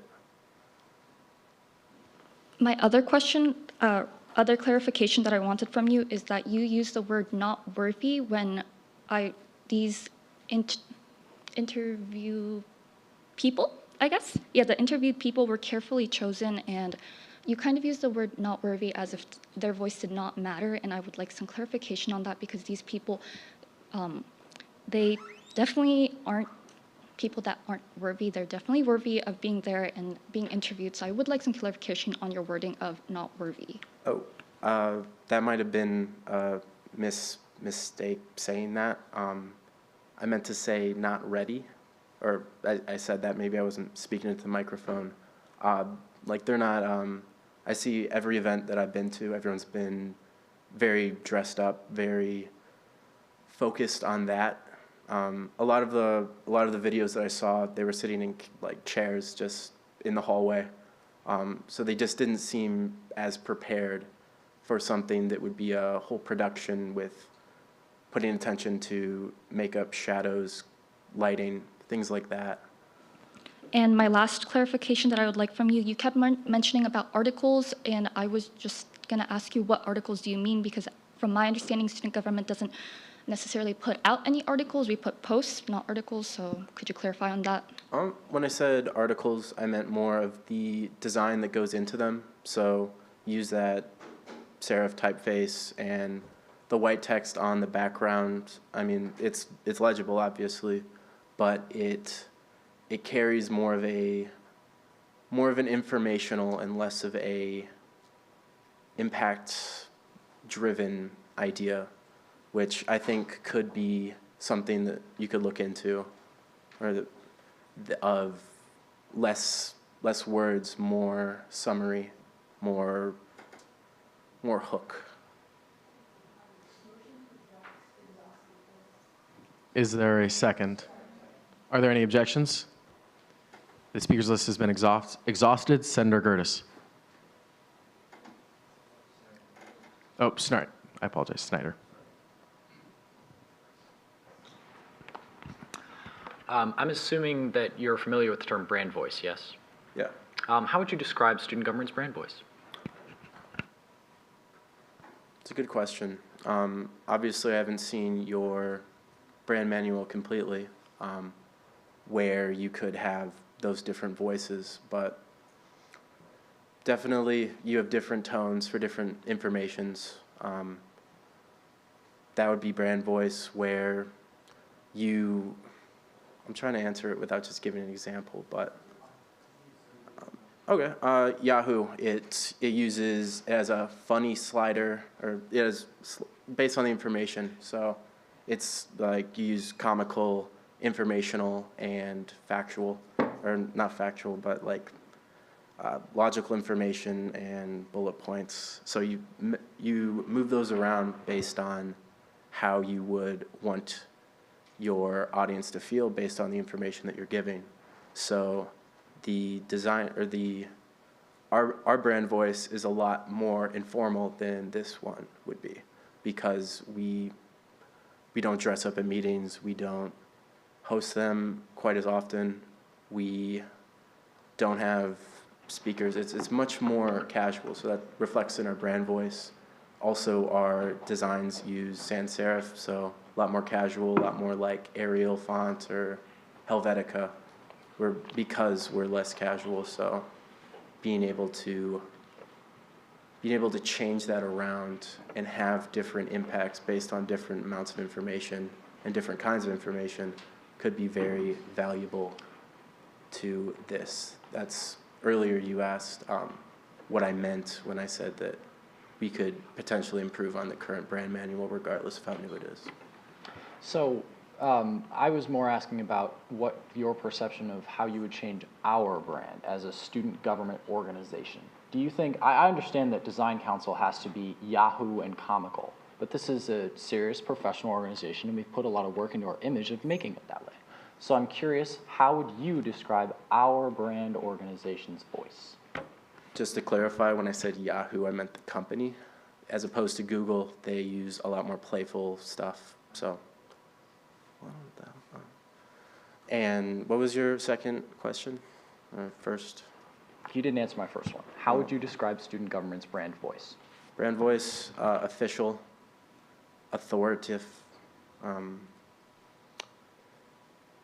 understanding, but to a mob or to a large group of people, a lot less personal than design council would be, because larger group of people, more marginalized. Senator Curtis. You mentioned doing a marketing campaign for the upcoming homecoming event. I don't know if you noticed, but the Student Government Campus Concert is also coming up in the fall. Do you have any ideas for marketing that event? Definitely. I think seeing the roster for who's involved could impact that heavily. So being able to get more information on that would definitely drive how it would be executed. But as it would follow the homecoming, or is it beforehand? Quinn, I'm not sure. Oh, well, if it was afterwards, it would fall less on priority and would overlap somewhat if they're in the same month or so period. But having a separate campaign for that, building expectations and building interest in it would be very much beneficial as well, especially if one event came before the other, they love that one, they obviously would share a lot of the same brand qualities, so people would then not only go to one, but go to two. So it would continue that regardless if they're into music as much as they are into homecoming.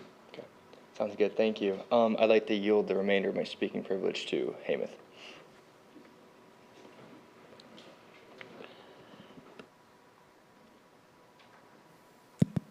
Hello.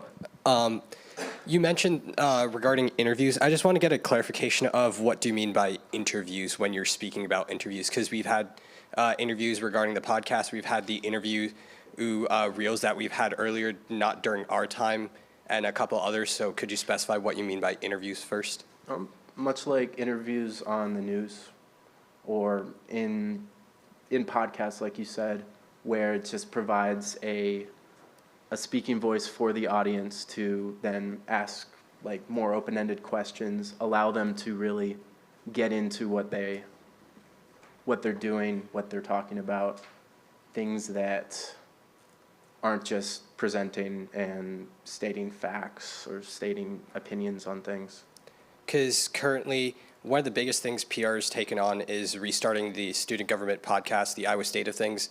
So far, we've put out 2 episodes that have brought in one former president and vice president, Martin Hirsch and Quinn Margaret, have them speak about how they were doing during their term as president and vice president. But we also were able to record an episode with Book Club, Beyond the Pages Book Club, where they were able to discuss and talk about what they did on campus. Our host was able to ask questions that he did research on.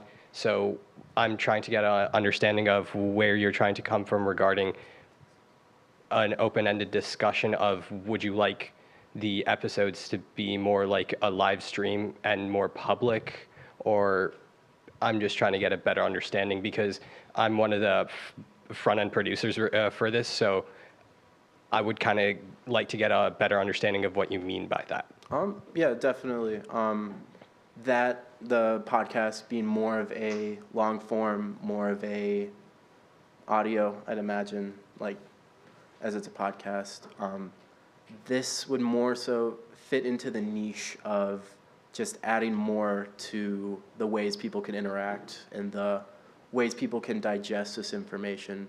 Not so much as to compete with it or to reiterate upon things that it's already done, but to just access a new avenue for people to understand what's going on and gain interest to then hopefully be involved more. Okay. Thank you. I return Eric Curtis back his time. I yield.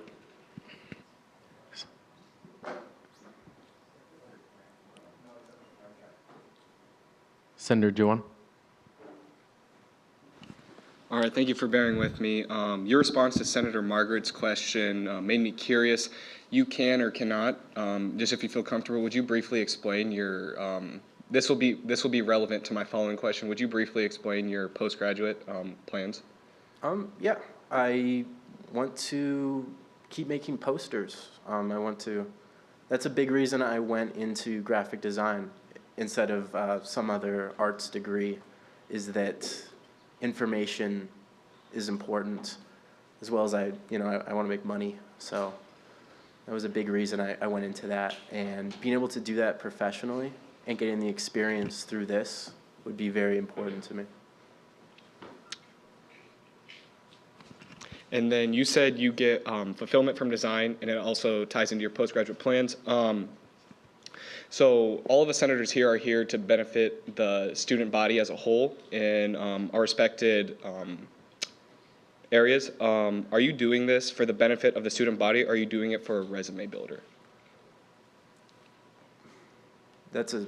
Obviously, more of a, or the correct, or as I would just, I have an answer. No, definitely to promote the student body, because a lot of the things that I would be producing using templates, using a brand manual that I didn't design, wouldn't be very usable in a portfolio. It's more of just understanding layouts, understanding effective things, and learning through this, and being able to develop myself personally, as opposed to just doing it for the resume. Thank you very much. I yield. Are there any objections? All right, closing comments with Senator Persley. Roll call vote. Senator Iona Dimhoff? Gertis? Rolls? Reinhardt? Jones? O'Connor?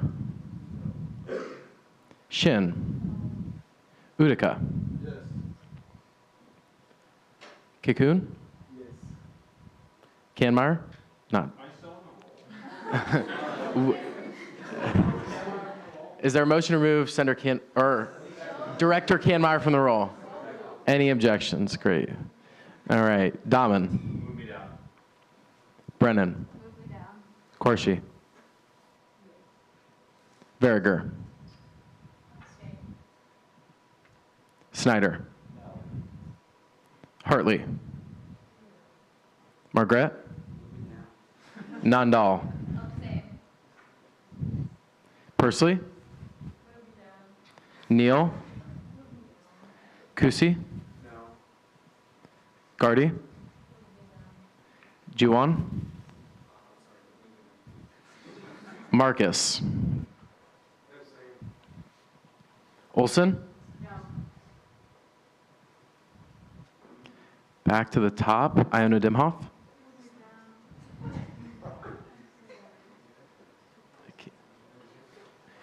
Gertis? Rolls?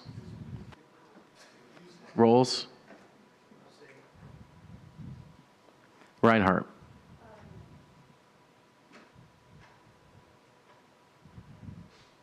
Dahman? Yes. Brennan? Yes. Hartley? Margaret? Persley? Yes. Neal? Gardy? Juwan?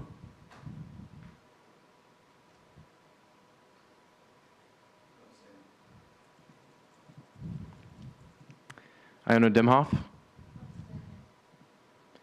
Gertis? Do I have everybody? All right.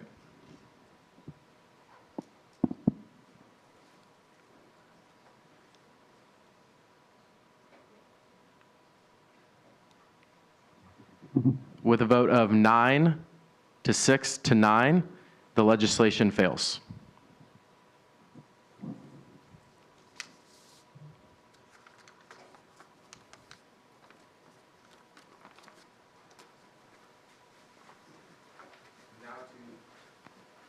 Now to 2025-1-07 executive nomination for Clerk of the Senate with Speaker Pursley.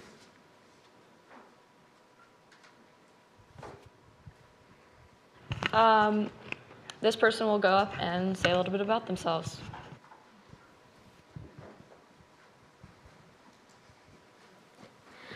Hi guys, some of you know me, some of you don't. So for those who don't, my name is Sophia.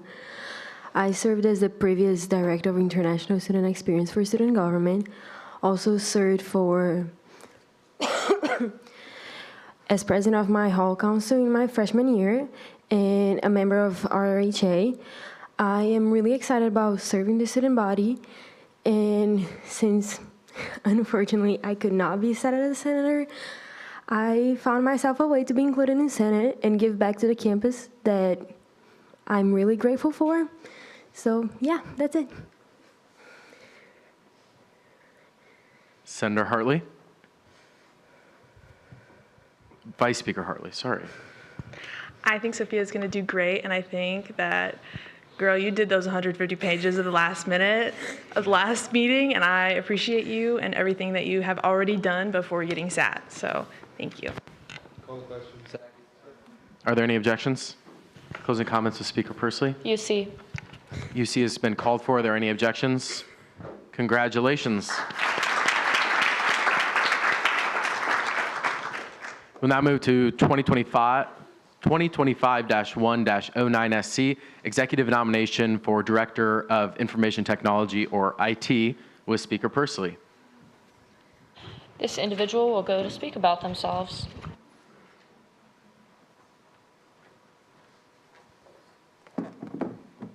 All right, it's getting late, so I had a decently long speech, but I'll try to do some cliff notes here. So hello, my name is Alex Palin, and while many of you know me, there are some new faces, so I'll give some context as to why I'm standing here now. I started last year as a College of Engineering senator as a write-in candidate. I served almost a full term doing that, and through 2 different directors of IT as well. So towards the end of that term, there was an open position for Director of IT. The first thing that I had done when I joined student government was inauguration. It was the first thing I attended, and I met Isaac, the first Director of IT during my time here. And that was when I found out about Director of IT, and since then, throughout the past year, I've helped him serve his duties along with Danny, the previous Director of IT. And then I took this position at the end of this previous term. I've been enjoying it. I hope that y'all have, and those that I've been working with have enjoyed having me in it. So here I am asking for another term. So yeah, that's sort of a little bit of the history of why I'm here and who I am. So some of the projects I have completed is I've worked with the PR committee to update the new brand standards, getting those across the website, getting the seals implemented, getting some of the videos up to date on that. As well as I did film and compile that video footage for, if you go to stugov.iastate.edu, that first video that shows, I put that together with some help from Eric, getting some of that video. I reworked the committee pages, got new seals out to those committees. I've been working on, with those brand standards, making those files more usable for people within student government, the SG logo, those seals, stuff like that. I've been continuing to update the directory. That is required of me by the bylaws, but that has been something that took a little bit of effort to get up to date when I stepped into this position, and I have been continuing to keep up to date, as some of you have been getting Teams messages from me throughout this meeting as I've been updating it.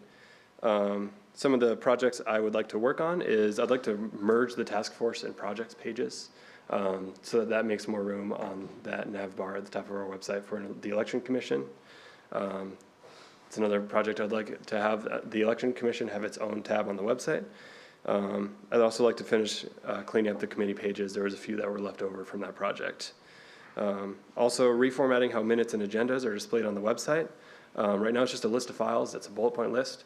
I'd like to have it so that you're able to click on each Senate meeting and see the YouTube video and the minutes and the agenda as separate links for each Senate meeting. Another project that I'd spoken with the president and vice president about was getting some videos on the website, having just like a brief introduction of what student government is, putting some of the things in video format might be nice for making it a little bit more understandable to the student body what we do. I think that's just an idea that I had that I've been talking about. So yeah, that's some of the projects that I've done, some of the ones I have upcoming. I'm here to serve the Iowa State student body. I'm here to serve you guys. At the end of the day, I'm just a tool that you guys can use to present the information that you want. So I'm always available. You can Teams me. You can Outlook. I know it's funny. I said I'm a tool. But yeah, seriously, stugov.iastate.edu. Check it out. Take a look. But yeah, so any questions? Senator Gertis. I want to put my full support behind Alex. He has done terrific work on that website. Every time I wanted something on the website to promote an event or whatnot, he had that up in like 5 minutes. It was impressive. With that said, I do have one question for you. How will you handle creative differences? So like if you're asked to implement something on the website and you don't see it as a good addition, how would you address that? And I have had that come up. I won't say specifically what, but usually what ends up happening is I don't just say no to things just because I don't like it. I usually have a reason. And I'll set up a meeting. I'll do whatever needs to happen, talk over Teams, discuss that reason, discuss what my reasoning is, whoever might have the creative difference. I believe that everything has a reason behind it, and there's no wrong reason. It's just discussing, keeping that line of communication open, finding a middle ground usually, and then, yeah, I'll never just say no for no reason. I'll always have at least a reason, and I'll always be open to debate on that reason, whether it's a valid one or not. So, thank you. I yield. Senator Neal. 2 questions. First, if appointed, what do you think your biggest obstacle will be? And then just for fun, what's your favorite programming language? I'll answer the second one first, if you don't mind. My favorite programming language has got to be, this might be controversial, honestly, Java. It was my first one that I ever learned. I know I'm supposed to like, my major is cybersecurity engineering. I'm supposed to like Python, but I like Java. So, and as far as the biggest obstacle, honestly, I'm only one person, and I'm aware of that. And I have some lofty goals that has some decent busy work. That's a lot of what this position is. It feels like a data entry job, 80%, and work on the website, do fun, new, interesting things, 20%. So getting some new people in as at-larges that are focused on IT is definitely going to be a priority for me, because there's a decent amount of busy work that I can trust some at-larges to do, and that'll get their foot into student government, into PR committee. Senator Kikun. Okay, hey Alex, I've had very interesting reviews about you, very good reviews I would say. So I trust you do very great. Just on a lighter note also, I was laughing while you said tool. So what garden tool would you describe yourself? Shovel, rake, or which? Wow. That's an amazing question based on what I said, actually. I have a really nice Leatherman multi-tool that I really like. And I'm going to say that. So, yeah. Senator Rolls. Well, I'd like to say, I mean, you've done an amazing job with the website. Kept on top of things. As well, you got some pretty good ideas and goals. I guess I have 2 other things.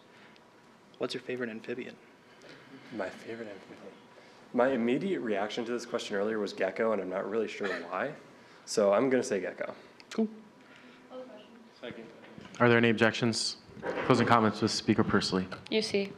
UC has been called for. Are there any objections? Congratulations. Thank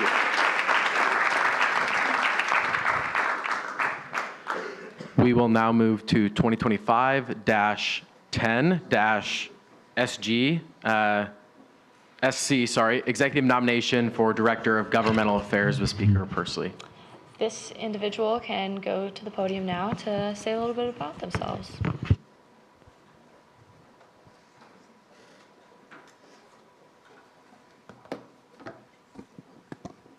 Hello, good evening, everyone. I know we've been here for a while, so I'll try to be brief, but my name is Emily Meyer, and I'm honored to stand before you as the President and Vice President's nominee for the Director of Government Affairs. I'm currently a junior majoring in Ag and Rural Policy Studies with minors in Agricultural Business and Political Science. I've served as a legislative ambassador for the past 2 years, and this has prepared and inspired me to pursue this role. My time clerking in the Iowa House of Representatives and my upcoming internship in the United States Senate will prepare me to execute my duties as the Director of Government Affairs efficiently and effectively on both the state and the federal levels. In this position, I will be tasked with leading the legislative ambassador team, as well as organizing the Big 12 on the Hill event this year in Washington, D.C. And I feel that my experience and connections have prepared me to execute these responsibilities in a way that showcases Iowa State's strengths. Some of my priorities for the year include building on the incredible work that this year's Director of Government Affairs and legislative ambassadors started. This includes setting our priorities early and getting to work right away. Students continue to be affected by mental health struggles, and I want to improve the effectiveness of our communication with the state legislature by partnering with the other regent universities and strategically meeting with the correct legislators. I plan to continue our work this year advocating for the expansion of the Iowa Workforce Grant by meeting with the right people at the right times with the right information. I'm also excited to continue building relationships with the Board of Regents and hosting them on campus again in the fall for innovation beyond the classroom. I'm excited to get to work and to meet each and every one of you, and would be happy to answer any of your questions. Thank you. Speaker Pursley. So there have been a lot of changes in the Iowa legislature this year that have affected a lot of different students, and as Senate as a whole has denounced some of those legislative choices. How would you continue to reflect this Senate's stance on some of those decisions, or would you not, and how would you advocate for Iowa State students that are affected by recent legislature in this coming year? Yeah, so in this position, my job is going to be to advocate for all students, and that includes students that agree and disagree with any of my beliefs. And so as that's something that's important to the student body, I am comfortable advocating for the needs of students at all levels of government. And also, I think another important thing to also, like one of the things that I've learned a lot this year is that knowing how to frame how what you're talking about to who you're talking about to get things that are needed for our students passed. And yes. I just have one more question because I'm curious. Did you say you're interning for a senator this summer? I am. What state and what senator? Iowa and Ernst. Okay, cool. Thank you. I yield. Senator Gertis. First of all, thank you so much for allowing us to go to the top of the state capitol for Iowa State Day. That was a lot of fun. You mentioned continuing some of President Brandt's legislative priorities, like the increased funding for mental health resources, the workforce grants expanded to students who aren't Iowa natives. But what other legislation do you think should be prioritized or introduced this year? Yeah, so right now, some of the coming into this role, something that I'm really passionate about is going and meeting with students about what else they want brought to them, because I think I'm one student, and so there's different priorities, and I'm part of the Ag College, and there's a lot of different colleges at Iowa State. So what other priorities they have that they want brought there. Also, I think another important thing to note, the reason why I focused on those two things is because we've started work towards them, but getting stuff done is a long process. And so I think those are things that we've identified that are important to students, and not biting off more than we can chew, and getting accomplishing the things that we have started and not wasting the work we've already put into it. And so I think that's really why I focused on the priorities we've already established, identified. Thank you. I yield. Senator Verger. I really liked your idea on like meeting with the other like universities and their governmental affairs. I think that's really cool, and we need more of that. And I just wanted to ask if you could describe yourself in one word, what would it be? If I had to describe myself in one word, I think it would be driven. Yeah. Thank you. I yield. Senator Neal.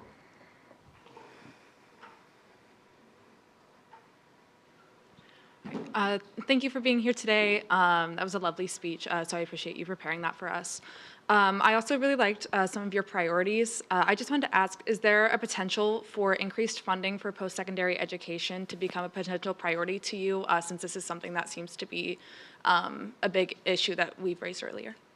Yeah, so I'm definitely open to speaking with all of you on any priorities that you think are important, and that is something that I'm definitely open to talking about and helping to and working together with people that are passionate about this issue to form something that we can take to the state legislators and present to them in a way that can have our ideas, considered.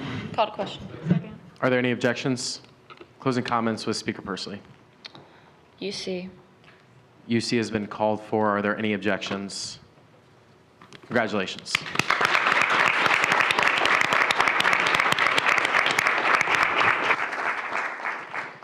We will now move to 2025-1-11 SC, executive nomination for co-directors of sustainability with Speaker Pursley. Both of these individuals can go to the podium and talk a little bit about themselves.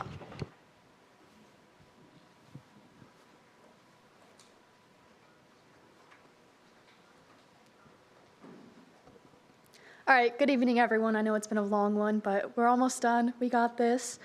Most of you know me already, but for those who don't, my name is Kit O'Driscoll. I'm currently a junior majoring in environmental science with minors in biology, geographic information systems, and genetics. And if that sounds like a lot, yes, it is.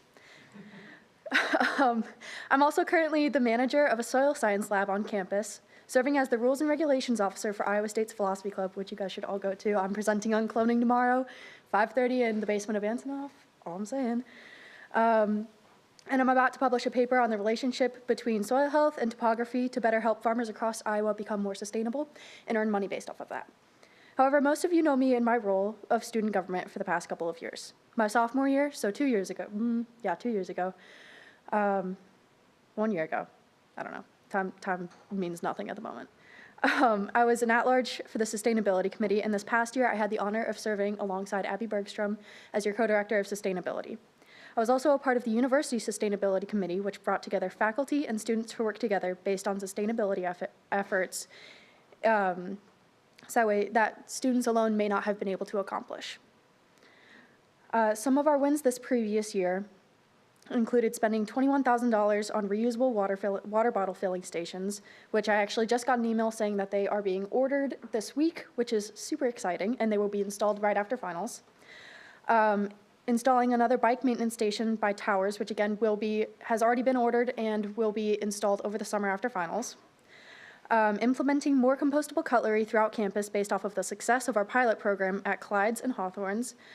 Creating a relationship with Greek Life to target groups of students with the motivation to help by providing them with opportunities to do just that, as well as tabling at countless events to simply inform the student body of how they can become more sustainable.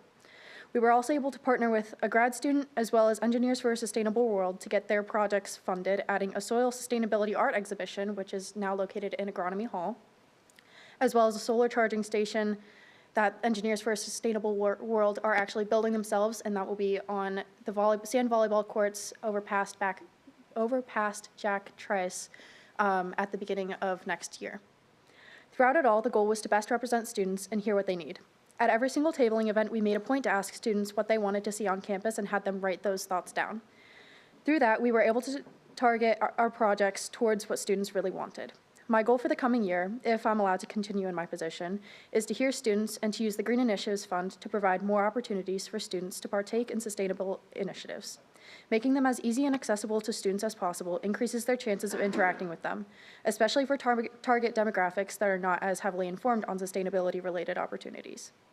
Throughout the past year, getting to know everyone in student government has been so amazing, and I hope that I can continue to work with everyone this coming year. I know this was not a short meeting, and this was not a short speech. I apologize. But again, we're getting through it tonight. So my conclusion is 3 different things. 1, please say yes, I'm begging humbly. 2, Lauren and I are cool, please say yes, I'm begging humbly. And 3, if I had to describe myself in 1 word, it would be flexible. Please vote for us.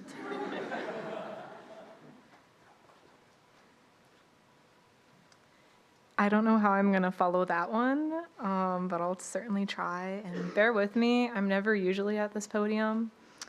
It's weird. Okay. Also, if you do not already know me, my name is Lauren, and I am currently a sophomore double majoring in agronomy and horticulture. And I have had the pleasure of serving the last 2 years here in Senate, first as a residence hall senator, and then now then previously as the Frederickson Court senator. And I've also served both of those years on the Sustainability Committee, specifically working to improve the education surrounding conservation on campus through the installation of signs at prairie plots, native gardens, and at Lake Laverne here on campus. And it has been a tedious process. As one of your sustainability co-directors, I am hoping to further the push for greater knowledge of how Iowa environments have been degraded and what the average person can do to help. It is a personal project of mine, and I'm very passionate about this, and I'm hoping to get this succeeded during my time here. Along with this, I'm also hoping to have Iowa State University's campus recognized as a pollinator hub nationally, and if you don't know what that is, it's a crucial site for pollinators to stop at as they migrate across the country. Enacting sustainability and being an advocate for change, though, depends on collaboration, which I intend to do as my term as co-director, by reaching out to the prominent sustainable adjacent clubs and organizations here on campus outside of the Sustainability Committee, and looking for ideas, partnership, and ways that we can better enact change here. I'm also planning to make this larger scale by reaching out to the representatives in student governments, not only the schools in the Big 12 that we see when we meet usually annually, but our neighboring schools and student bodies not in our division. Visiting their campuses, hopefully, and exchanging ideas similar to the One Sustainable Iowa event that's held every year by an Iowa university. There's so much I'm excited to do with my co-director, as well as during this term, and I thank you for your consideration. And if I could describe myself in 1 word, I'd be really nervous right now.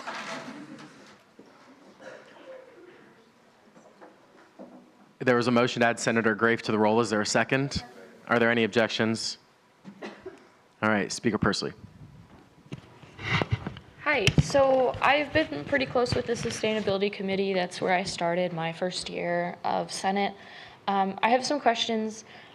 This past term, I've had some communication issues with the Sustainability Committee. One of the events that I was helping to put on, I worked on it and it got canceled and it wasn't communicated with me or really anyone else very well at all. I know I worked really hard to make connections with the sorority and fraternity community, and they posted about the event and they were not told it was canceled. So I just had a lot of communication issues. How are you going to work in this new term to be better at communication with senators, with other organizations and such? I know for me personally, I'm going to make sure that my team's always is on notifications. I usually bring my phone everywhere. I am a part of a lot of group emails, so with the university, so I always have to have my email notifications on anyway. So I guess just being more available to reach, especially outside of Senate meetings, so yeah. Yeah, so the situation that you're talking about, unfortunately we had a mix-up with one of our at-larges who kind of just agreed to a lot of stuff without talking to the co-directors, which was unfortunate. However, we did have a sit-down conversation with that individual, and so that should not be an issue anymore. Thank you. I yield. Senator Gertis. Yeah, my question's kind of addressed to President Brandt. It's kind of a point of information. It's been brought to my attention that the bylaws currently have the sustainability position as Director of Sustainability. Has there been a new executive order to make it co-directors? Yes, I signed an executive order last week on Wednesday for this. Okay, Yep. sorry. I just Nope, wanted you're to make all sure. good. So it's, yep, you're good. Okay, great. I do have a question. How do you guys plan to divide your responsibilities as co-directors? Yeah, so similar to how Abby and I did it last semester, just kind of playing to our strengths. I know Lauren is less enthused about public speaking. However, I love public speaking. It's something that I think that I thrive in, especially with being able to communicate with all of you guys every week. That's something that I really enjoy. I like getting to connect with you all through that. Whereas Lauren, she's been phenomenal with a lot of our more like emails and planning and having these amazing, interesting, weird, niche ideas. So it's stuff like that where it's playing to our strengths.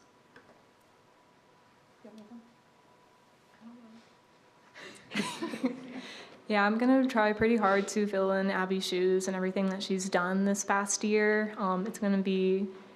She has really big shoes to fill. She was a great co-director.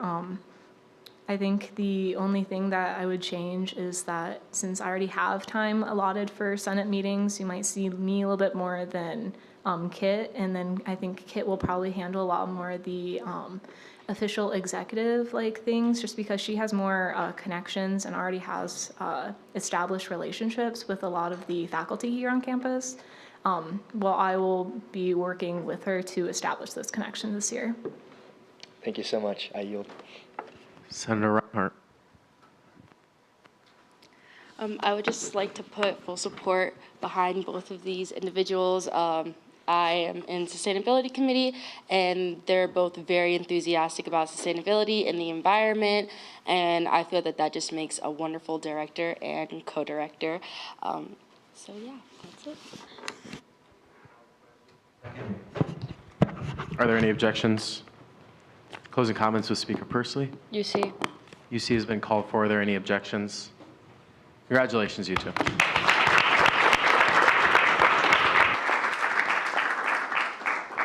All right, folks, we're on the home stretch. Now we have 2025-1-12 SC, executive nomination for Director of Outreach with Speaker Pursley.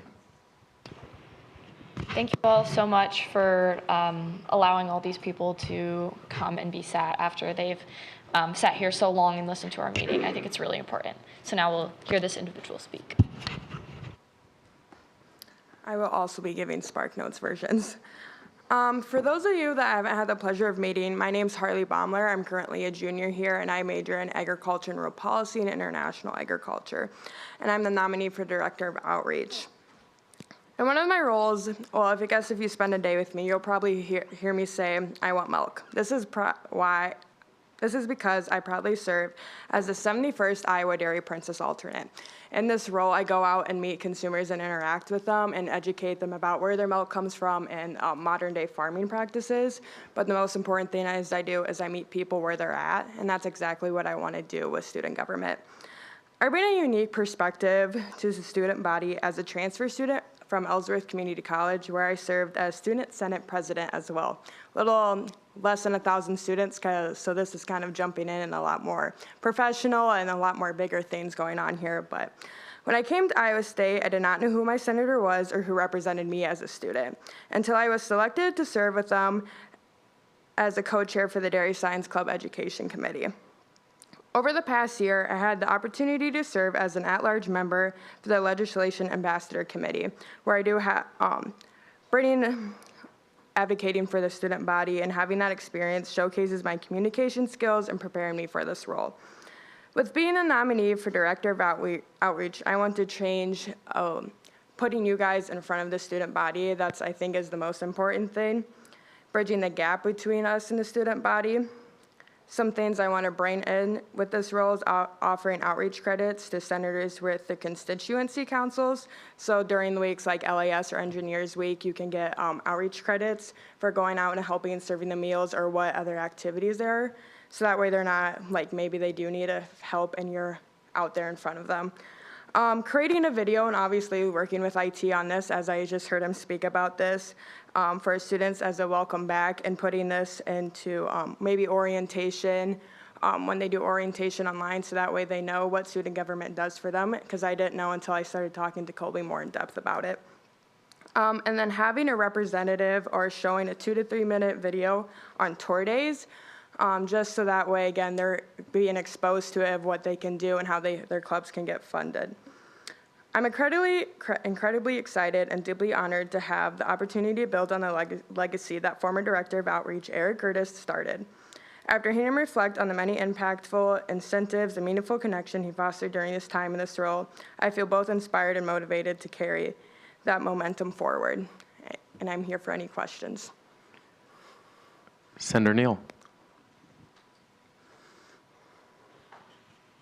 I'd first like to motion to remove Senator Reinhardt from the role. Are there any objections? They'll be removed from the roll. Please continue. No. Also, do we need to remove, I guess, Co-Director Verger? No, okay. Yeah, I just removed her when she was seated. Awesome, thank you. Thank you for coming to speak to us. It sounds like you have a lot of great ideas, and I'm really excited about what you have to say. I guess my main question is, obviously coming from a smaller college originally, do you think that gave you some unique perspectives on how to do outreach at a larger university that maybe someone who's gone to Iowa State for all of their education might not have the same perspective on? Yeah, I guess like for me, I've known Will and Colby outside of before I came to Iowa State, so I feel that I do have the skills to like kind of outreach and kind of building on what Eric did in the past year. I kind of want to incorporate a little bit more things. These are just things that I kind of came up with after reviewing. I'm open for that. I don't have one that I can like specify, but my biggest thing is reaching people where they're at. Like obviously you do have to go through orientation. I never went on a tour before I came here, so I can't speak on how those would work, but I think exposing us to them as soon as possible is the biggest thing. And again, like showing how we can offer them in the, because I did not understand. I even know Jennifer Holliday, past former president, many before she even stepped foot on Iowa State. And I didn't know the capacity that you guys, we serve students. So I think it's just showcasing what we do and how we serve students. Even talking to my roommate who's been here for almost 4 years, she has no idea what goes on in this room. So I think just putting us in front of students right away. Senator Marcus. Oh, Senator Curtis. See this. Firstly, I'd like to voice my full support for Harley. As she said, I met with her. We had a great discussion. We talked about what worked for outreach this last year, what didn't work, some new ideas going forward. I showed her the mass email, event authorization, outreach credit tracking, all that fun stuff. She has a lot of fresh ideas to bring to the table, like that constituency council outreach opportunity, which I never would have thought of. That's a great idea. I will be voting for her personally. And with that said, I just have one question for you. What are you looking forward to the most in your new role as Director of Outreach? Connecting with students, I think, and getting out and hearing their stories and sharing their experiences with each other. That's my biggest thing I enjoy in every role that I have. Thank you. I yield. Senator Marcus. Yeah, I just wanted to voice my support for Harley in this position. I was able to work with her for a very short time as co-chairs of the Education Committee in the Dairy Science Club, and I have, just as being a member of the Dairy Science Club now, even just seen the hard work she's put in through the committee meetings, everything else, the coordination she's had to do, emailing back and forth with many different people, club members, sponsors, things like that. She's very well organized and just a very good, very well put together person, and I have no doubt she will succeed in this role. Are there any objections? Closing comments with Speaker Pursley. UC. UC has been called for. Are there any objections? Congratulations.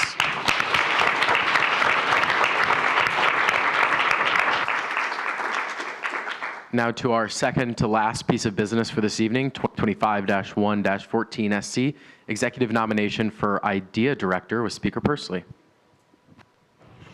All right, we're going to hear our second to last speaker.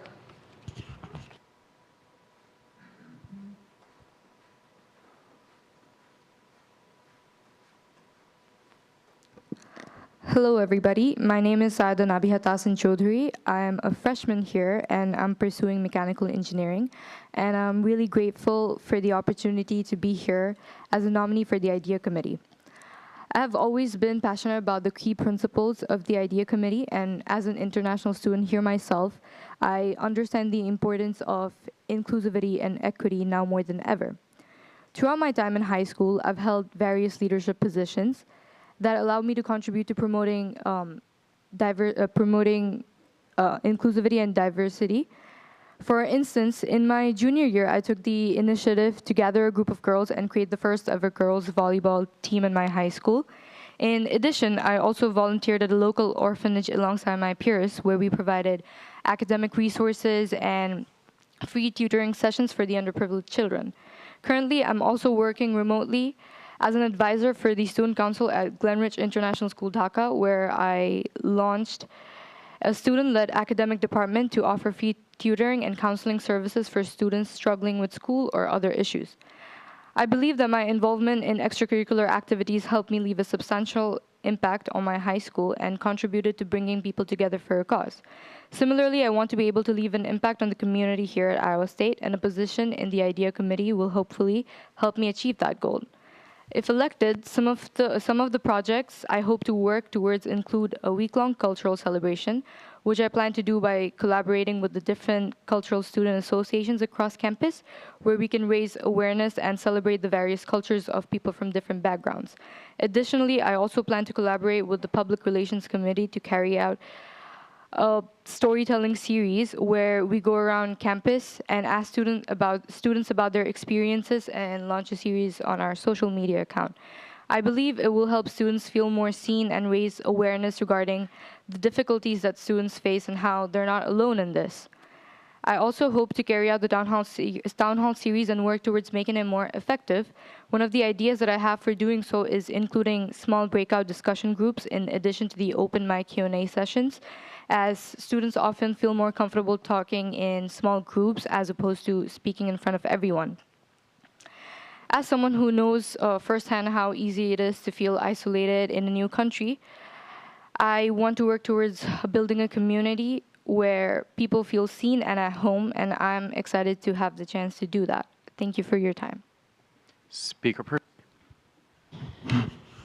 So the A in IDEA stands for accessibility, and I think that it often gets overlooked. As a student with a disability, it's something that's really important to me. Do you have any ideas or projects related to accessibility on campus, and how do you make it more improved? Thank you for your question. I do agree with you that accessibility often tends to get overlooked. Because personally speaking, I myself wasn't aware of a lot of resources that were available for me as like an international student or a freshman. So to promote more accessibility, I think I would reach out to more student organizations to help get the word out to incoming freshmen or students in general about resources that they could use, and also maybe promote it through our social media accounts. Yeah. Senator Juwan. Awesome. Senator Snyder. I'd like to yield my time to our Senate Clerk. Hi, nice meeting you. I mentioned that I was Director of International Experience, and I had a plan for a multicultural club fest right after international orientation and before the actual club fest for international students and students inside of a different culture. And since I don't think we're gonna see an international student, anyways, my other position, previous position, would you be interested in working in that with me? Yes, I will be more than interested in working with you and collaborating with you. Yeah. Okay, thanks. Senator Dahman. Hi, so you spoke a lot about how you were involved in high school. What kind of clubs and stuff are you involved with on campus? All right, so since this is my first semester, I haven't been able to get involved with a lot of clubs, but currently, ever since I started attending Iowa State, I had been attending general meetings and events for this club called SWE, which is Society of Women in Engineering, and I think that that was a great initiative, and I also applied for a cabinet position there, and starting next semester, I'm hopefully going to be working as a cabinet member there as well. Besides that, I worked as a career fair ambassador for the Engineering Career Services, and I'm also part of the Cultural Ambassador Program at the moment. So I think those are my current involvements. Thank you. I yield.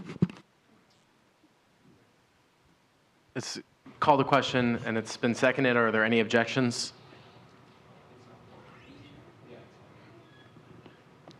All right, closing comments to Speaker Pursley. UC. UC has been called for. Are there any objections? Congratulations.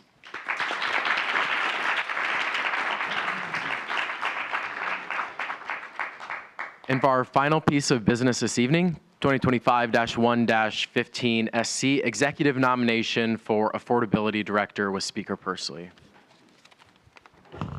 This is our last one. Can't wait to hear from you. Thank you. All right, so for those of you who don't know me, my name is Jay Bell. I'm a sophomore in industrial engineering. I want to thank Colby and Will for nominating me for this position. I want to thank the members of this body for giving me the opportunity to speak, and for almost every one of you I've met with you. I want to thank Hamath and Bob Carver for supporting my nomination and for the work they've already done with me to start improving the efficiency of and effectiveness of the Affordability Task Force. I would like to say it'd be a great honor to serve as the Director of Affordability. A little bit about me. I'm from West Des Moines, Iowa. I went to Valley High School, so if you went to school in Iowa, my bad. I'm a member of the Triangle Engineering fraternity on campus. I'm an industrial engineer, so a lot of my family has gone to Triangle, so it's been a really nice time connecting with my family. And a lot of my family has gone here. My grandfather, my father, myself, and my older brother all went to Iowa State. Being a Cyclone is in our blood. We've seen for 3 generations the positive effect this university can have on its students. One of the things that's incredibly important, though, is that students are able to afford it. So one of the things we also want to do is redefine the way we think about affordability. Affordability is not just about taking less money out of people's pockets, but making sure they have the money there in the first place. So we want to have initiatives that will work towards making sure the student body has opportunities to be making money, expanding the workforce ability, expanding the ability for people to get work and grants for their student things, working with Senator Jones on the Teach Grant expansion, as well as former Director Carver. And yeah, I think I would love to build long-term efforts that we can continue for many years beyond my time as Director of Affordability. I look forward to answering any of your questions. Thank you. Senator Margaret. Just a real quick friendly for the speaker, if we can have this read Director of Affordability, if that would be accepted. Thank you.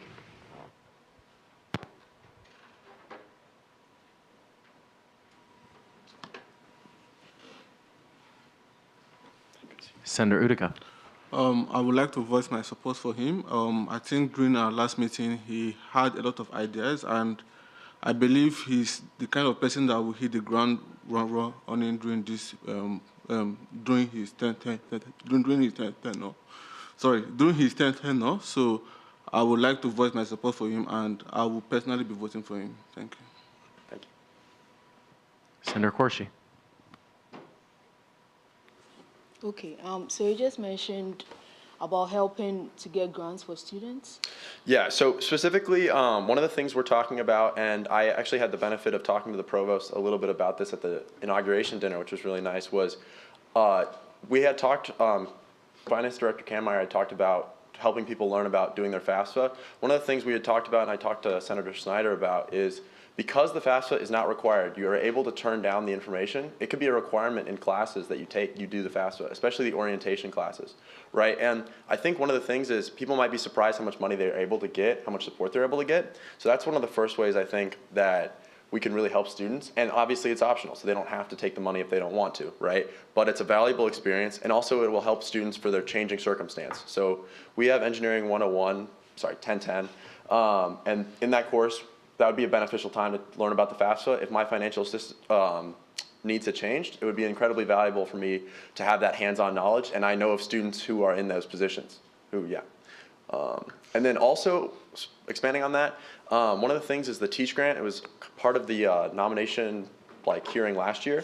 One of the things that's super important is the Teach Grant is a very valuable thing for students. Senator Jones is nodding her head. And one of the things that's important about it is a financial obligation. So if you do back away from it, it becomes a loan, right? So I don't think we want to be doing anything where we get the most people possible sign up for the Teach Grant. What we want to be doing is getting students who would be likely to do it, who would benefit from it, in the position where they know about it and they can make that choice, right? Because we wanted them to make an informed choice rather than be ignorant to the options, right? And through no fault of their own. Oh, thank you. Senator Iona Dimhoff. I would like to yield my speaking privilege to Finance Director Cam Meyer. Hi. I just have a few questions since I'm sure you're aware of this. You'll be on my committee. Very excited. Awesome. If the answer is no to any of this, you are perfectly fine. I just want to preface by saying that. Have you read the PNC yet, or at least I have not. looked through it? Okay, that's all right. I'll just say I love your enthusiasm and excitement to get going on all of this, especially considering how late at night it already is.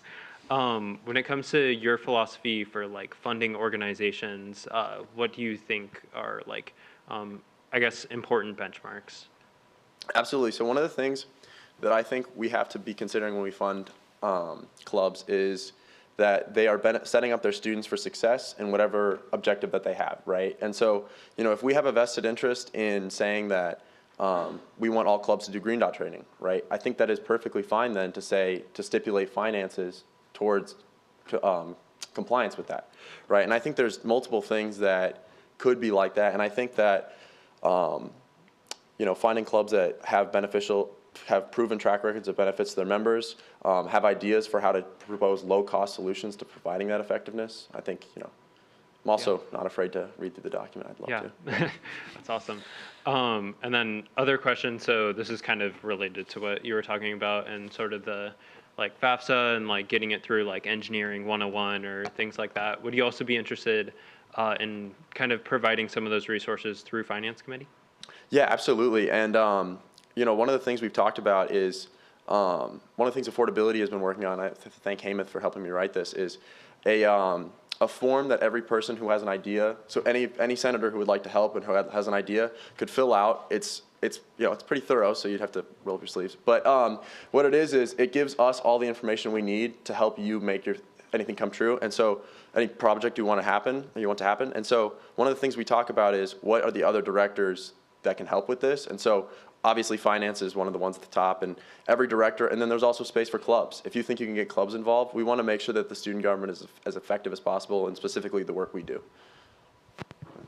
Awesome. It'll be great working with you starting in the fall. I yield. Oh. Said hopefully. Oh, hopefully, yes, Yeah. hopefully. I can't vote anymore, so please vote yes. Thank you. Senator Kutsi.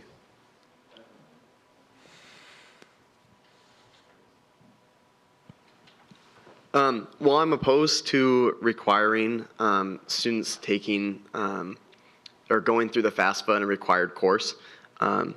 What would you say you are most eager for with affordability for students? Maybe one particular thing. Absolutely. Would you like me to address the other piece or no? Yes, you can if you'd like. Yeah, absolutely. I think, and to clarify, they would only have to fill it out. They would not have to file it, right? So they wouldn't have to fill out that information, and then obviously it would be held to the same academic standards so that their information would be kept private. And I honestly think it's a valid concern, and if people want to opt out, we can work through in the nuanced ways of making sure that people have that option if they want to. One of the things that I'm the most excited for is reorganizing the task force so that we have as many people working as possible on the things that they're most passionate about, right? So for my one word, the thing I chose was excited, right? Because after meeting everyone on the task force, and including meeting you at the inaugural dinner, everyone has ideas that they're really passionate about and that they have subject area knowledge on, right? What I want to turn my position into is not so much that I'm saying yes or no, but I'm facilitating people doing what they think is right, and that we make this body get people to help do the things, right? I didn't phrase that very good, but my fault. You know, and so I think one of the most exciting things is, you know, Hamath has his tech lending initiative, but he also has, you know, experience reviewing these. We've been working on reviewing these forms, and so I think it's going to be really exciting as we gain experience over time and become better at doing these things more effective. And overall, I'd like to build that culture. That's the most important thing, is the culture, right? And if we can keep the culture till next year and the year after that, we'll have a lot of changes, because it's, you know, it would be impossible for me to come up here and say, I think we're going to save every student $20,000. That just wouldn't make sense. It wouldn't happen, right? But we could say over the next 20 years, we could work towards saving some students money, preventing other students from losing it, educating people on what they need to know, you know. And so I'm very excited to build that culture and to have that kind of energy going. Great, thank you. I yield. As we call the question, is there a second? Any objections? Closing comments with Speaker Pursley. UC. UC has been called for. Are there any objections? Congratulations.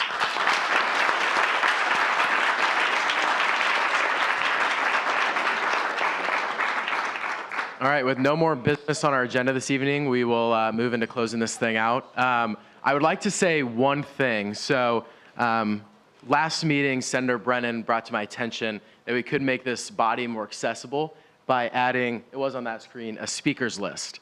And so we took some time and we figured something out, and with the help of our vice speaker, we really made it happen. It seemed like people really liked it, right? So if you have ideas that can make this body more accessible, could make us more efficient, could make things work better, you just have to let me know and we can make it happen. So I'd like to say thank you. I'd like to say thank you to you. And I'm looking forward to next year, and good luck on finals.